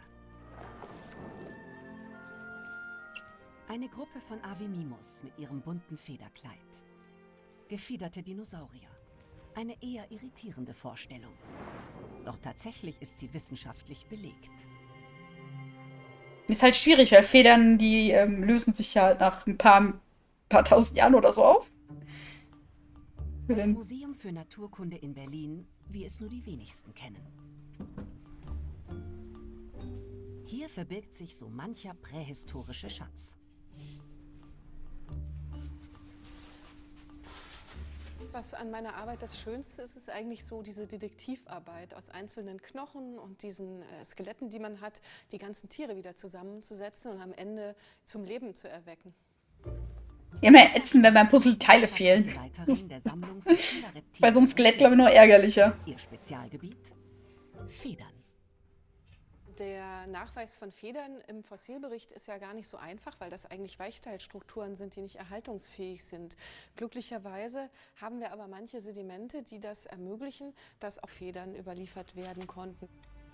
So zum Beispiel beim Urvogel Archaeopteryx. Dieses Exemplar ist etwa 150 Millionen Jahre alt und zählt zu den bekanntesten Fossilien der Welt. Aber es ist ein anderer Fund, der den Blick auf die Dinosaurier verändert. Ja, der ist Zwischenglied zwischen Dino und Kleine Vogel. Dino wird 1996 in China entdeckt. Es sieht unbequem aus, was er macht. Das Besondere? Diese schwarzen Strukturen. Federn. Sie umgeben den ganzen Körper des Sauriers. Er ist fluffig. Es sind Federn. Ein Sensationsfund, der eine Revolution in der Dinosaurierforschung auslöst. Die Entdeckung weiterer gefiederter Dinosaurier wie dieses Caudipteryx folgen. Die Namen haben die aber auch gewürfelt, oder? Heute sind etwa 40 Arten von gefiederten Dinosauriern bekannt. Ein kleines Huhn, ja. Im Jahr 2012 wurde sogar das Fossil eines 9 Meter langen Dinosauriers mit Federn gefunden. Ein Eutyrannus aus der frühen Kreidezeit. Der größte bekannte Dinosaurier mit direktem Nachweis von Federn. Und ein Verwandter des Tyrannosaurus Rex. Ja. Beide war die nähest, also die war am nächsten an unserer Zeitlinie dran ist, oder? Wo es doch Dinos gab. Aber Feder ist nicht gleich Feder. Das Gefieder der Dinosaurier war sehr unterschiedlich. Ist das bei Vögeln auch so? Einzelne Borsten. Ja klar, Feder ist nicht gleich Feder, aber es ist ja bei den Vögeln auch so. Es ist ja ganz unterschiedlich, was für ein Vogel das ist. Ein Strauß hat ganz andere Federn wie ein Huhn oder ein Adler oder ein Pinguin. Das ist ja unterschiedlich.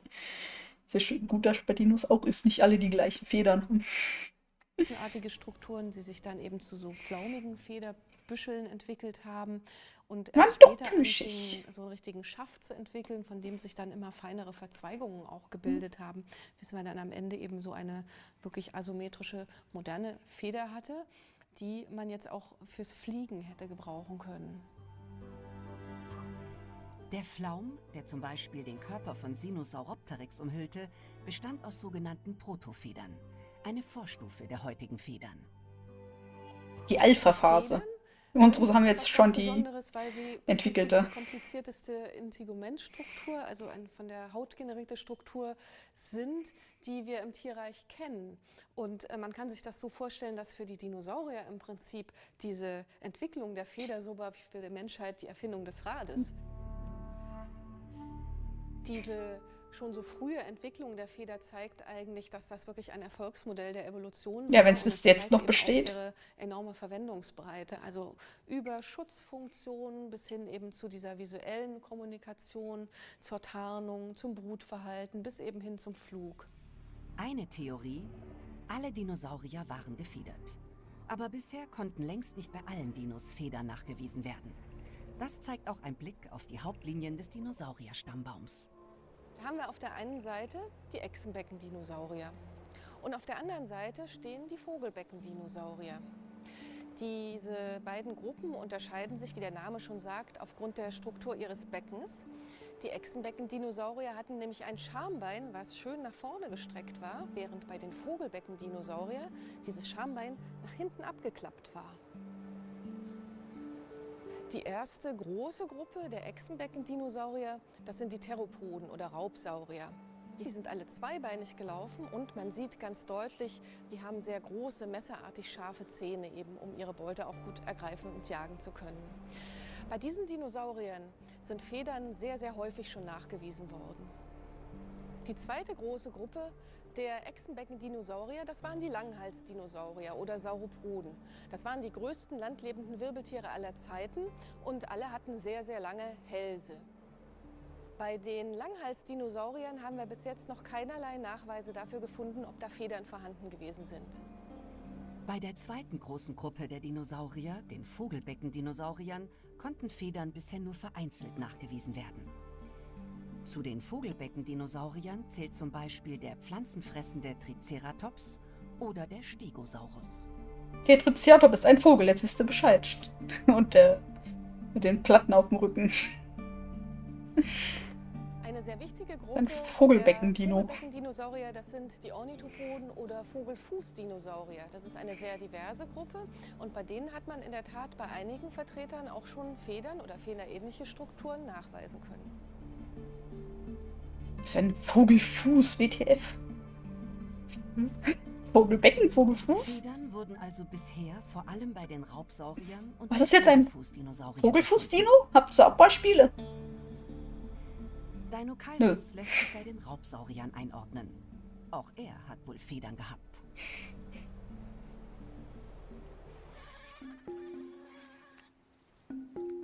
Eine Mücke. Kein Dino.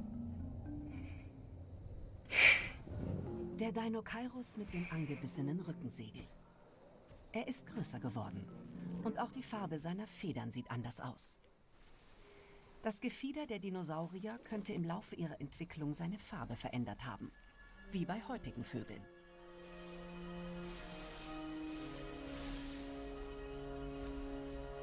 Hat auch so ein Fächer wie so ein Kakadu. Ein zweites Tier nähert sich.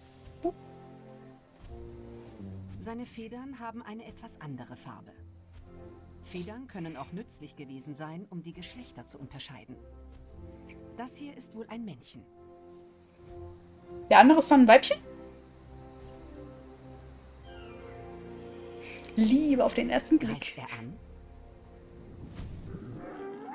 Achso, doch keine Liebe?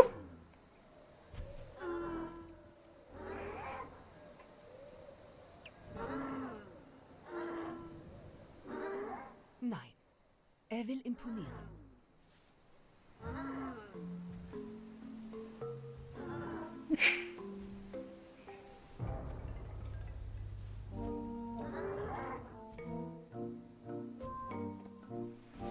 Und ist erfolgreich. Mit. Mit Tanzen. Wie bei modernen Vögeln könnte das Gefieder auch das Paarungsverhalten beeinflusst haben. Ist doch Liebe Aber gewesen. waren die Federn der Dinosaurier wirklich so bunt? Hey, wäre schon cool, so einen bunten Dino. Ich mag, wenn es bunt ist. Bunt ist toll. An der Universität von Bristol in Großbritannien Aber Farbe kannst du noch schwieriger nachweisen. Wie Federn. Dieser Frage nach. Hier lernen Sie von einem der renommiertesten Experten Europas. Professor Mike Benton. Rund 400 wissenschaftliche Arbeiten und mehr als 50 Bücher über Dinosaurier hat er schon verfasst. Der sieht auch aus wie so ein Professor. In einer langen Karriere ein Highlight auszuwählen. Aber ich denke, ein großes Erlebnis war, als wir als Erste die Farbe eines Dinosauriers entdeckten. Bis zu dieser Entdeckung konnten wir nur raten, welche Farbe sie hatten. Danach hatten wir eine überprüfbare wissenschaftliche Methode. In gewisser Weise wurde die Grenze zwischen Wissenschaft und Spekulation verschoben. Kann ich Farbe auch rausfinden? Eine wissenschaftliche Methode, um die Farben von Dinosauriern zu rekonstruieren? Lange hielt man das für undenkbar. Doch hochmoderne Analysetechniken machen es möglich. Was die Wissenschaft so alles kann. faszinierend. Wer weiß, wo es noch Nur ein hingeht. Stück, das vielleicht 2 oder 3 Millimeter groß ist. Nee, das ist nicht Mit viel. dem Raster-Elektronenmikroskop beträgt das Sichtfeld nur wenige Mikrometer. Und 1 Mikrometer ist ein Millionstel eines Das ist Meters. hier so ein... Das ist 3 Millimeter, mein Faden. Bisschen weniger, wie mein Faden dick ist. Das ist halt echt nicht viel.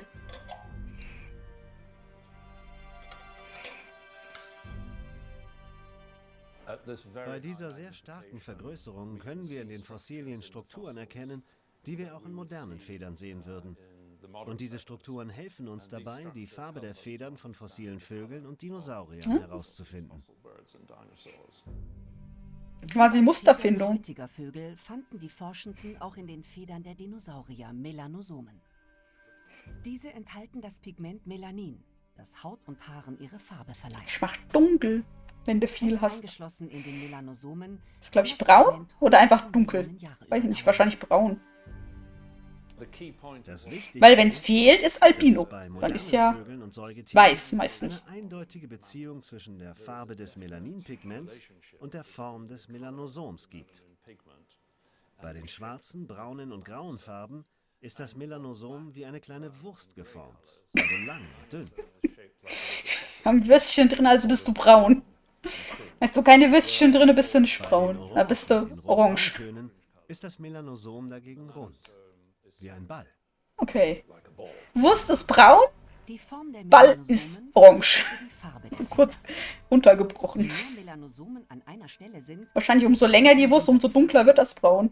Bei manchen Dinofossilien können die Forschenden durch Form, Anordnung und Verteilung der Melanosomen nicht nur die Farbe, sondern sogar Muster und Schattierungen bestimmen.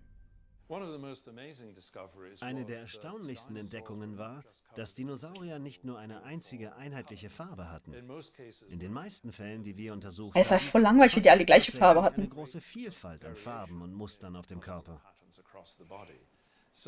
So haben viele von ihnen zum Beispiel einen gestreiften Schwanz. Manchmal gibt es auch einen rotbraunen Kamm oder spezielle lange Federn am Kopf, die eine Art Struktur für die Balls darstellen. Das Bemerkenswerte ist, dass sie in den meisten Fällen eine genauso große Vielfalt an Farbmustern aufweisen wie viele moderne Vögel. Nice. Das finde ich gut. Bunte Dinos bin ich Fan von. Noch farbenfroher gewesen, als es ihre Melanosomen bisher verraten. Wenn wir die Farben der Dinosaurier untersuchen, können wir die Farben nur anhand des Melanins bestimmen. Während die Vögel von heute zum Beispiel auch Farben haben, die von ihrer Nahrung stammen. Ja, Flamingos. Flimbos. Sind, aber eine Art rosa Farbe haben. Und das Rosa kommt von der Nahrung, die sie zu sich nehmen. Von den Krebstierchen. Andere Vögel, die grün und violett gefärbt sind, erhalten diese Farben auch aus verschiedenen Nährstoffen. Leider können wir diese Art von Pigmenten derzeit nicht in Fossilien nachweisen, aber es wird daran gearbeitet, das möglich zu machen. Nice. Das Nest eines kleinen gefiederten Dinosauriers. Lange dachten Forschende, dass nur kleinere Dinosaurier ihre Eier ausbrüteten. Große, so glaubte man, seien dafür zu schwer. Doch dann dieser sensationelle Fund in China. Ein Gelege mit riesigen Eiern. Sie sind jeweils 40 Zentimeter groß und in einer Ringformation abgelegt. Ein Nest. Der Fund beweist, auch einige große Dinosaurier müssen gebrütet haben. Ja, oder wenigstens drauf aufgepasst haben. Die Mitte des Geleges ist frei, damit das Elterntier sich niederlassen kann und dabei nicht auf seine eigenen Eier tritt. Im Gegensatz zu kleinen gefiederten Dinosauriern, die mit ihrem Körper die Eier warm hielten, könnten große Saurier das Nest so vor allem vor Raubtieren geschützt haben. Die gefiederten Arme boten ebenfalls Wärme.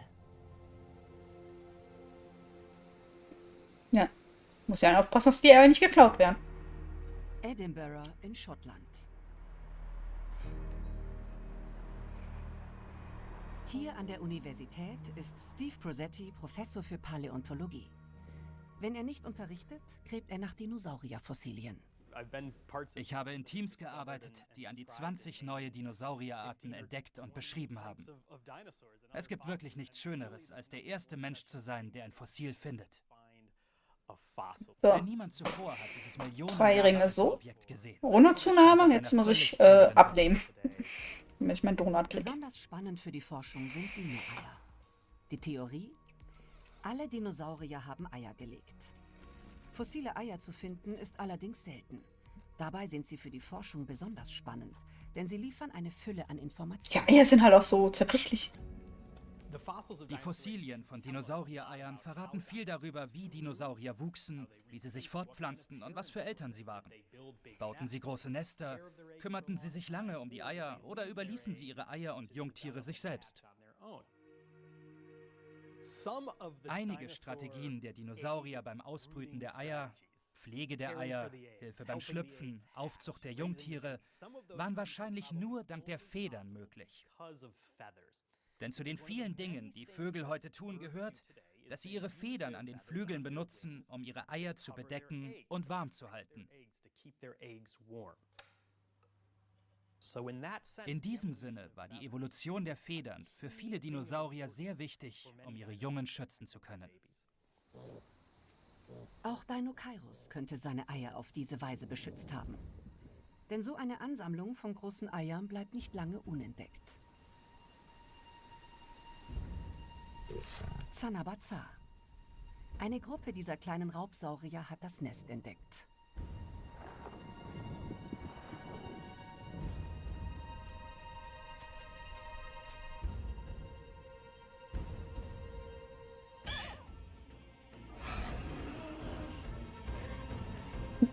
Kann aufstellen.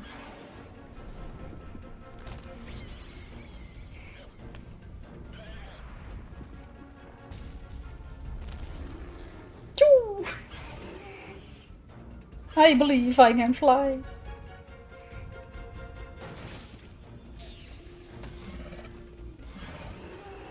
Verteidigung des Nestes. So konnte die Schlupfrate deutlich erhöht werden. Auch wenn hier ein Ei diesem Zanabaza zum Opfer fällt. Busy Schwund ist immer. Das ist gemein.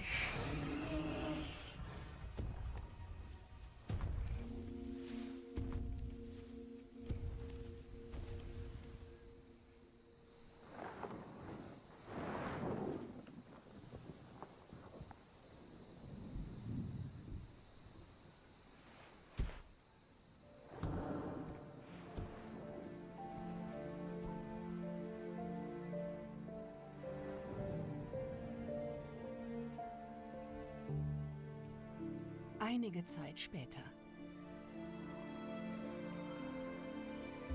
Babys schlüpfen?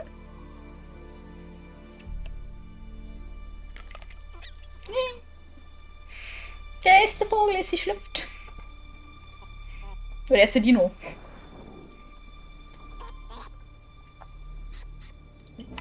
Er ist ganz schön klein. Fossilienfunde zeigen, der Sauriernachwuchs ist nach und nach geschlüpft. Nicht gemeinsam wie heutzutage Das viele. braune Federkleid könnte den Nachwuchs warm gehalten und gleichzeitig getarnt haben. Das Muttertier bleibt zum Schutz in der Nähe.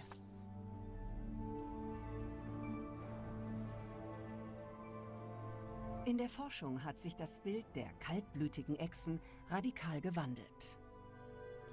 Waren manche Dinosaurier vielleicht sogar Warmblüter? In den letzten Jahrzehnten gab es viele Debatten darüber, ob einige Dinosaurier Warmblüter, andere Kaltblüter oder vielleicht etwas dazwischen waren. Aber die Fossilien sagen uns eindeutig, dass die Dinosaurier viel aktiver, energiegeladener und dynamischer waren und einen viel höheren Stoffwechsel hatten als heutige Reptilien. War ja auch mehr Sauerstoff auf der Erde. Dass Fossilien weltweit gefunden wurden, beweist, Dinosaurier lebten in allen damaligen Klimazonen. Sie müssen also Spricht für einen gewesen also sein, für einen sich an unterschiedlichste Warmblüter. Umweltbedingungen anzupassen. Und Oder ihnen teils, zu teils. trotzen. Wie konnten sie das schaffen? Dinosaurier verbreiteten sich weltweit und Federn waren dafür wohl sehr wichtig. Denn Federn zu haben, um den Körper warm zu halten, war wahrscheinlich überlebenswichtig. Einige dieser Dinosaurier hatten einen hohen Stoffwechsel, große Gehirne, scharfe Sinne und waren sehr anpassungsfähig.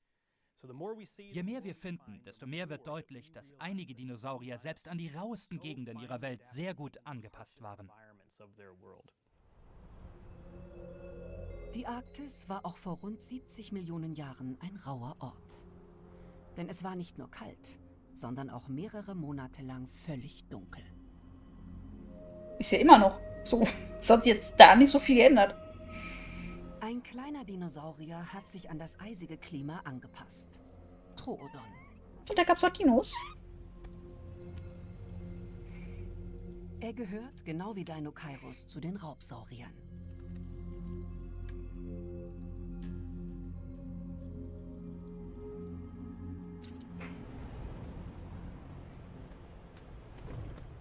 Ein wärmender Federflaum schützt seinen Körper. Nur so kann er in dieser Kälte überleben. Mit seinen großen Augen sieht er auch bei Dunkelheit sehr gut.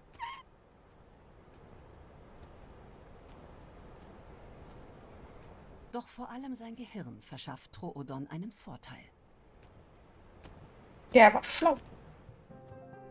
Auf der Grundlage der Schädelfossilien von Troodon erstellten Forschende dieses 3D-Modell. Ein Vergleich der Gehirngröße im Verhältnis zum Schädel zeigt, das Gehirn des Troodon ist 3-mal so groß wie das eines Tyrannosaurus. Na, ich wieder verpasst. Werbung. Als sich die Dinosaurier weiterentwickelten, entstanden viele neue Merkmale.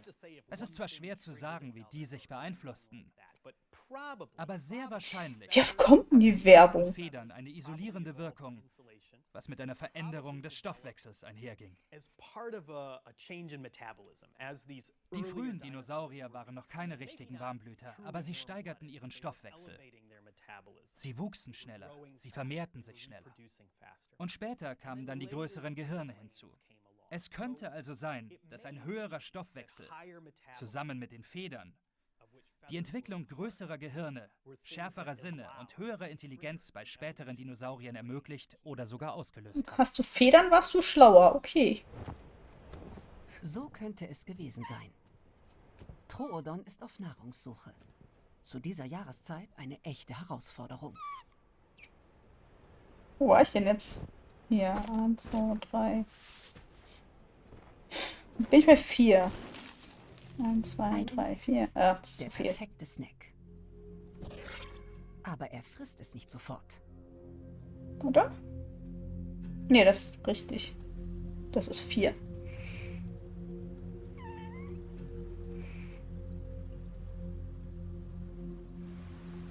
Er angelt.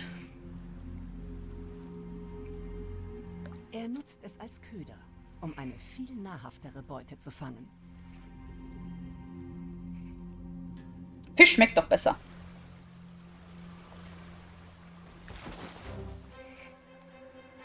Könnte Troodon so strategisch gejagt haben? Einige Vögel machen es ja auch. Die Intelligenz heutiger Vögel kann darüber Aufschluss geben. Genauer gesagt, die Intelligenz heute noch lebender Dinosaurier. Die Vögel von heute sind Dinosaurier. Es gibt etwa 14.000 Vogelarten, von Kolibris und Tauben bis hin zu Adlern und Straußenvögeln. Und sie alle sind Dinosaurier. Sie sind Teil des Dinosaurier-Stammbaums. Tatsächlich waren sie die einzigen Dinosaurier, die den Asteroideneinschlag vor 66 Millionen Jahren überlebt haben, der den T-Rex, den Triceratops und alle anderen Dinosaurier außer den Vögeln tötete. Vögel sind die einzigen Überlebenden des großen Dinosaurierreiches. Ja, Vögel und Fische und generell was im Wasser war. Und Vögel haben eine Besonderheit. Die Gehirne mancher Arten sind zwar klein, die Anzahl der enthaltenen Neuronen jedoch erstaunlich hoch. Dies könnte das intelligente Verhalten mancher Vogelarten erklären.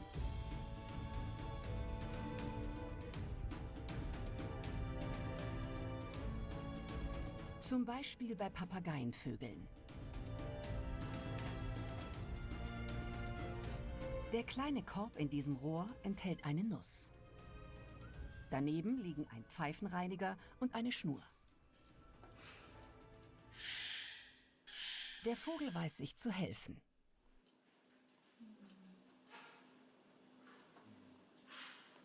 Und baut sich ein Werkzeug.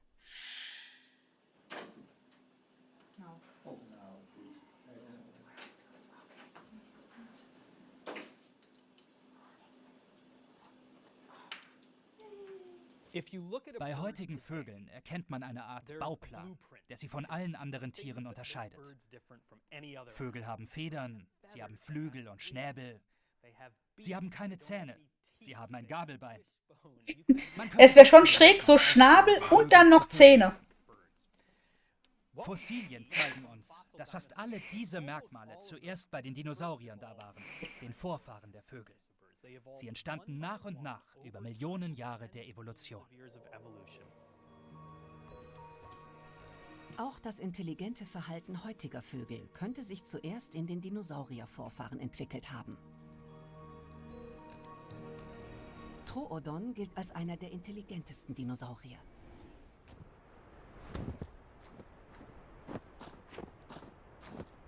Nüsse vom Herbst, vergraben im Schnee. Das Verstecken von Nahrung lässt sich heute bei modernen Vögeln wie Krähen beobachten.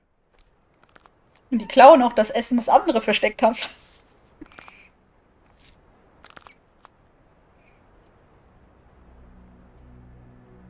Doch Troodon ist nicht der einzig hungrige Saurier. Nanooksaurus, ein Arktisbewohner aus der Familie der Tyrannosaurier, schleicht sich an.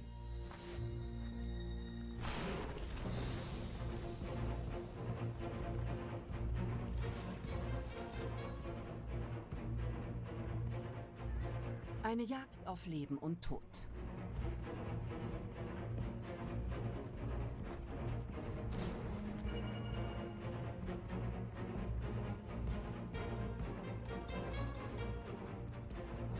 Lauf, kleiner Dino, lauf! Oh nein, er ist gestolpert. Noch geschafft. Eingestürzt. Hallo Lola.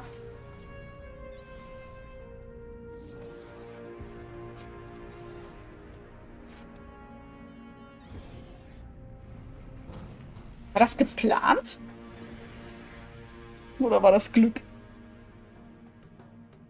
Na, die Lola. Es ist Frühling und der Schnee schmilzt.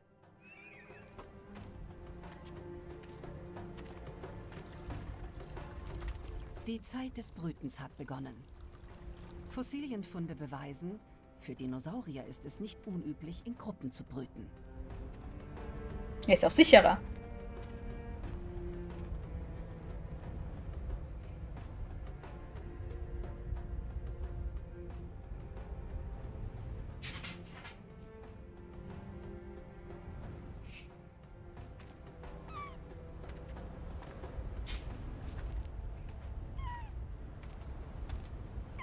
Na Max, komm doch auch her. Hängst den Kopf so aus dem Dings, aus der Höhle raus. Komm her, komm auf die andere Seite. Das ist leider die Hundestreiche.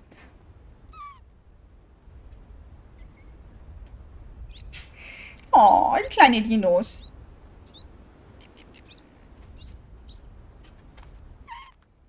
Troodon brütet seinen Nachwuchs nicht nur aus, er kümmert sich wohl auch weiter um die Jungtiere. So Kinder, jetzt geht's in die Schule.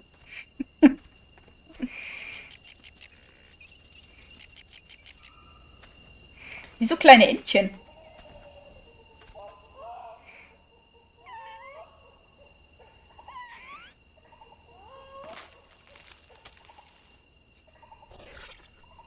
Noch muss er für sie Nahrung besorgen.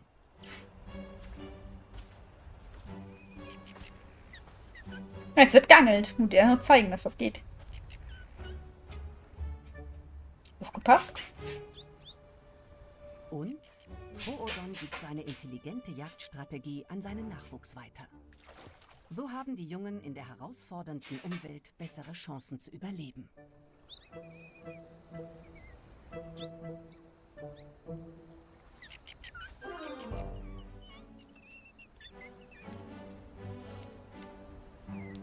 Lass nur nicht wieder ins Wasser springen. Noch sind die Jungen guck mal, er will auch. Geholfen.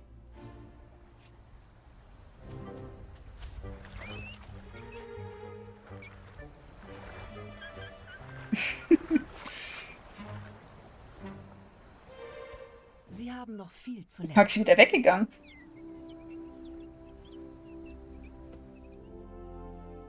Zurück in Brüssel. Im Institut für Naturwissenschaften bringt jeder neue Tag Pascal Godefroy und sein Genug Team gekuschelt? Okay. ein Stück näher an die Entschlüsselung der Fossilien aus Wyoming. Lola noch nicht. Ja, da muss hier Lola aufs Klo. Muss ich Pipi machen? Die Knochen auf diesem Ist es Tisch das? gehören zu einem Ja. Langhalsdinosaurier. Dann müssen wir mal kurz Pause machen. Ja, Lola muss mal. Bin in 2 Minuten wieder da. Oh, wir gehen jetzt raus. Ja.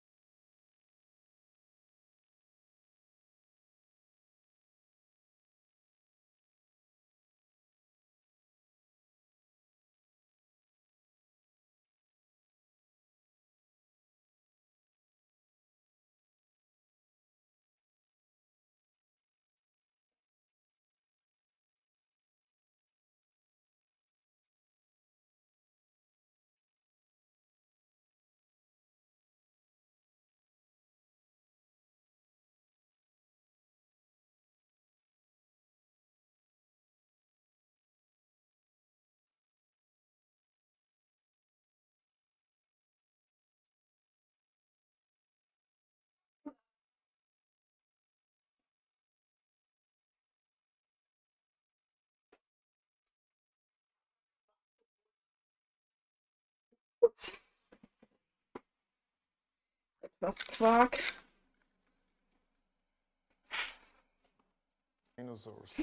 Hier haben Sie Knochen aus dem Beckenbereich des Tieres. Muss ich noch mal ganz kurz. Dies ist eine Tibia, ein Oder Beinknochen. machen wir es so. Das ist ein Oberarmknochen, Kurz Wunde hier sind verarzten. Rippen, weitere Oberarmknochen und einige Wirbel. Das ist ein Wirbel aus dem Hals des Tieres. Wahrscheinlich gehört der Saurier zu einer neuen Gattung von Diplodocus-ähnlichen Langhalsdinosauriern. Ein neuer Dinosaurier. Aktuell wird etwa jede Woche eine neue Dinosaurierart entdeckt. Echt Etwa so oft? 50 im Jahr. Lol. Es sind Funde wie diese, die das Wissen über die Giganten der Urzeit immer weiter vorantreiben. Es ist wie ein Traum. Unsere Funde rund um die Skelette, das fügt sich zu einem genaueren Bild. Wir haben Federn gefunden. Wir haben Schuppen gefunden. Das Bild, wie ein Dinosaurier wirklich aussah, ist jetzt sehr viel präziser. Und Ja, es vorher ist hat man nur völlig Knochen, anders jetzt hat man noch mehr. als das, was wir vielleicht vor Federn, 20 oder Schuppen, 30 Farbe. Jahren So mehr wie erwartet haben. Knochen. Und da wurde auch noch beschissen bei den Knochen früher. Ja, obwohl wahrscheinlich heute auch noch immer ein bisschen. Aber nicht mehr so viel wahrscheinlich. Hoffe ich. Ähnlich wie Troodon könnte auch Deinocheirus für seinen Nachwuchs gesorgt haben.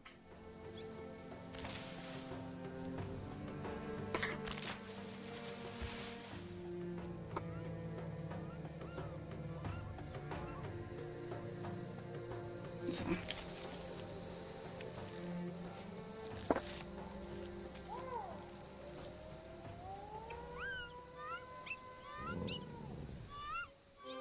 Die kleine Gruppe bleibt nicht lange unentdeckt. Ein Tarbosaurus greift an. Oh no!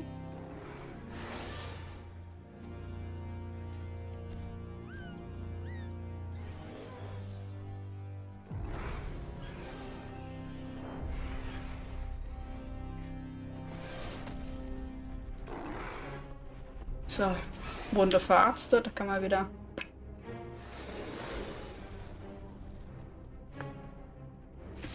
So könnte ein Kampf der Riesen vor etwa 70 Millionen Jahren gewesen sein. Deinocheirus' schreckliche Hände erweisen sich als gefährliche und effektive Waffen. Ja, der kann nicht nur beißen, sondern auch schlagen.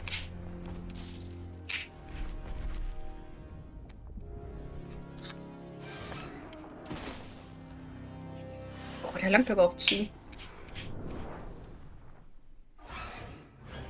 Der Deinocheirus kann den Angreifer abwehren.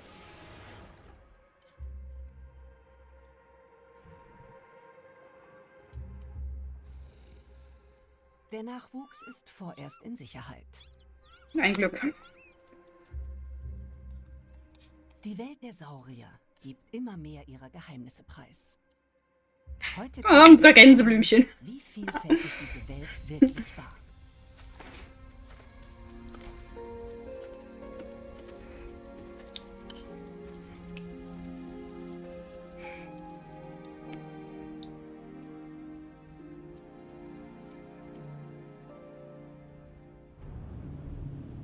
Die Erde vor 66 Millionen Jahren. Herden gigantischer Pflanzenfresser ziehen über das Land. Riesige Meeressaurier jagen in den Ozeanen. Der gefährlichste ist der Mosasaurus. Diese Tiere waren sehr gut an ihre Umgebung angepasst. Sie waren Den gab's auch in extrem Jurassic Park World. ohne jede Konkurrenz. Er hat den anderen Dino gebissen. Er hat ja viele Zähne. Das Land beherrschen große Raubsaurier. Und die Ozeane noch gewaltigere Jäger. Nom.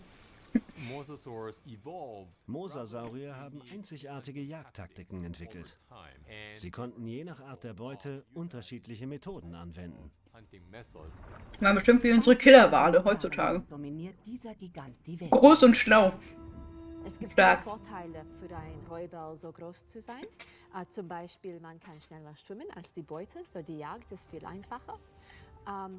Auch man selbst hat weniger Fressfeinde. Riesige Raubtiere. Eine Erfolgsgeschichte der Evolution. Ah.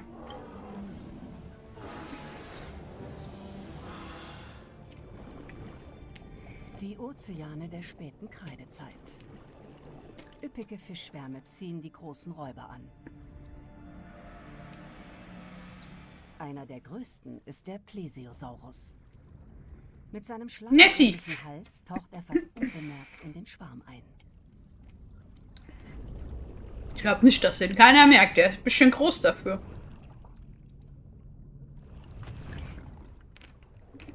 Plesiosaurier bevölkern bereits seit 150 Millionen Jahren die Meere. Ein weiterer großer Jäger der Kreidezeit? Ein 6 Meter langer Fisch, der Xifactinus. Er kann auf 60 Kilometer pro Stunde beschleunigen. Er hat was von einem Barracuda. Und seinen Unterkiefer weit aufreißen. Das macht ihn so gefährlich. Er hat große Fresse. Doch weder Plesiosaurus noch Xifactinus sind die Herrscher der Ozeane. Megalodon. No. Fresser gefressen werden. Das größte Lebewesen im Meer. Mit seinen messerscharfen Zähnen zerschneidet er die Beute und verschlingt große Stücke. Die größten Tiere werden bis zu 17 Meter lang. Mindestens 5 Arten dieser gigantischen Räuber jagen in allen Ozeanen der Kreidezeit. Ja, ist ganz schön viel. Also so ein großer Stubus.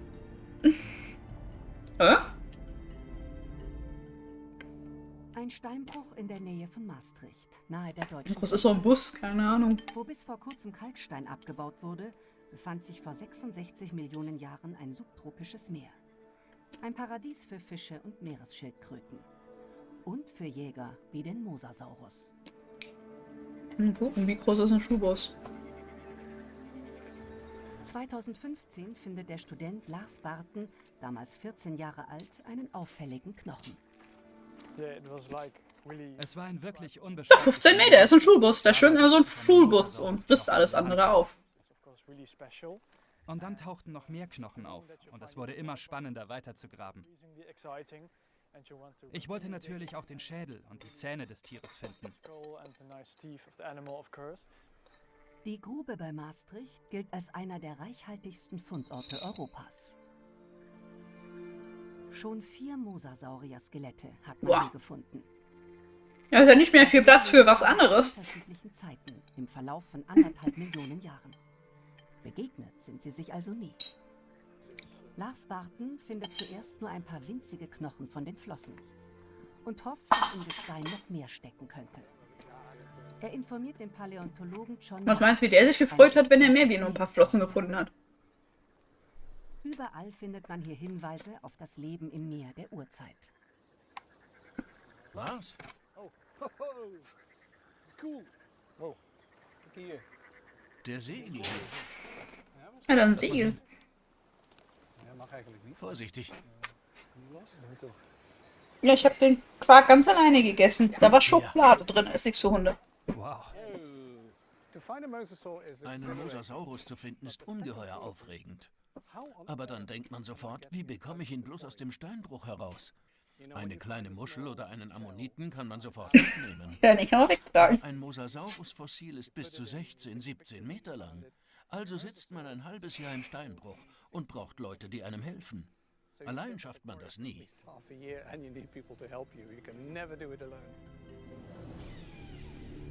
Vor 66 Millionen Jahren sind große Teile der Erde von Meeren bedeckt. Über Millionen Jahre ziehen sich die Meere zurück und die heutigen Kontinente bilden sich. Mosasaurus-Fossilien finden sich auf der ganzen Welt. Mitten in Nordamerika und in Argentinien, aber auch in der Türkei, in Marokko und Namibia. und weiter östlich in Japan. Das erste Fossil aber entdeckte man bereits 1764 in den Niederlanden. Das ist auch schon ein Weilchen her. Was hat man zu der Zeit damit gemacht? Die Flusses Maas verleihen dem Saurier seinen Namen. Das Naturhistorische Museum in Maastricht. Die Enttäuschung ist groß, als Lars und der erfahrene Paläontologe John Yacht das Fossil näher untersuchen. Die Knochen wurden im Laufe der Jahrmillionen durch Erdbewegungen beschädigt.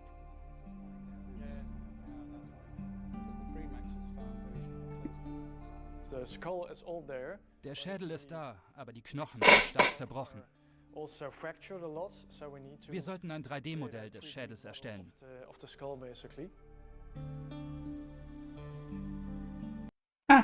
Werbung, mal ganz kurz warten. Jawohl.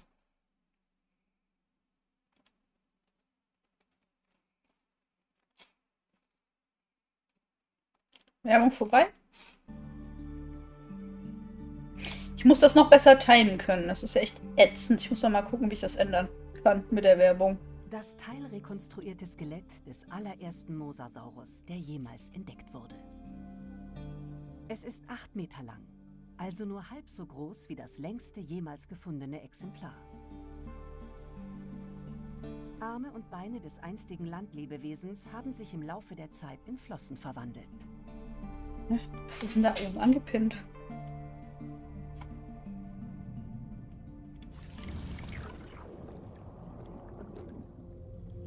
Wieso läuft das jetzt nicht mehr? Was ist jetzt los? Man sieht diesen riesigen Schädel. Oh, ich habe was angepinnt. Die müssen also extrem kräftig gewesen sein. Auch der Schwanz war extrem stark. Eine echte Kampfmaschine. Wollten nichts anpinnen. Der Mosasaurus brauchte kein Fitnessstudio. Der war schon von Geburt an mächtig. Als ehemaliges Landtier ist der Mosasaurus noch immer Lungenatmer. Zum Luftholen muss er regelmäßig an die Wasseroberfläche kommen.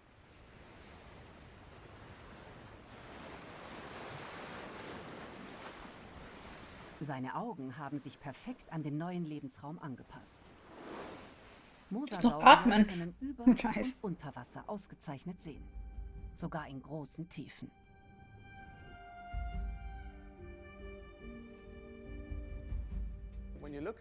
Wenn man sich die Augenhöhlen ansieht, kann man das Jugalbein und den Skleralring im Innern sehen, der den Augapfel Lola, schützt. was ist denn los? Er funktioniert wie eine Art Blende in einer Kamera. Wir wissen, dass Mosasaurier im offenen Meer in eine Tiefe tauchen konnten, wo es kaum Licht gibt. Der Max kommt zu Sie mir. fingen durch diese Blende einfach das Restlicht ein, um ihre Beute aufzuspüren.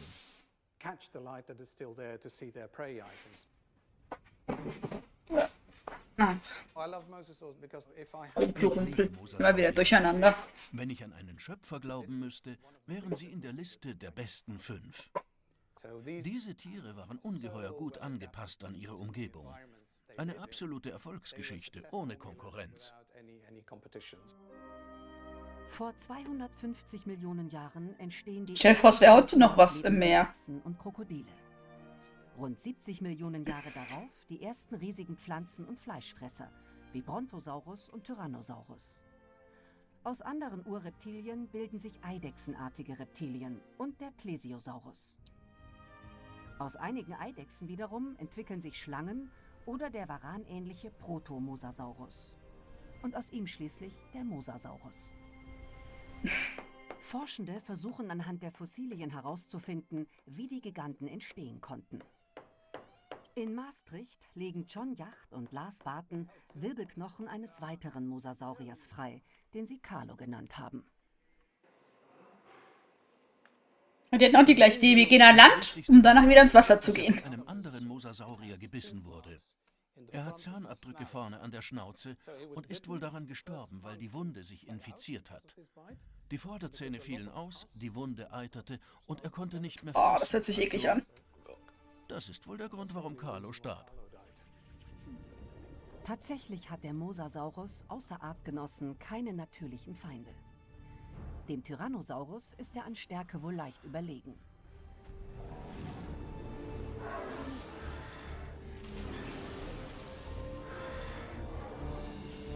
Man muss ja erstmal ins Wasser kommen dann. Eine ungleiche Jagd am Ufer, die sich ins Meer verlagert.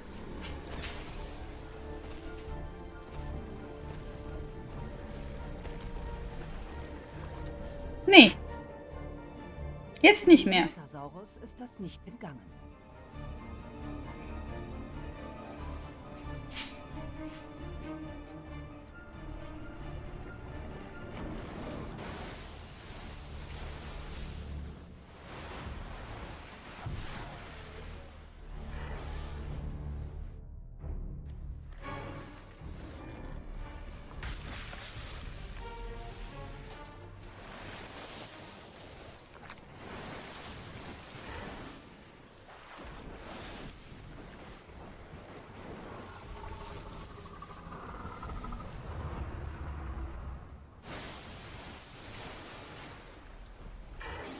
Hat Mosasaurus tatsächlich große landlebende Saurier angegriffen? Ja, warum auch nicht? Wenn der schon mal in der Nähe vom Wasser ist, kann das bestimmt passieren. Eine Spur führt nach Großbritannien, in die Stadt Bristol. Ich meine, Elche werden auch von Killerwalen gefressen. Im Stadtmuseum lagert ein auf den ersten Blick unscheinbares Fossil.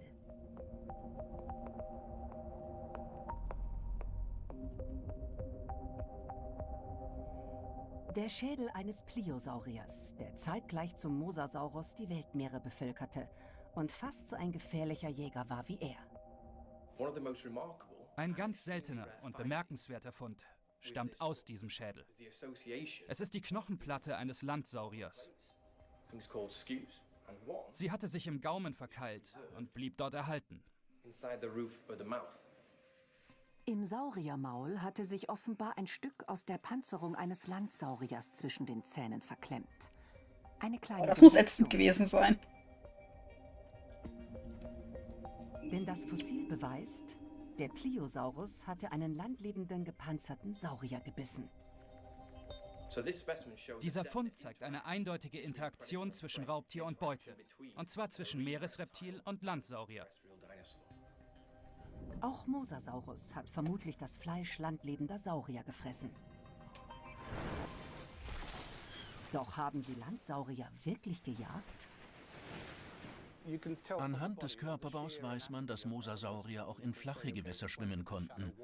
Sie könnten also landlebende Dinosaurier gejagt haben. Aber es ist auch möglich, dass diese Saurier bereits tot waren und als Kadaver im Wasser schwammen. Dann wären Mosasaurier nicht nur Räuber, sondern auch Aasfresser. Ich glaube, das ist dem ziemlich egal. Hauptsache Futter. Ein spektakulärer Fund stammt aus Kanada. Im Tyrrell-Museum in Drumella lagert ein Fossil, das über das Jagdverhalten des Mosasaurus Auskunft gibt.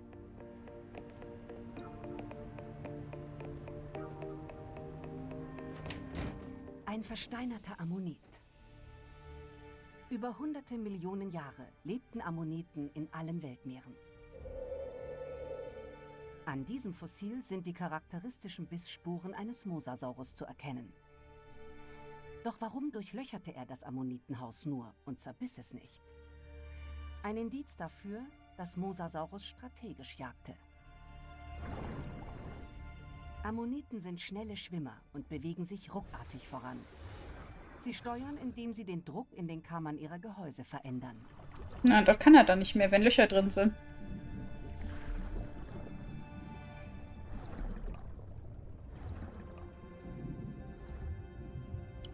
Der Ammonit hat eine Schwachstelle, einen toten Winkel hinter seinem großen Gehäuse.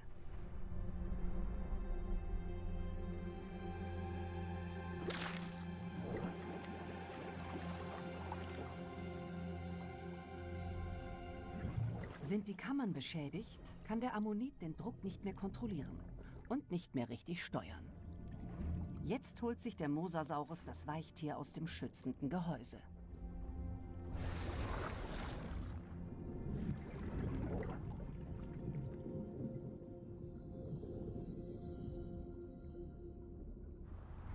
Im nordamerikanischen Kansas ist Mosasaurus-Experte Takuya Konishi auf der Suche nach Überresten des Raubtieres.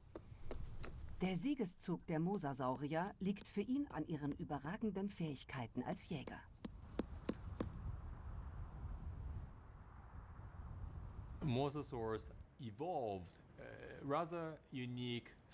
Mosasaurier entwickelten im Laufe der Zeit einzigartige Jagdtaktiken. Unterschiedlich, je nach Art der Beute. Mosasaurier fraßen die weichen Körperteile und ließen die harten Schalen zurück. Die schmecken ja auch gar nicht. So harte Schale. Bäh. Wir essen ja auch keine Man pellt ja, Oma, man pellt ja auch das Ei und isst nicht die mitsamt der Schale.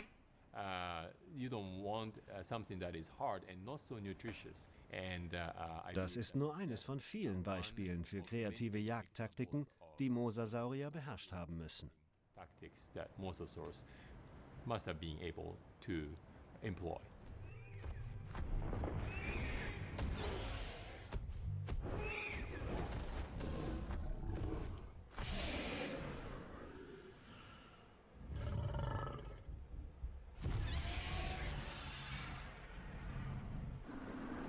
Ein Pterosaurier hat eine Flügelspannweite von bis zu 13 Metern.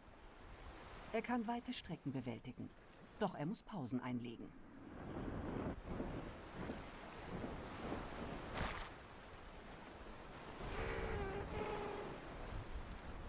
Sieht lustig aus. In Fossilien wurden die Überreste eines solchen Fangs entdeckt.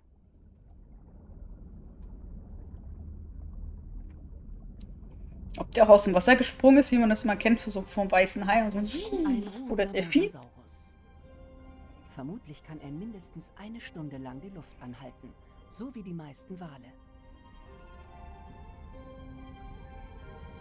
Doch selbst während der Ruhephasen greift kein anderes Raubtier den Mosasaurus an.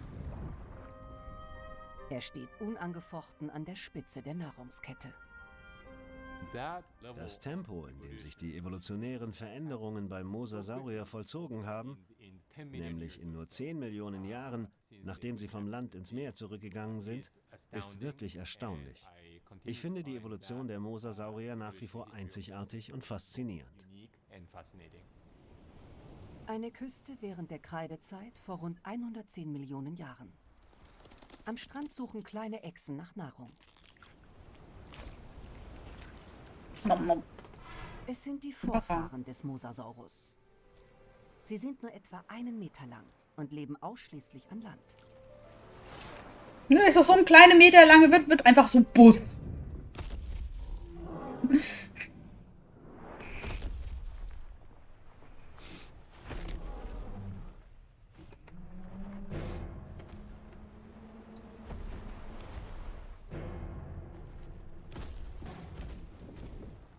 Die Küste bietet den kleinen Echsen wenig Schutz. Ja, wenn du das Kleinste darauf bist, ist scheiße. Und diese Protomosasaurier werden auch gejagt.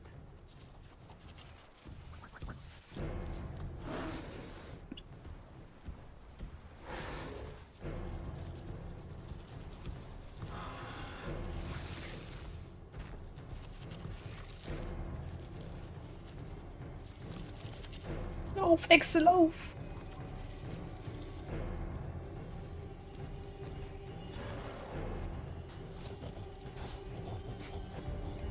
Ja, für die war es die beste Taktik, zurück ans Wasser zu gehen. Jetzt aber von unserer kleinen Echsen, die gefressen wird, zu einfach dem größten wasserlebenden Vieh. Feinde lauern nicht nur an Land.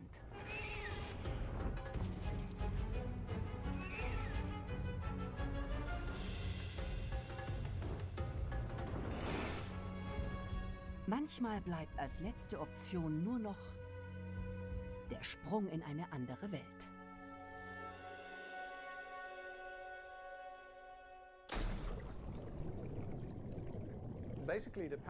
Grundsätzlich funktioniert die Evolution nach dem Muster, dass ein Tier aus dem Wasser kommt, an Land geht und in die Luft steigt. Aber manche Gruppen kehren das um und gehen vom Land zurück ins Wasser. Wenn es in der Natur Platz gibt, gibt es neue Kreationen. Faktisch shit am Out denken. Ich geh zurück ins Wasser. Die wurden so stark gejagt, dass sie ins Wasser zurückkehrten und sich zu Mosasauriern entwickelten, weil es dort keine Konkurrenz gab.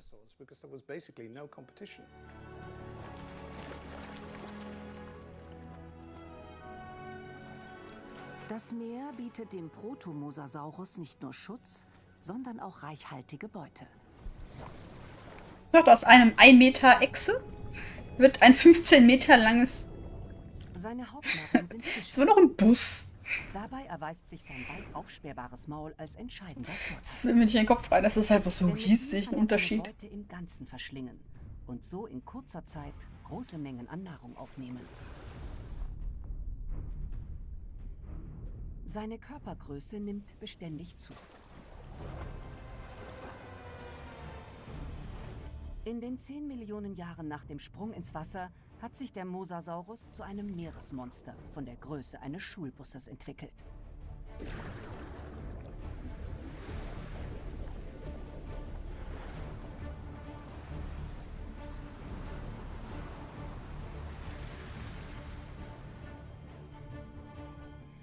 Sein Gebiss, das stärkste und gefährlichste seiner Zeit.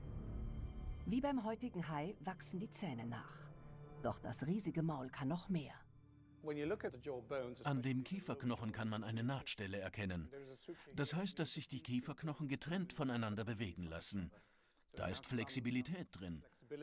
Das wird durch diesen Knochen, das Quadratum, erreicht. Es verbindet den Unterkiefer mit dem Rest des Schädels und kann sich bis zu 45 Grad bewegen. Der Unterkiefer schiebt sich beim Zubeißen nach vorne und reißt die Beute zugleich nach hinten. Diese Tiere waren also perfekte Mordmaschinen. Ihre Mordwerkzeuge? Bis zu 5 Zentimeter lange Reißzähne. Die Universität von Cincinnati in Ohio, USA. Mosasaurus-Experte Takuya Konishi forscht hier an den unterschiedlichen Zahntypen der Meeressaurier. Im Laufe der Evolution entwickelten sich auch ihre Zähne immer weiter. Dieser Zahn ist nicht nur scharf, sondern auch kegelförmig geformt und spitz. Wie ein Hai. Nee, Hai hat flache, oder? Nicht nur die nötige Stärke, sondern auch die Schärfe, die ideal dafür waren, um durch Beutetiere zu schneiden.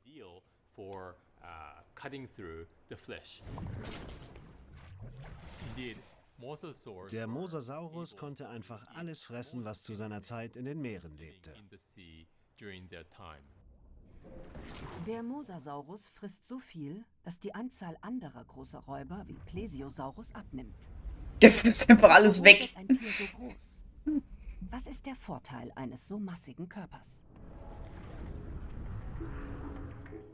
Die Frage führt noch viel weiter zurück in die Vergangenheit und ins Museum für Naturkunde in Stuttgart.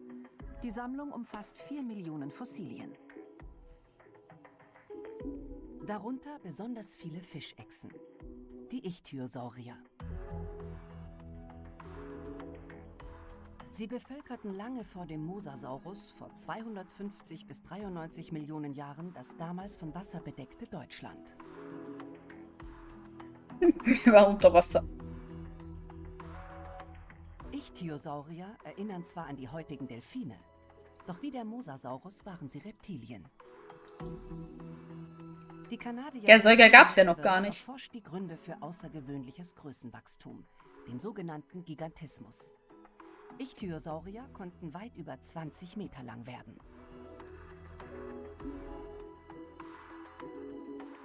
Es gibt viele Vorteile für ein Räuber, so groß zu sein. Zum Beispiel, man kann schneller schwimmen als die Beute, so die Jagd ist viel einfacher.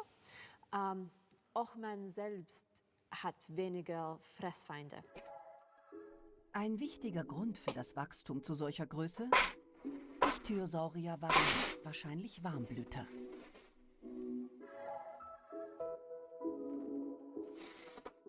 Wir wissen, dass Fischsaurier haben eine Körpertemperatur, die viel wärmer als das Wasser war. Und so mit dieser warmen Körpertemperatur, ein sehr großes Körper ist auch mehr effizient zu hitzen als ein sehr kleiner Körper. So, es gab einen energetischen Vorteil auch. Auch Mosasaurus noch eine Reihe, dann kann ich es zusammen machen. Und konnte die Energie, die er über Nahrung aufnahm, dadurch sehr effektiv nutzen. Aber er hatte noch ein anderes Erfolgsgeheimnis. In der australischen Wildnis sucht der japanische Biologe Hideaki Kato seltene Reptilien. Seine Forschungsobjekte sind weitläufige Verwandte des Mosasaurus, die Eidechsen. Eidechsen haben im Laufe der Evolution eine Vielzahl von Arten und unterschiedlichen Verhaltensweisen entwickelt. Oh, da ist was. Genau da.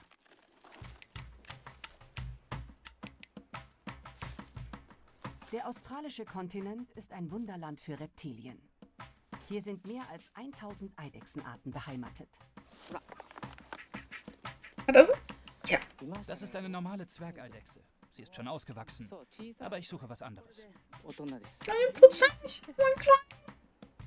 Das Maul. Der Forscher sucht weiter. Eine ganz bestimmte Echse. Doch auch das ist... Die war ja niedlich. Hab dich! Ein Drachenbart. Schaut euch diese langen Zähne an. Die meisten Eidechsenarten legen wie dieses Chamäleon Eier, aus denen später die Jungtiere schlüpfen. Da! Schaut!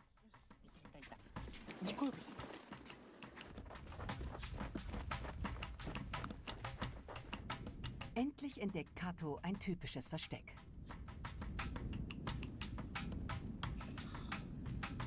Sie verteidigt sich mit allen Kräften. Sie ist stärker, als ich es erwartet habe.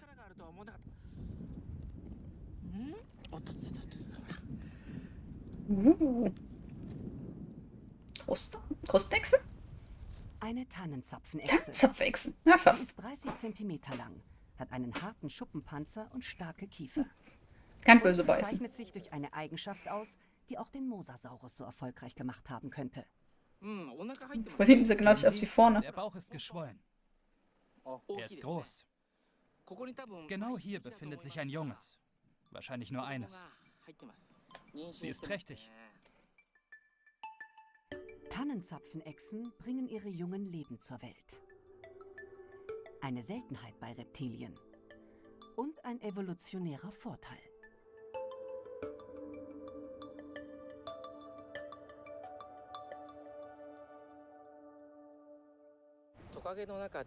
Die Fähigkeit, Leben zu gebären, erhöht die Chance, dass die Nachkommen bei rauen Bedingungen überleben. Meine gedruckt sind alle kaputt gegangen. Also wenn Meine große Nadeln. Kälte oder Hitze herrschen oder es extrem trocken ist. Bereits zur Zeit der Saurier kommen urzeitliche Riesenmeeresschildkröten an die Strände. Es ist die Zeit der Eiablage. Ja, wenn er lebend gebären, muss er nicht an Land kommen zum Eier legen. Löcher für ihre Eier und überlassen sie dort ihrem Schicksal.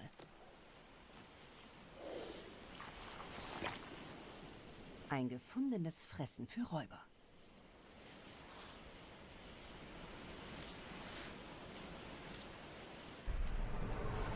Ein hungriger Abeliosaurus taucht auf. Die Gelege an Land sind bedroht.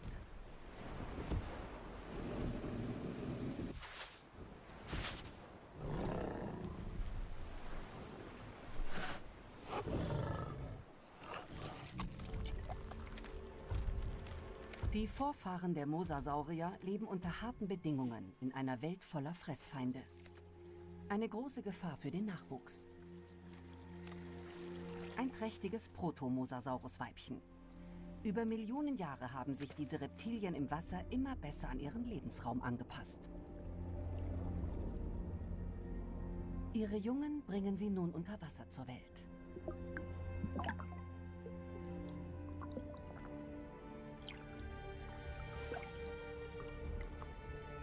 Sobald sie geboren sind, müssen sie an die Wasseroberfläche, um zu atmen. In sicherer Nähe der Mutter.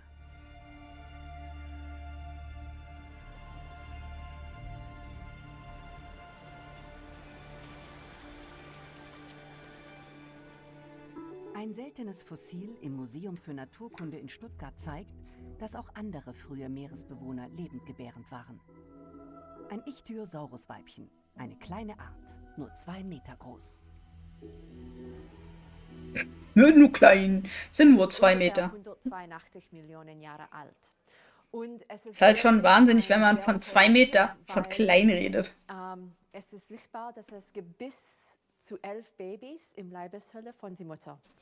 Und 3 sind hier ausgewaschen, man kann die ganz klar sehen, mit die Schädel und die Wirbelsäule und so fort. Und ja, wir wissen nicht, was es mit dieser Mutter passiert. Es ist wirklich eine traurige Geschichte, dass es gibt diese Mutter mit alle die toten Babys. Bei diesem Fossil ist nicht klar, ob die Mutter während der Geburt starb oder bereits davor und die Jungtiere nach dem Tod aus dem Körper getrieben wurden. Doch sie sind vollständig entwickelt und rund 30 Zentimeter lang. Fest steht, alle Ichthyosaurierarten waren lebendgebärend, so wie die Mosasaurier. Wie die Ichthyosaurier, die großen Mosasaurier haben die gleichen Probleme. Sie können nicht ihr Körpergewicht außerhalb des Wassers tragen. So, die Becken und die Hinterflosse sind ziemlich klein. Viel zu klein, auf den Strand zu gehen, Eier zu legen. Und so für die Fortpflanzung, dann sie müssen lebendgebärend sein, denn sie können nicht außer die Wasser ankommen. Ja, das macht Sinn. Wenn du nicht rauskommen kannst zum Eierlegen, musst du bleiben, im Wasser bleiben. Hinweis auf die Fortpflanzung beim Mosasaurus zulässt.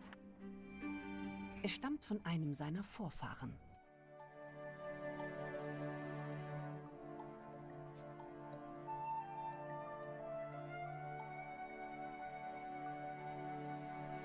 Im Bauch des trächtigen Reptils finden sich keine Eier, sondern die versteinerten Überreste von Embryonen.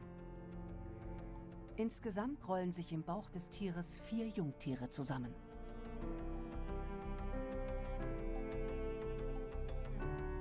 Na, guck mal, das mit der Werbung ist ja ständig. Was soll denn das?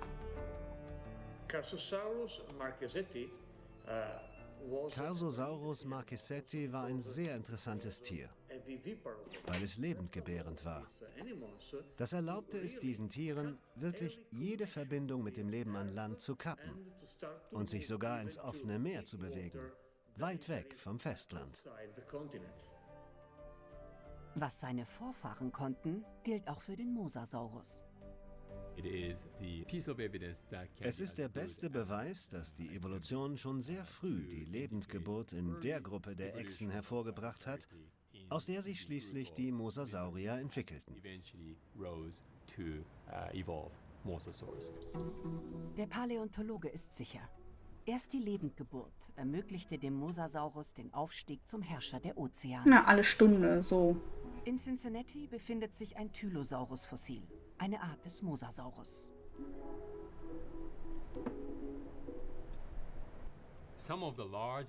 Einige der großen Mosasaurier waren bei ihrer Geburt ungefähr so groß wie dieser kleine Mosasaurus. Groß auf die Welt zu kommen ist von Vorteil, um sich gegen Raubtiere wie große Fische zu verteidigen.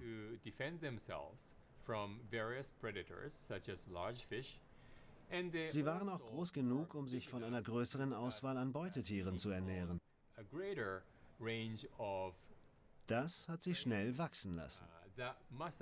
Jetzt sollte das doch noch alle Stunde kommen. Die Geburtsgröße lässt noch einen Schluss zu. Die Evolution könnte beim Mosasaurus ein Organ wie eine Plazenta hervorgebracht haben. Die Mutter muss den Embryo über ein Plazenta-ähnliches Organ ernährt haben. Nur auf diese Weise können Tiere so große Neugeborene oder Jungtiere zur Welt bringen.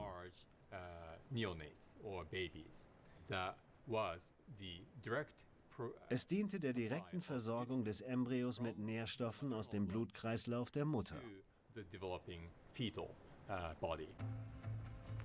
In Australien beobachtet Hideaki Kato die Tannenzapfenechse bei der Aufzucht ihres Jungtieres. Die Jungen wachsen schon vor der Geburt auf 1/3 der späteren Größe heran. Die Tannenzapfenechse ist unter den Eidechsen nicht nur eine Ausnahme, weil sie lebende Junge zur Welt bringt. Sie kümmert sich auch um ihren Nachwuchs.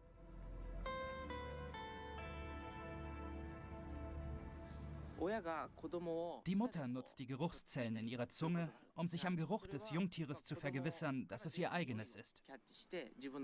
Man kann beobachten, wie sie sich gegenseitig beschnuppern und dass die Mutter auf das Jungtier reagiert.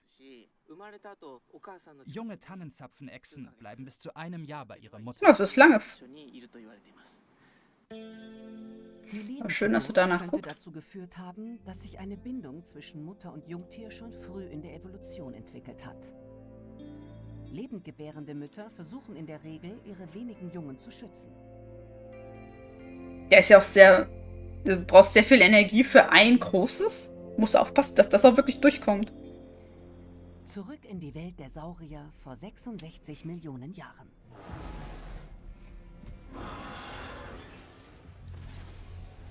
Aber dann gibst du so viel Mühe, dann guckst du nicht danach, das ist auch schwierig.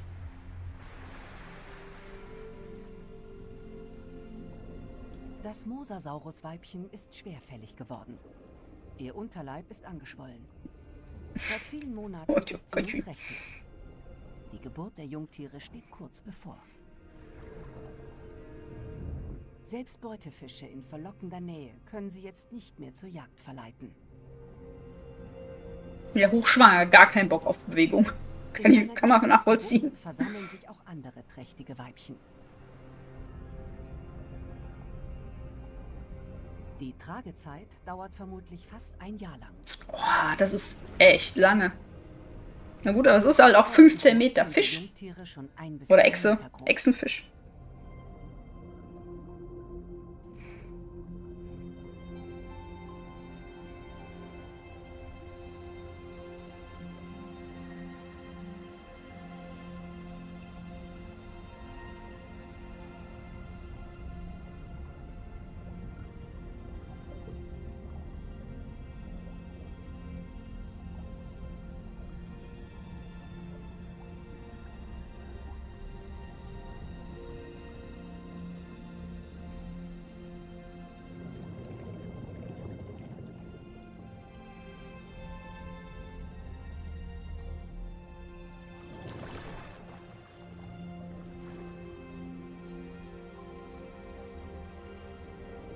Direkt nach der Geburt müssen die Jungen an die Wasseroberfläche, um zu atmen.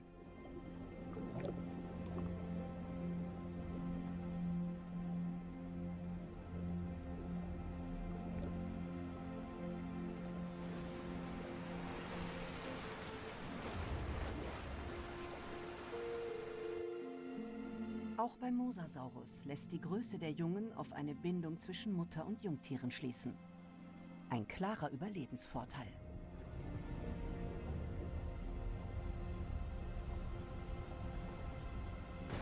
Denn schon bald lauert Gefahr. Ein Schwarm Raubfische, Xifactinus. Sie haben es auf die kleinen Mosasaurier abgesehen. Ja, noch sind sie klein. Noch kann man sie essen. Wenn man an der Mama vorbeikommt. Das Weibchen schützt seine Jungtiere so gut es geht. Doch es kann nicht alle im Auge behalten.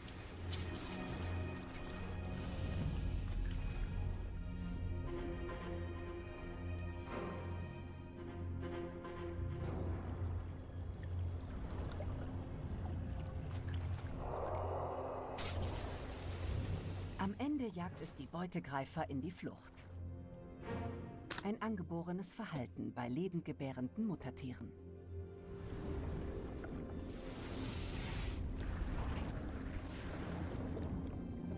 So, haben wir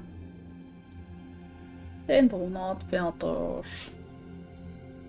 So könnte es gewesen sein, vor 66 Millionen Jahren. Ah, und das passt auch, jetzt ist das vorbei. Ist jetzt schon spät.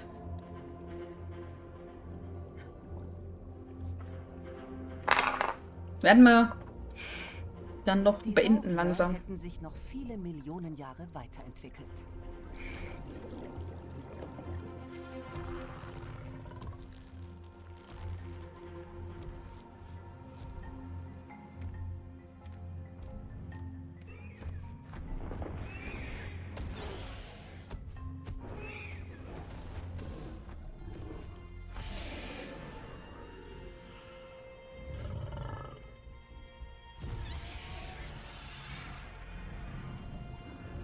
Und Mosasaurus hätte wohl weiter die Meere beherrscht. Doch es kommt anders. Ein riesiger Asteroid mit einem Durchmesser von 10 Kilometern bringt den Tod.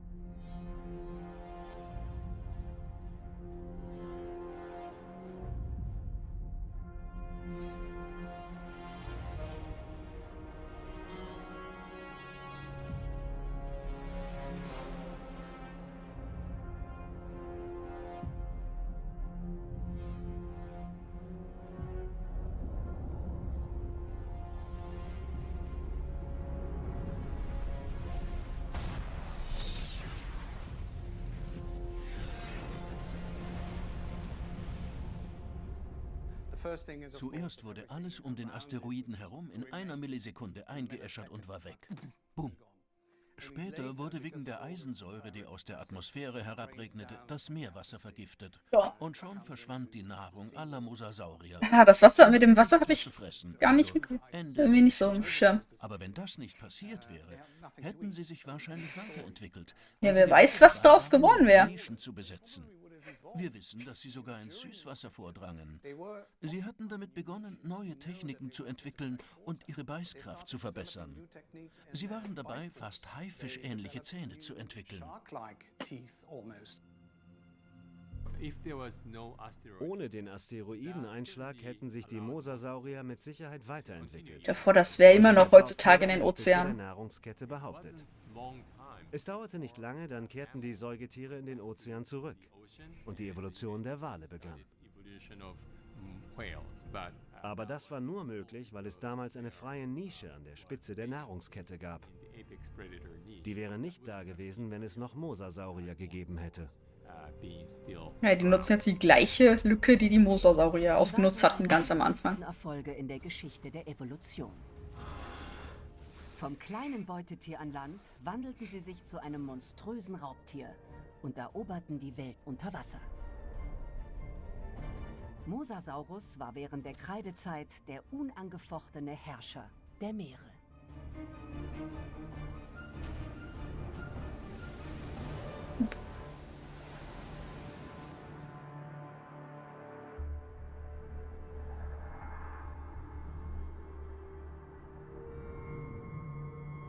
Sind auch schon coole Animationen, die da gemacht haben. Wir sind halt wieder begeistert. Von so Dokumentation, was die für Animationen da rausholen. Hurra!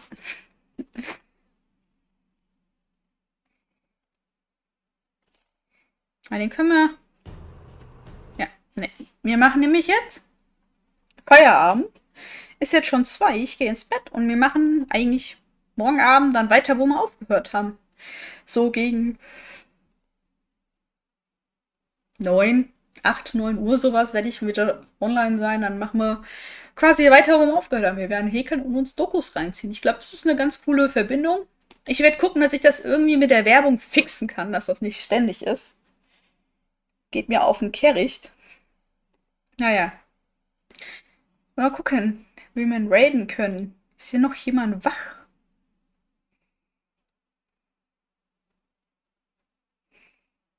Ich kriege auch gleich Crafting-Zeug. Das ist halt alles Englisch.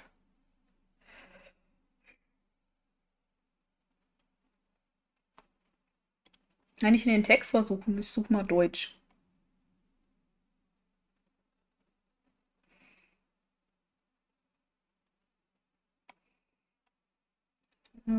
Ja, ist denn alles... Ist da irgendwas in Crafting wieder? Nö. Doch, hier ist was Crafting. Midnight Crafting, Fairy Night Modder. Na, gehen wir da mal hin. Wir gehen zu Fairy... Was? Fairylicious Switch. Okay, wir gehen da hin und gucken, was sie so betreibt. Ach, sie macht da Diamond Painting. Nice. Habe ich irgendwie auch Ton?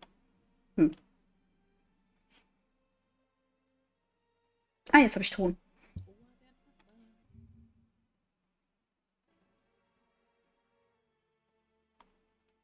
Erste Mal in Deutschland, ja, genau. Mein Gott, da war ich 7.